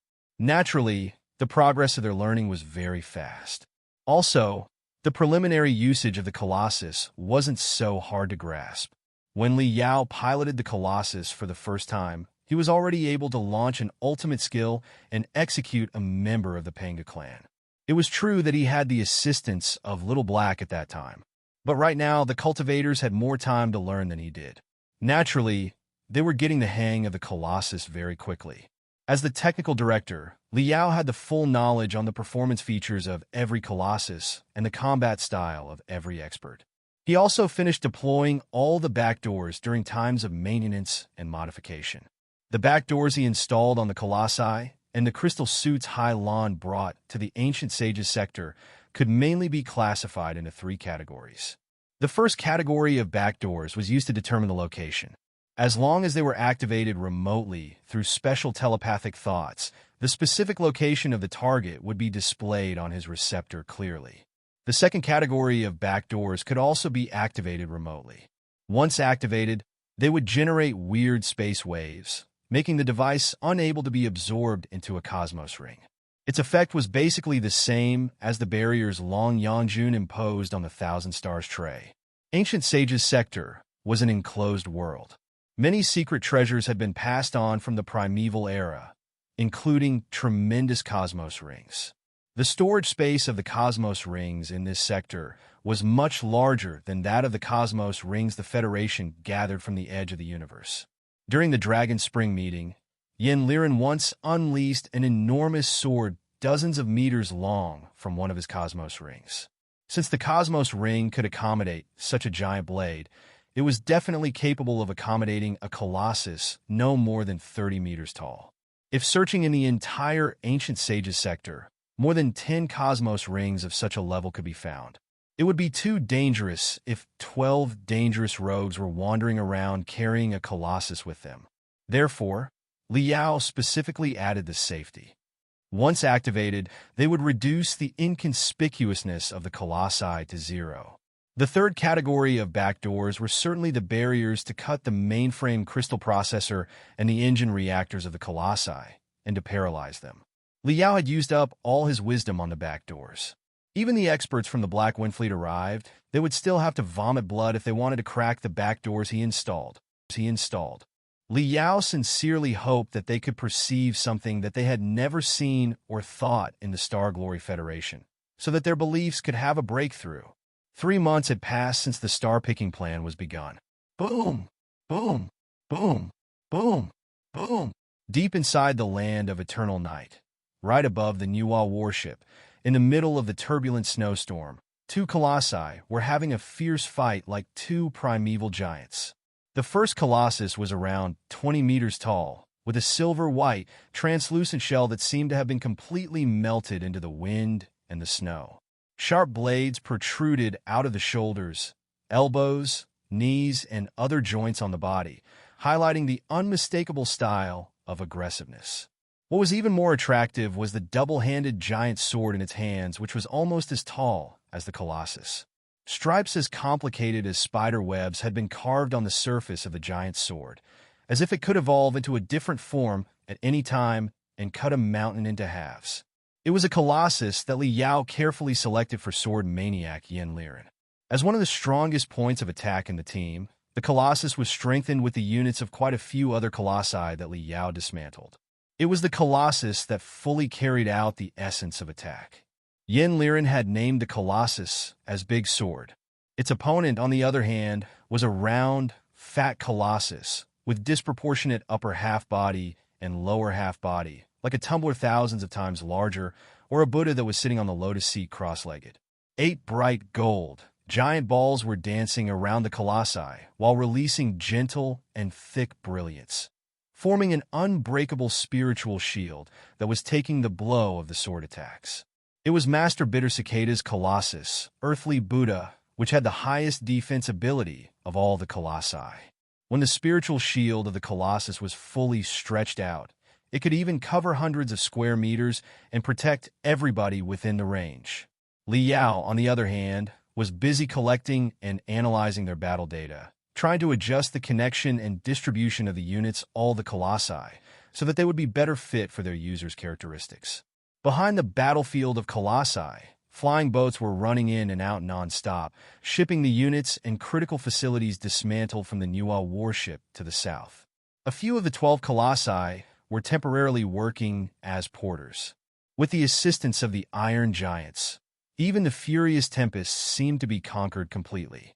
The deepest part of the land of eternal night had turned into a heated workshop. While Li Yao was completely dedicated to the research of the Colossi, the others of the 12 top experts were not idling by either. The star-picking plan was being pushed forward quickly.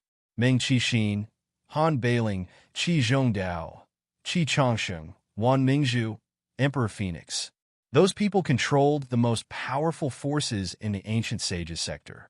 When they joined their hands, the energy that they could unleash was shocking.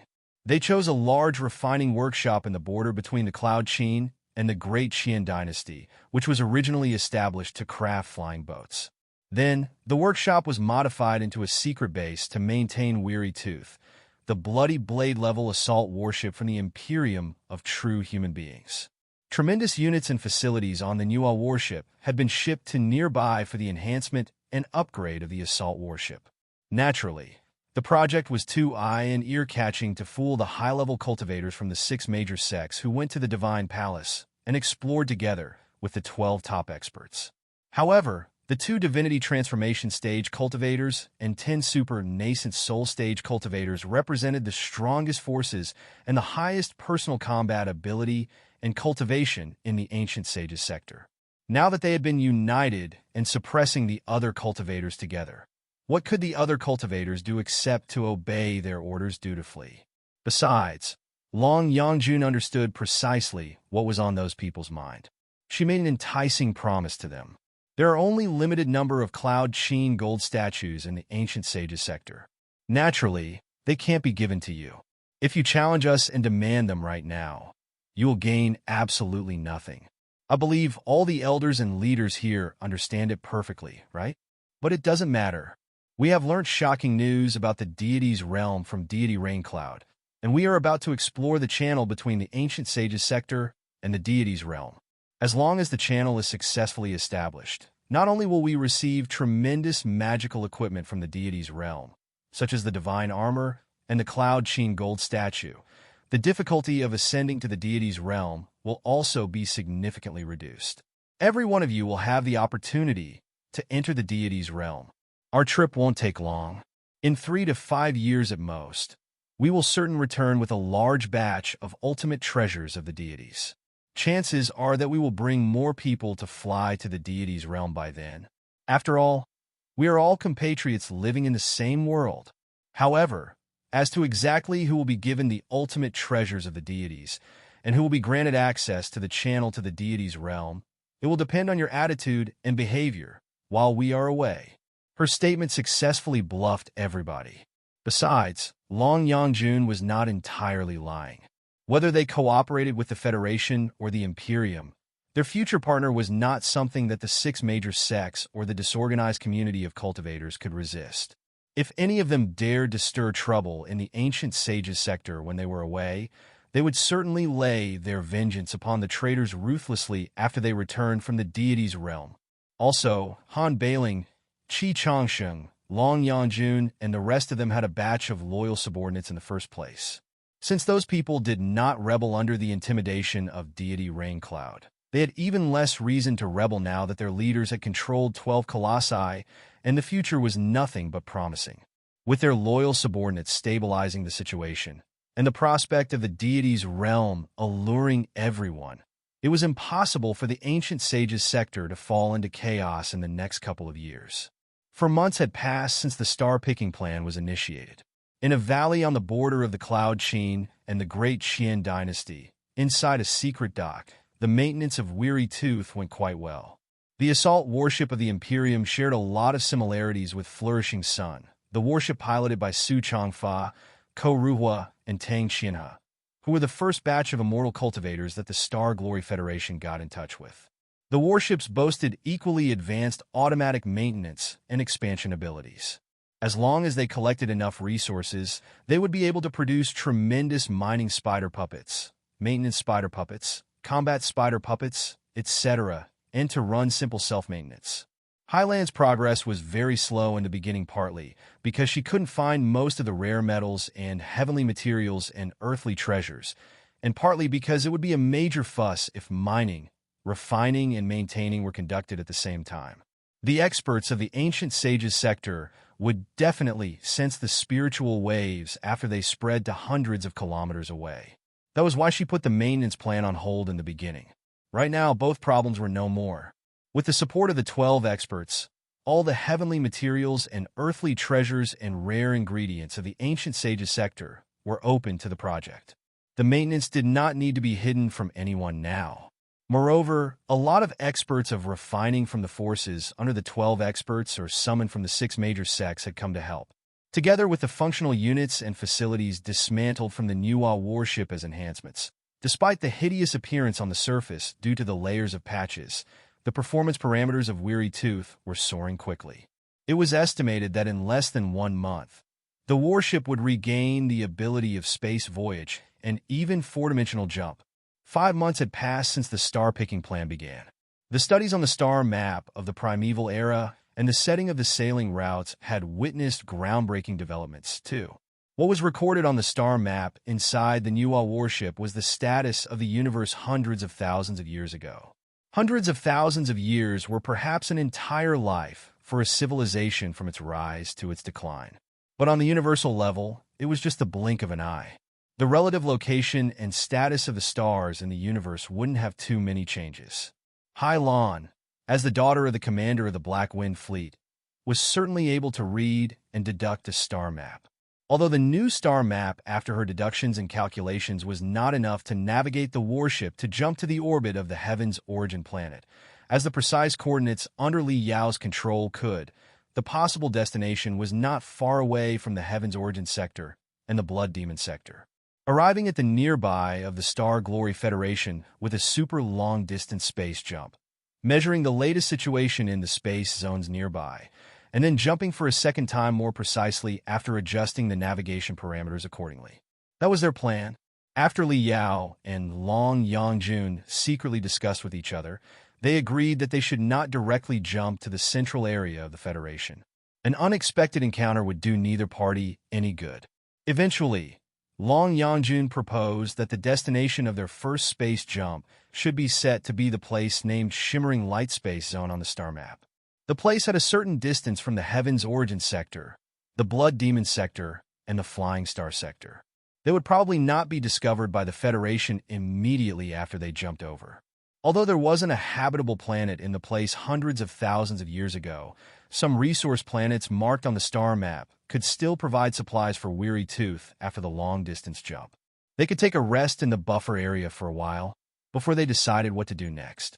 Yangjun studied the arts of starship piloting after Hylon for a few months, and she showed great talent in learning. In the observation committee made of the 12 of them, she would work as the navigator on the starship. The landing point that she proposed was quite safe. It was soon approved by everyone. 6 months had passed since the star-picking plan started. Everything was good to go. The weary tooth, after being repaired, was standing deep inside of the valley like a cluster of dark red crystals.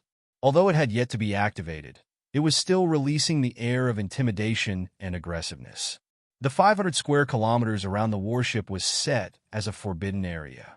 Except for the most loyal subordinates who had passed multiple tests, nobody was allowed to trespass, or they would be immediately executed. The first trip to the deity's realm for the locals of the Ancient Sage's sector to break out of the dark nebula would begin in 2 hours. 2 hours. Many of them were mumbling uncontrollably. The warship deserved its name as a bloody blade-level assault warship. It truly looked like a red dagger made of countless crimson crystals, or a man-eating shark that was swimming at the bottom of a red ocean. Even if it was merely standing in the depths of the valley without a sound, it still gave the feeling that it would open its bloody mouth at any moment. Thankfully, Li Yao and Hylon had commanded the maintenance spider puppets to plug countless disordered, redundant remnants of magical equipment onto the shell of Weary Tooth. It was partly meant to offset the blast of meteoroids into space and the bombardment of the hostile fire, and partly to cover its inherent aura of intimidation from the Imperium. Although the camouflage was far from enough to fool everyone's eyes, the remote scanning from hundreds of thousands of kilometers away, beyond range of visibility, might not necessarily be able to unveil the real identity of the warship. It also befitted the false identity that Yangjun fabricated for them. Yangjun had made up 3 false identities for the highly dangerous team of observers. On the outmost level, they were from the Burning Stone sector, a world suppressed by the Imperium of true human beings more than 500 years ago. It was a sector that once existed for real, and one that was too stubborn to surrender to the Imperium. The cultivators of the Burning Stone sector challenged the Imperium and, without any suspense, were cruelly suppressed. After the most gory and bloody battles, the entire Burning Stone sector almost ended up in an ocean of fire. Before encountering the Imperium of true human beings, the Burning Stone sector had already developed rather advanced space cruise abilities. After the lost battles, many warriors of resistance boarded on starships and fled to the universe. They turned into small resistance armies and guerrilla troops and continued harassing the Imperium. They hijacked the carriers from the Imperial Terminus sector, which were sent to other worlds to plunder resources. They assaulted the mines at the remote space zones in the vast territory of the Imperium. Some of the more extreme Avengers even entered the central area of the Imperium, assassinated the high officials, promoted the ideology of resistance, disrupted the relationship between the capital and the local areas, and instigated the worlds at the periphery to seek autonomy and independence. They even resorted to terror attacks for purest retaliations. It took the Imperium 200 years to slap all the annoying flies.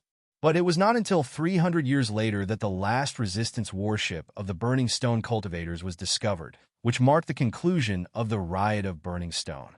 All the information was confessed by Hylon and verified by the 2 divinity transformation stage cultivators, who believed that it was reliable.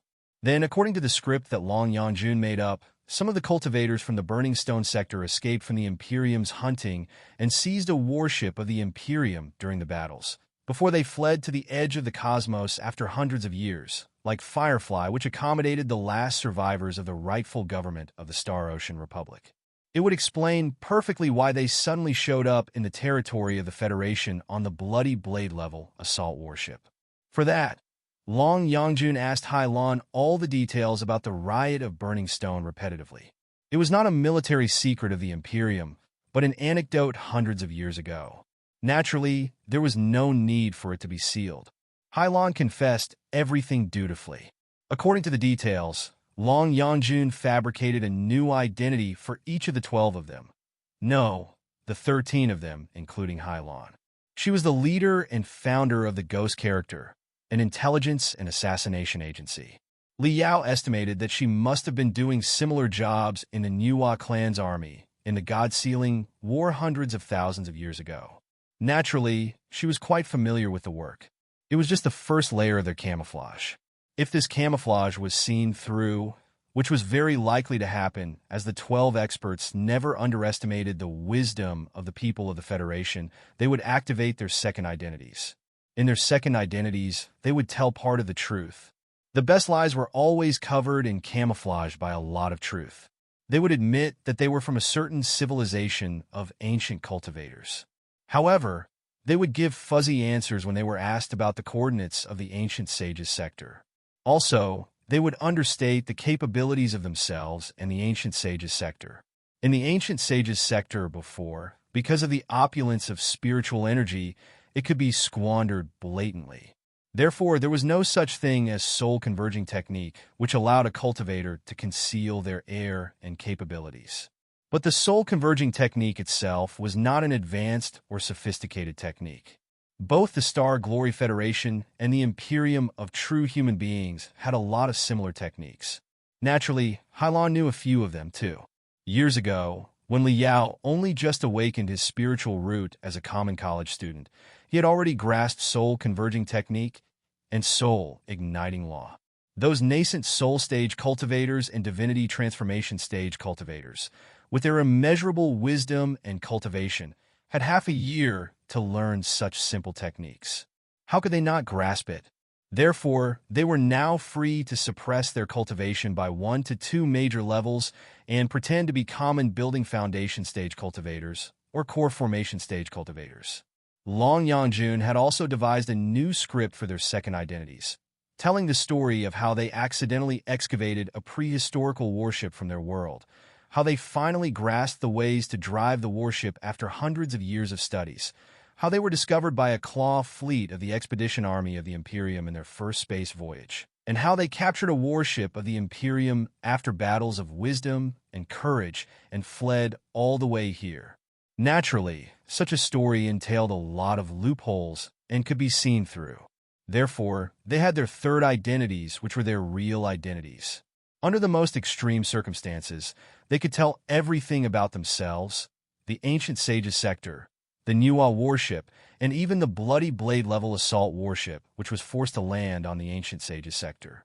Everything they said would be true, but only one part needed a minor revision. In their story, they did not take the Imperium of True Human Beings sides. When they interrogated the warrior of the Imperium from the assault warship with soul-searching techniques, they accidentally killed the captive in their mistake.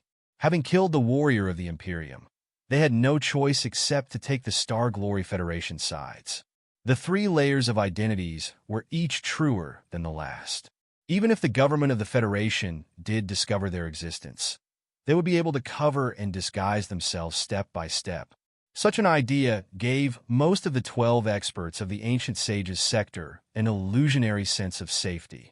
Master Spiritual Vulture, Weary Tooth, has finished self-testing. It is ready to go. Hylon, the female warrior of the Imperium, spoke to Li Yao respectfully. In the past 6 months, she and Li Yao almost spent every day together studying and maintaining the colossi and the starships. The crazy learning speed of Master Spiritual Vulture on the arts of modern magical equipment maintenance greatly shocked Hylon.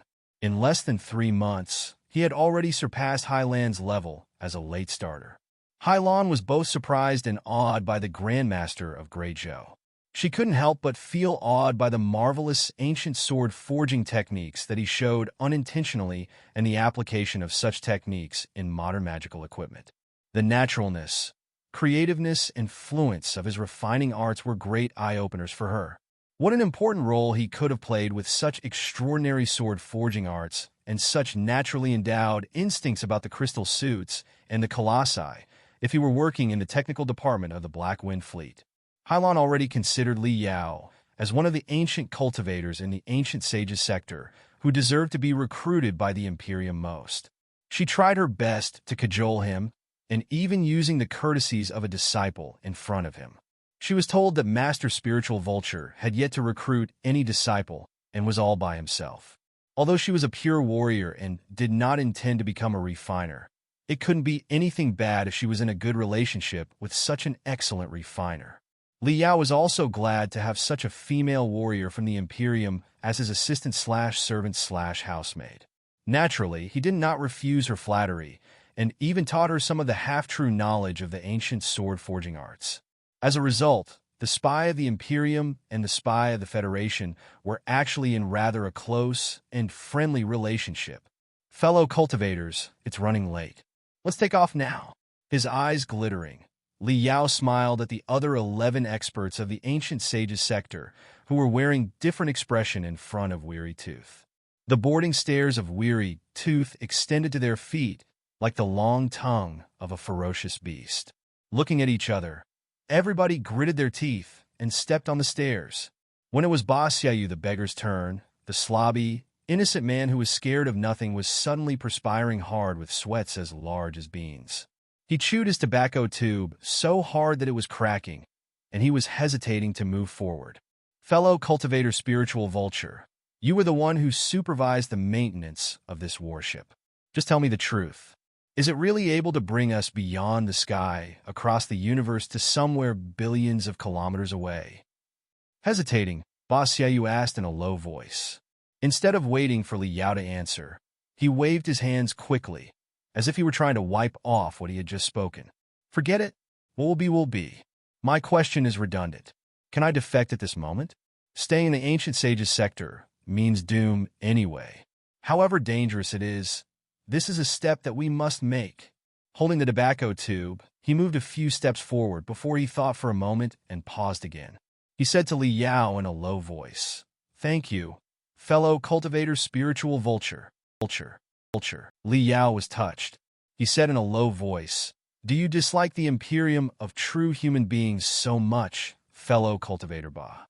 "Yes, I don't like it at all." Looking at Hai Lan somewhat at a loss, Ba Xiaoyu mumbled, "In the past half-year, I have studied Hai Lan's confessions repetitively.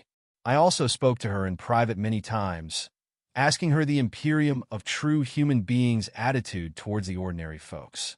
The path that the Imperium of true human beings is walking on hardly satisfies me. We are all the same kind of people. We are all born by our parents, made of flesh and body, and have feelings and emotions. Why must we be classified as true human beings and hominoids? The so-called hominoids can't be called humans just because they don't have a spiritual root? That's downright outrageous." Ba Xiaoyu sighed and said, "In my younger days, I lived in a noble family of cultivators. My life had been extravagant, and all my fancy desires could be met. However, such entertainment was in fact intertwined with the suffering when I had to be involved in the conflicts, betrayals, and treacheries of the cultivators. I was as happy as I was tormented. Then one day, pirates raided and burnt my family's island to the ground. My family lost all the fortunes, and I was heavily wounded and fled to the coast on the southeast. I lived among the ordinary folks and treated my wounds. It was then that I learnt the simplicity of the life of the ordinary folks, where I didn't need to be wary of anybody or make plans to take advantage of anybody, even if their life was anything but wealthy. After tasting the feeling of such a life, I finally realized that cultivators are not necessarily noble and ordinary folks are not necessarily humble. In the 100 years that follows, I have always been hanging around the ordinary folks as slobby as I am today. People like Qi Chongsheng and Wan Mingzhu think that I was merely being pretentious. They don't know that I truly have fun in it. I've already been used to such a life after 100 years.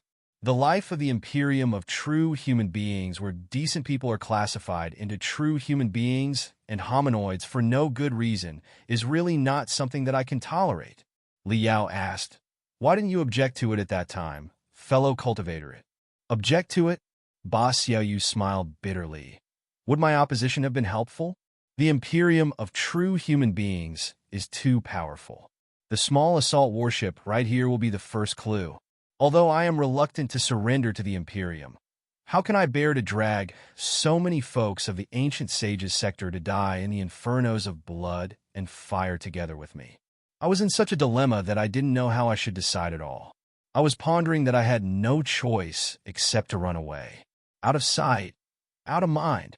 That was my best hope. Thankfully, fellow cultivator Spiritual Vulture stopped the collapse at the last moment and pointed out the advantages and disadvantages. Then, Wang Shi raised his star-picking plan. So, there may still be new changes, and the surrender may not happen until a few years later. I wonder what kind of country the Star Glory Federation is exactly. Will it bring hope that is entirely different from the Imperium of true human beings to the ancient sages sector? Li Yao felt that his heart was warm. He couldn't help but clench his fists and tried to remain calm. Maybe. I'm looking forward to a Star Glory Federation. That is entirely different, too. Please, fellow cultivator, let's open our eyes and watch the universe clearly. All crew members have boarded. All doors are closed. All the air gates are shut off. The internal oxygen circulation system has been activated. The ancillary launch rune arrays on the ground have been activated. It is good to go at any time. The 12 experts of the Ancient Sages sector and Hai Lan had all entered Weary Tooth, the Bloody Blade-level assault warship of the Imperium. On the ground, the loyal subordinates of Han Bailing, Long Yangjun, and the rest of them had finished the preparations on the launch platforms, too. The so-called assault warship, as its name suggested, was a type of starship small in size, high in speed, suitable for multiple terrains and spaces, with the abilities to march into a hostile warship or the atmosphere of a hostile planet for an assault battle. Such warships often needed to be engaged in the battles on the orbit of a planet, and even within the atmosphere, and they needed to retreat very quickly after the battle. Therefore, they boasted very powerful abilities against the gravity, which allowed them to get rid of the boundary of a planet very easily. Li Yao had also dismantled 4 ancillary engine units for the micro-adjustment of direction from the engine compartment at the rear of the Nua warship with Long Yangjun's help. He connected the units to the back of Weary Tooth, replacing the previous rune arrays that had been seriously damaged. The basic performance parameters were restored to 70% of the original and could finally support a launch. On Weary Tooth, the other 10 experts had already dived into the buffer gel. Long Yangjun and Hai Lan, who were the navigator and the pilot, and Li Yao, who was the chief controller of the magical equipment on board, were the only ones who were fixated to the zigzagging cabin through the magnetic hooks. Lord Wangwei, Li Yao was somewhat anxious too. The mainframe crystal processor of Weary Tooth had not been wrecked in the fierce battle 10 years ago, and the warship had been set to the automatic operation mode, which was an operation pattern devised for the situation where most of the crew members had been killed in a fierce battle. With the great reduction of the performance as a trade-off, the demand on the number of operators was lowered to the maximum. It was in such a mode that Hai Lan managed to bring the assault warship to the Ancient Sages sector only by herself. However, the warship had stayed in the Ancient Sages sector for quite a few years after all.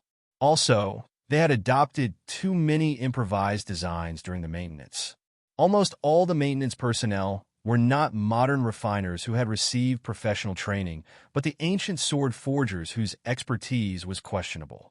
Under such circumstances, whether or not the units from the Imperium's warship and the units from the Nua warship could work in harmony, whether or not the squeaky warship endure a long-distance space jump, whether or not the storms in the four-dimensional space would invade the warship and rip them apart while they broke the void. Even Li Yao did not have enough confidence to answer those questions, although he was the technical director. Long Yangjun responded to his calling with a smile. Then, she smashed the activation rune array brutally. Boom! Weary Tooth was immediately enshrouded by light and fire. Everybody found themselves placed in the middle of a furiously burning furnace which happened to be also rotating fast. Even their grunts were pressed back to their internal organs along their bronchia and stomach before the noises were let out of their mouths. When they finally came back to themselves from the ear-splitting fulminations and the scorching spiritual waves, they had already entered the dark, pure, lonely, and vast universe. Their hometown, the ancient sage's planet, was floating behind them quietly like a small apple. In front of them was a sun 1,000,000 times larger than the planet, which brought light and heat, life and energy to the ancient sage's sector. Under Long Yangjun's control, Weary Tooth flew to the sun unhurriedly, like a moth darting towards the furious flames. Fellow cultivators, we have successfully left the ancient sage's sector and made our first step on the trip to the deity's realm. Long Yangjun's voice was so excited that it almost sounded frivolous.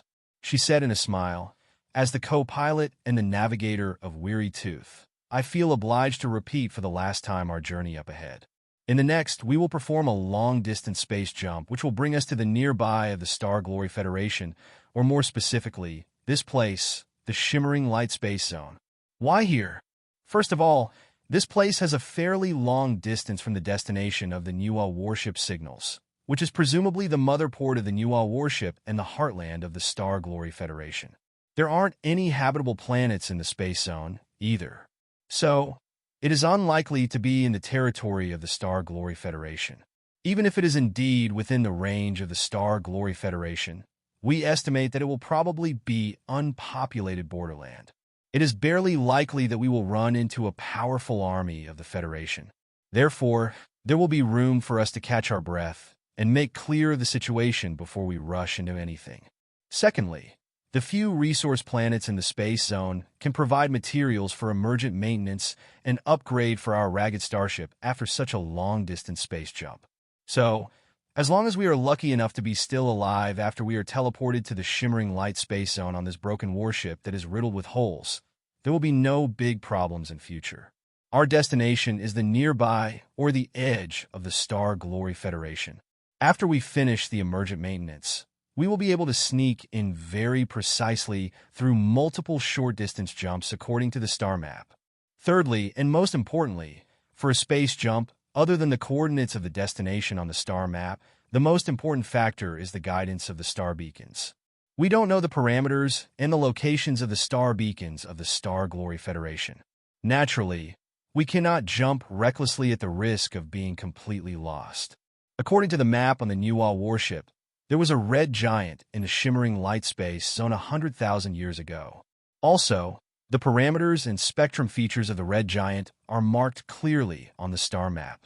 Hylon told us that red giant is a form of a star, say, the sun, after it ages, whose size can be 1,000,000,000 times larger than when it is at maturity.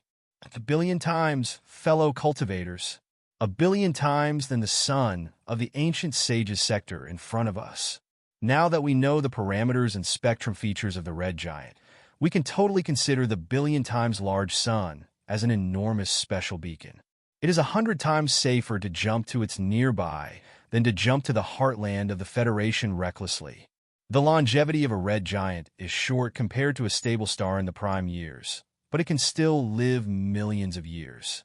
The star map under our control was from 100,000 years ago. After such a short time, the red giant must be still alive and hasn't collapsed into a white dwarf yet. It will guide the way for the ancient sage's sector. Sit tight, fellow cultivators. The gate of Ascension is about to be opened. For us to be teleported to the space zone where the red giant is at, we will have to infuriate our sun first. Even if only one of the thousands of parameters was missing or wrong, those who were teleported could be sent somewhere not even close to the original destination. The second factor was the star beacon. The star beacons were equivalent to lighthouses in the sea of stars. To sail on a vast ocean, it would be useless to only know the location of the port. In the stormy, dark, or foggy days, only with the continuous guidance of one or more lighthouses could a ship expect to arrive at the destination successfully. The larger a starship or a fleet was, and the longer the space jump was, the higher the level of the star beacons and the more powerful they had to be. Otherwise, it was very possible for dozens of starships to jump to the destination, only to crash or even meld with each other, leading to a chain of explosions before they were completely destroyed. It was like when dozens of tankers with a tonnage of 100,000 tons moved into a narrow port at the same time. Without the guidance of the lighthouses and the port workers, they would certain collide or be stranded. The third factor was the spiritual energy to be consumed in the space jump. A space jump was a special type of teleportation to allow the materials with a certain mass in the three-dimensional universe to break the barrier of the four-dimensional universe endure the torture of the unimaginable storms there, reach a different point precisely, and reduce to the three-dimensional universe and reconstruct in their original form would consume astronomical spiritual energy. The longer the distance of teleportation and the higher the demand on the precision of the destination, the more spiritual energy consumed. Years back, Li Yao had been able to jump from Boneyard to the Flying Star sector on Sparkle only because he did not set the destination at all. In terms of precision, his requirement had bordered on 0. That was why he had achieved the space jump, even though there was barely any spiritual energy left on Sparkle, which had been asleep for thousands of years. However, such good luck was not something that one could run into on a daily basis. In most cases, an aimless space jump would only bring the victims to the depths of the cold, dark universe, where there was no spiritual energy, no planets, no cosmic dust, absolutely nothing. For the space jumps that were well-prepared and had fixed destinations, a lot of launch platforms had been established with different powerful energy sources. The Heavens Artillery in the Heavens Origin sector made use of the explosive force of the underground magma. The Eye of Blood Demon in the Blood Demon sector employed the tidal force caused by the interaction between the 3 satellites and the planet. The Cosmic Slingshot on Ice King in the Flying Star sector, on the other hand, accumulated the force when the planet revolved like the spring on a mechanical watch with the magnificent techniques left by the Star Ocean Imperium. When the force had reached a tipping point, it would be unleashed all at once to provide impetus. Right now, the experts of the Ancient Sages sector had the star map on the Nuwa warship and the traces of the signal that the Ancient Sages sector sent to the Heavens Origin sector and the Flying Star sector 100 years ago. Taking the 2 factors into account, they would be able to lock onto the basic coordinates of the Star Glory Federation. As for the red giant in the shimmering light space zone on the star map, presumably beyond the territory of the Star Glory Federation, its spectrum and parameters had been thoroughly recorded and locked onto, which meant that it could serve as a natural star beacon to guide the space jump. The only problem was the spiritual energy to be consumed in such a long-distance jump. The Bloody Blade-level assault warship was a tactical starship. The general usage of such warships was to follow a super-large mothership and launch short-distance assaults at the enemy, like sharks around a blue whale. Normally speaking, the Bloody Blade-level assault warships would not perform super long-distance space jumps by themselves. They were usually grouped in a fleet in the Imperium. In every fleet, there were teleportation starships, which were responsible for establishing super-large teleportation arrays in space.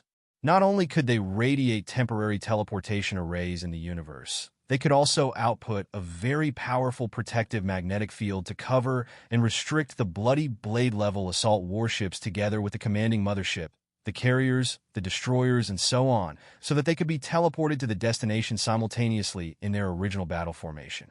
Without the cover and the push of the powerful teleportation starships, the Bloody Blade-level assault warships could only perform short-distance jumps. It was already a miracle that this warship had jumped from the periphery of the Dark Nebula to the center, and it was impossible for it to directly jump to a space zone near the Star Glory Federation, which was simply too far away. To put it more simply, somebody needed to kick the warship hard in the backside to make it cross the stars. Moreover, the higher the cultivation of the passengers, the larger the mass they displayed in the four-dimensional universe during the space jump would be, which meant that more spiritual energy would be consumed. It was exactly because of such a point that the Occult Orbs Fellowship in the Star Glory Federation could only choose cultivators in the building foundation stage to carry out the exploration missions on the Occult Orbs. Of course, it was also partly because the Heavens Artillery at that time had not been powerful enough. Counting Hai Lan, 11 nascent soul stage cultivators and 2 nascent soul stage cultivators were to be teleported. Even a main force mothership in a fleet in the Imperium might not carry so many unparalleled experts at once, not to mention such a Bloody Blade-level assault warship that was basically a patch-up job. Li Yao, Long Yangjun, Hai Lan, Meng Qixin, and Wu Suiyin had thought and studied for quite a few months.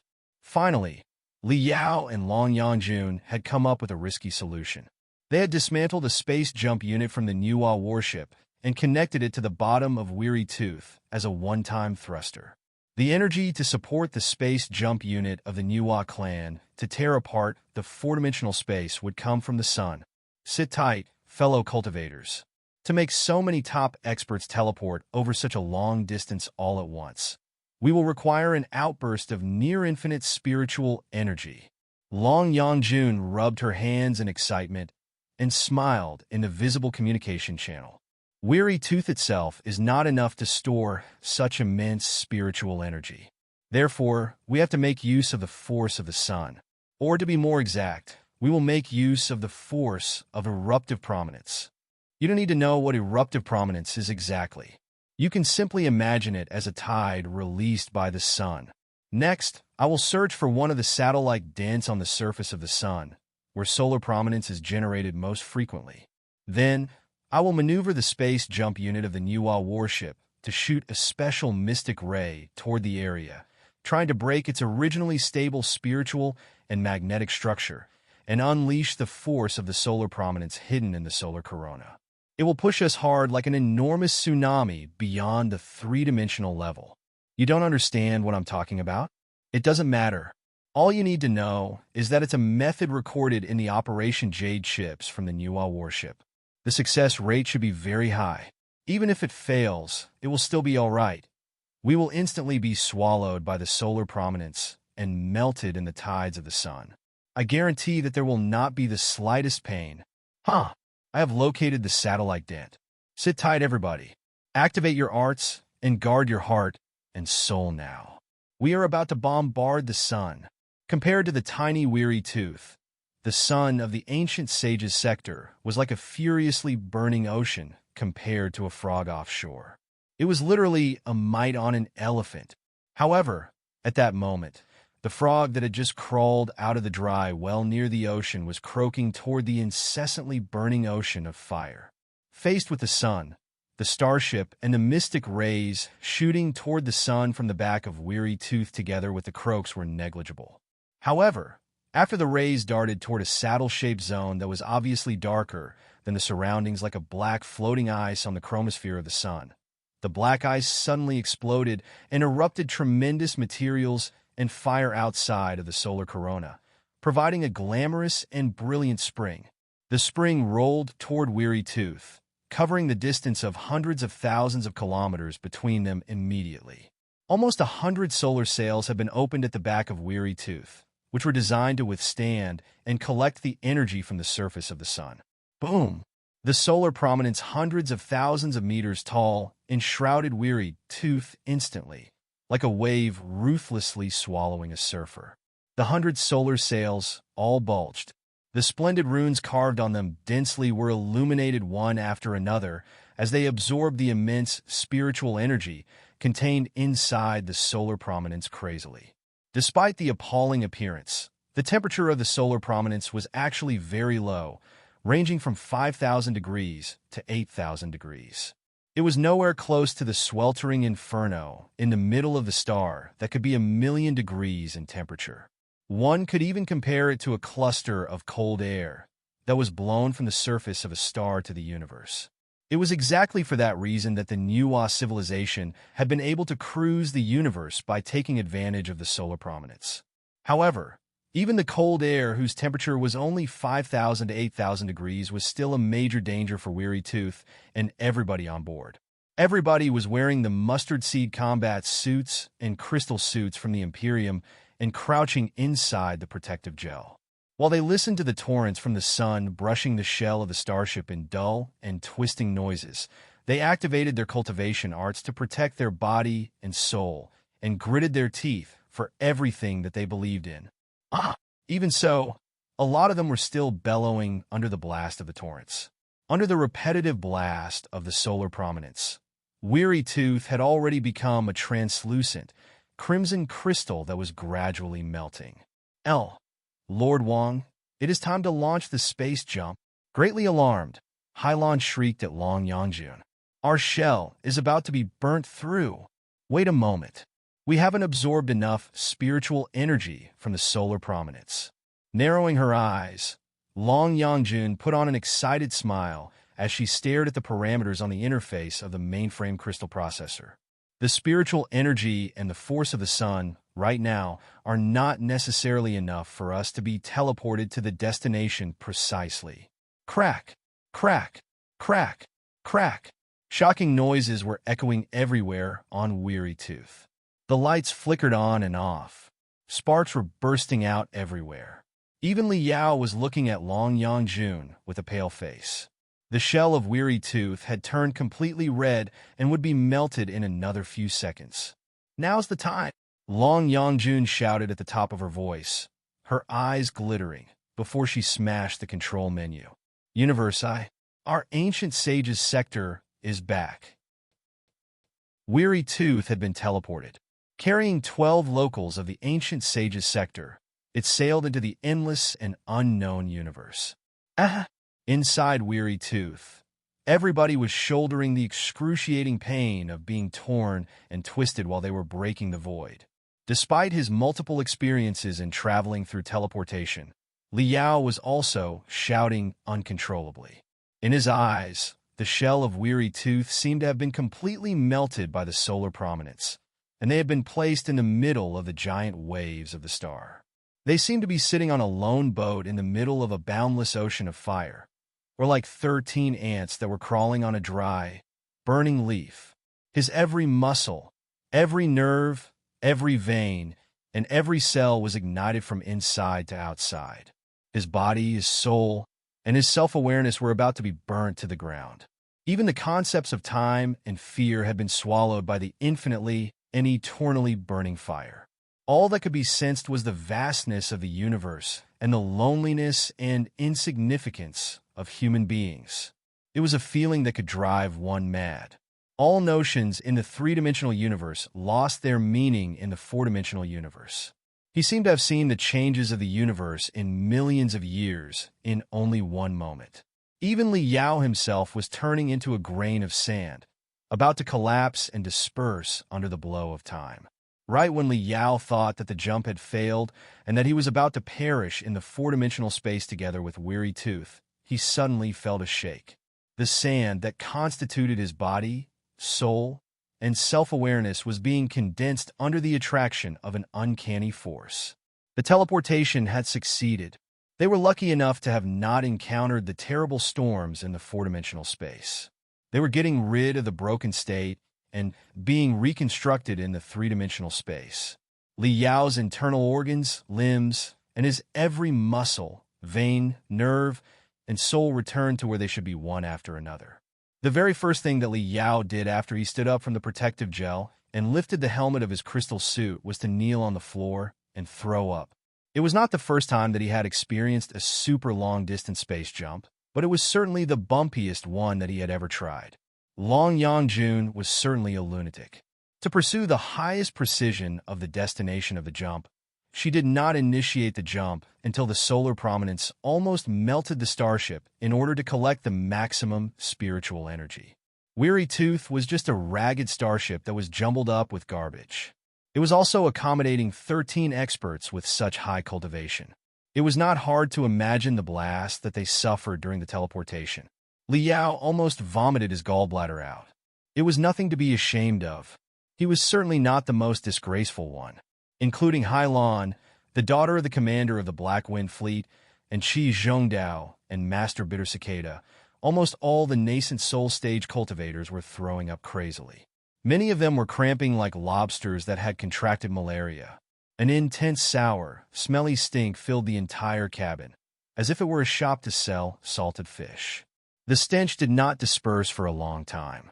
Only Meng Qixin, Wu Suiyun, and Wan Mingzhu, the three spectral cultivators, were in better conditions. That was because they did not have real stomachs and throats that they could throw up with. The three ghosts were hiding in three crude metal puppets.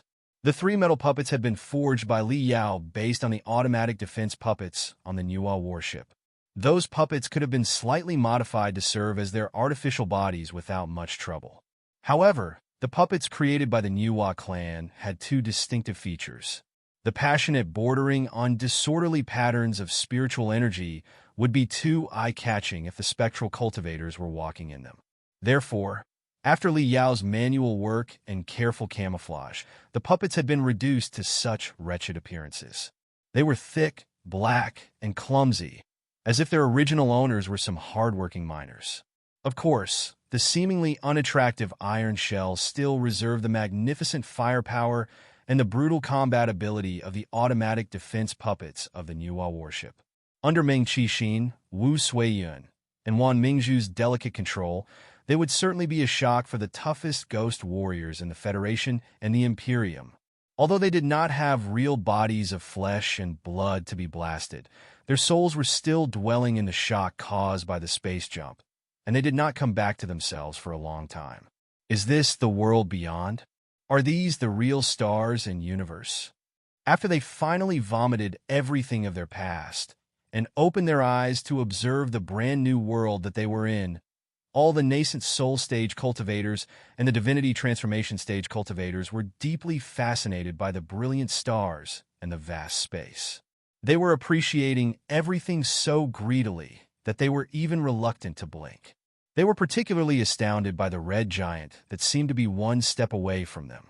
The cluster of fire that, despite its dimness, seemed to be swallowing the entire universe with its enormity staggered their souls and rendered them speechless for a long time. Fellow cultivators, we have successfully reached what was marked as the shimmering light space zone on the ancient star map. The spectrum and parameters of the red giant in front of us are almost identical to those noted on the star map. So, we can with near certainty that they are the same star.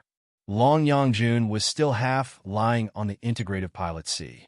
She seemed to have been uninfluenced by the blast during the space jump at all, and even enjoyed it. Her agile thinking abilities were maintained, too. Do excuse me for being too radical when we absorbed spiritual energy from the solar prominence just now. However, we didn't really have a choice. This red giant is not a real star beacon after all. I had to set the destination of the jump very precisely so that we could jump beyond the range of its gravity. If there was a slight error in the jump because of insufficient spiritual energy, we might have dived right into the red giant, in which case we would have been screwed. Thankfully, we jumped to the edge of the galaxy despite all the dangers. We are now being attracted by the star without being swallowed by it. This is a very successful space jump. Now that we have arrived at the shimmering light space zone, fellow cultivators, you may take a brief rest. You can appreciate the magnificent scenery of the universe around us. Maybe express your feelings in a poem. Refill your heavenly materials and earthly treasures and your pills and elixirs, and refresh your memories of the identity scripts I wrote for you. This place should be a desolate land outside of the Star Glory Federation. We can take a rest here for half a month and search for a resource planet to repair Weary Tooth, while we collect the astronomical parameters around to further deduct the star map in a more precise way, so that we can slowly jump to and infiltrate the Star Glory Federation. Remember, from now on, we are no longer the top-tier experts of the Ancient Sages sector, and we must abandon the local accent of the Ancient Sages sector. Language experienced drastic changes after the unification of the Star Ocean Imperium. Despite their accents, the common vocabulary and the habitual language are basically the same. We have all learned about that from Hylon. I don't think that we will give ourselves away so easily, right? All right, let's just unhurried. Everything was under Long Yangjun's control. After all, the shimmering light space zone was the best jump point that she and Li Yao had decided after carefully studying for a long time. It had a rather long distance to the Heaven's Origin sector, the Blood Demon sector, and the Flying Star sector. Generally speaking, it was impossible for them to run into the Federal Army by accident and get involved in any conflict there. However, boom, before Long Yangjun finished her speech, a deafening explosion already took place right in front of Weary Tooth. The warship trembled so violently that she was also thrown away from the pilot's seat. Every parameter on the operation interface turned red, and ear-splitting alarms were echoing throughout the cabins. Weary Tooth was slowly recovering from the space jump. It was in its most vulnerable phase, and the probe magical equipment around the starship had not yet been activated. At that moment, the probe magical equipment finally regained their functionality. Through the tremendous mystic rays that they released, the cultivators on board finally got the gist of what was happening in the shimmering light space zone from the data that was changing as violently as a storm. The truth of the shimmering light space zone shocked all of them. First of all, even at the edge of the galaxy, where they were, traces of feeble spiritual energy could still be detected in space, like the ripples left by enormous ships after they sailed on the surface of the ocean. It suggested that the shimmering light space zone was far from an unpopulated land, but had very frequent voyage and trade activities. Secondly, they had also detected a certain number of man-made artificial celestial bodies that looked like black spots at the periphery of the red giant. The devices blocked or absorbed part of the light, heat, and radiation emanated from the red giant. It was also proof that a certain civilization or species had developed or even colonized the space zone on a large scale. The more conclusive proof was, of course, the 4 starships that were chasing after one another right next to them. The one fleeing in the lead in a hurry was a calabash-shaped carrier with a big, round belly, which was chased by 3 high-speed warships that were narrow and long and looked like swordfish. The carrier seemed to have fallen into the trap of the 3 warships a long time ago. It was covered in damage and holes. Before Weary Tooth completely got rid of the aftershock of the space jump, it had already been caught up by the 3 warships. After a period of crazy, colorful bombardment, the carrier exploded violently and got swallowed by raging flames. The noises when Weary Tooth had returned to the 3-dimensional universe from the 4-dimensional universe were quite huge. The 3 swordfish-like warships had immediately noticed it. It was the most vulnerable phase for Weary Tooth, which was unable to move at all, as if it had been mired in a swamp between the 3-dimensional universe and the 4-dimensional universe. The 3 swordfish-like warships took the momentary opportunity and launched their fiercest attacks toward Weary Tooth after shifting their target without asking who was on the starship at all.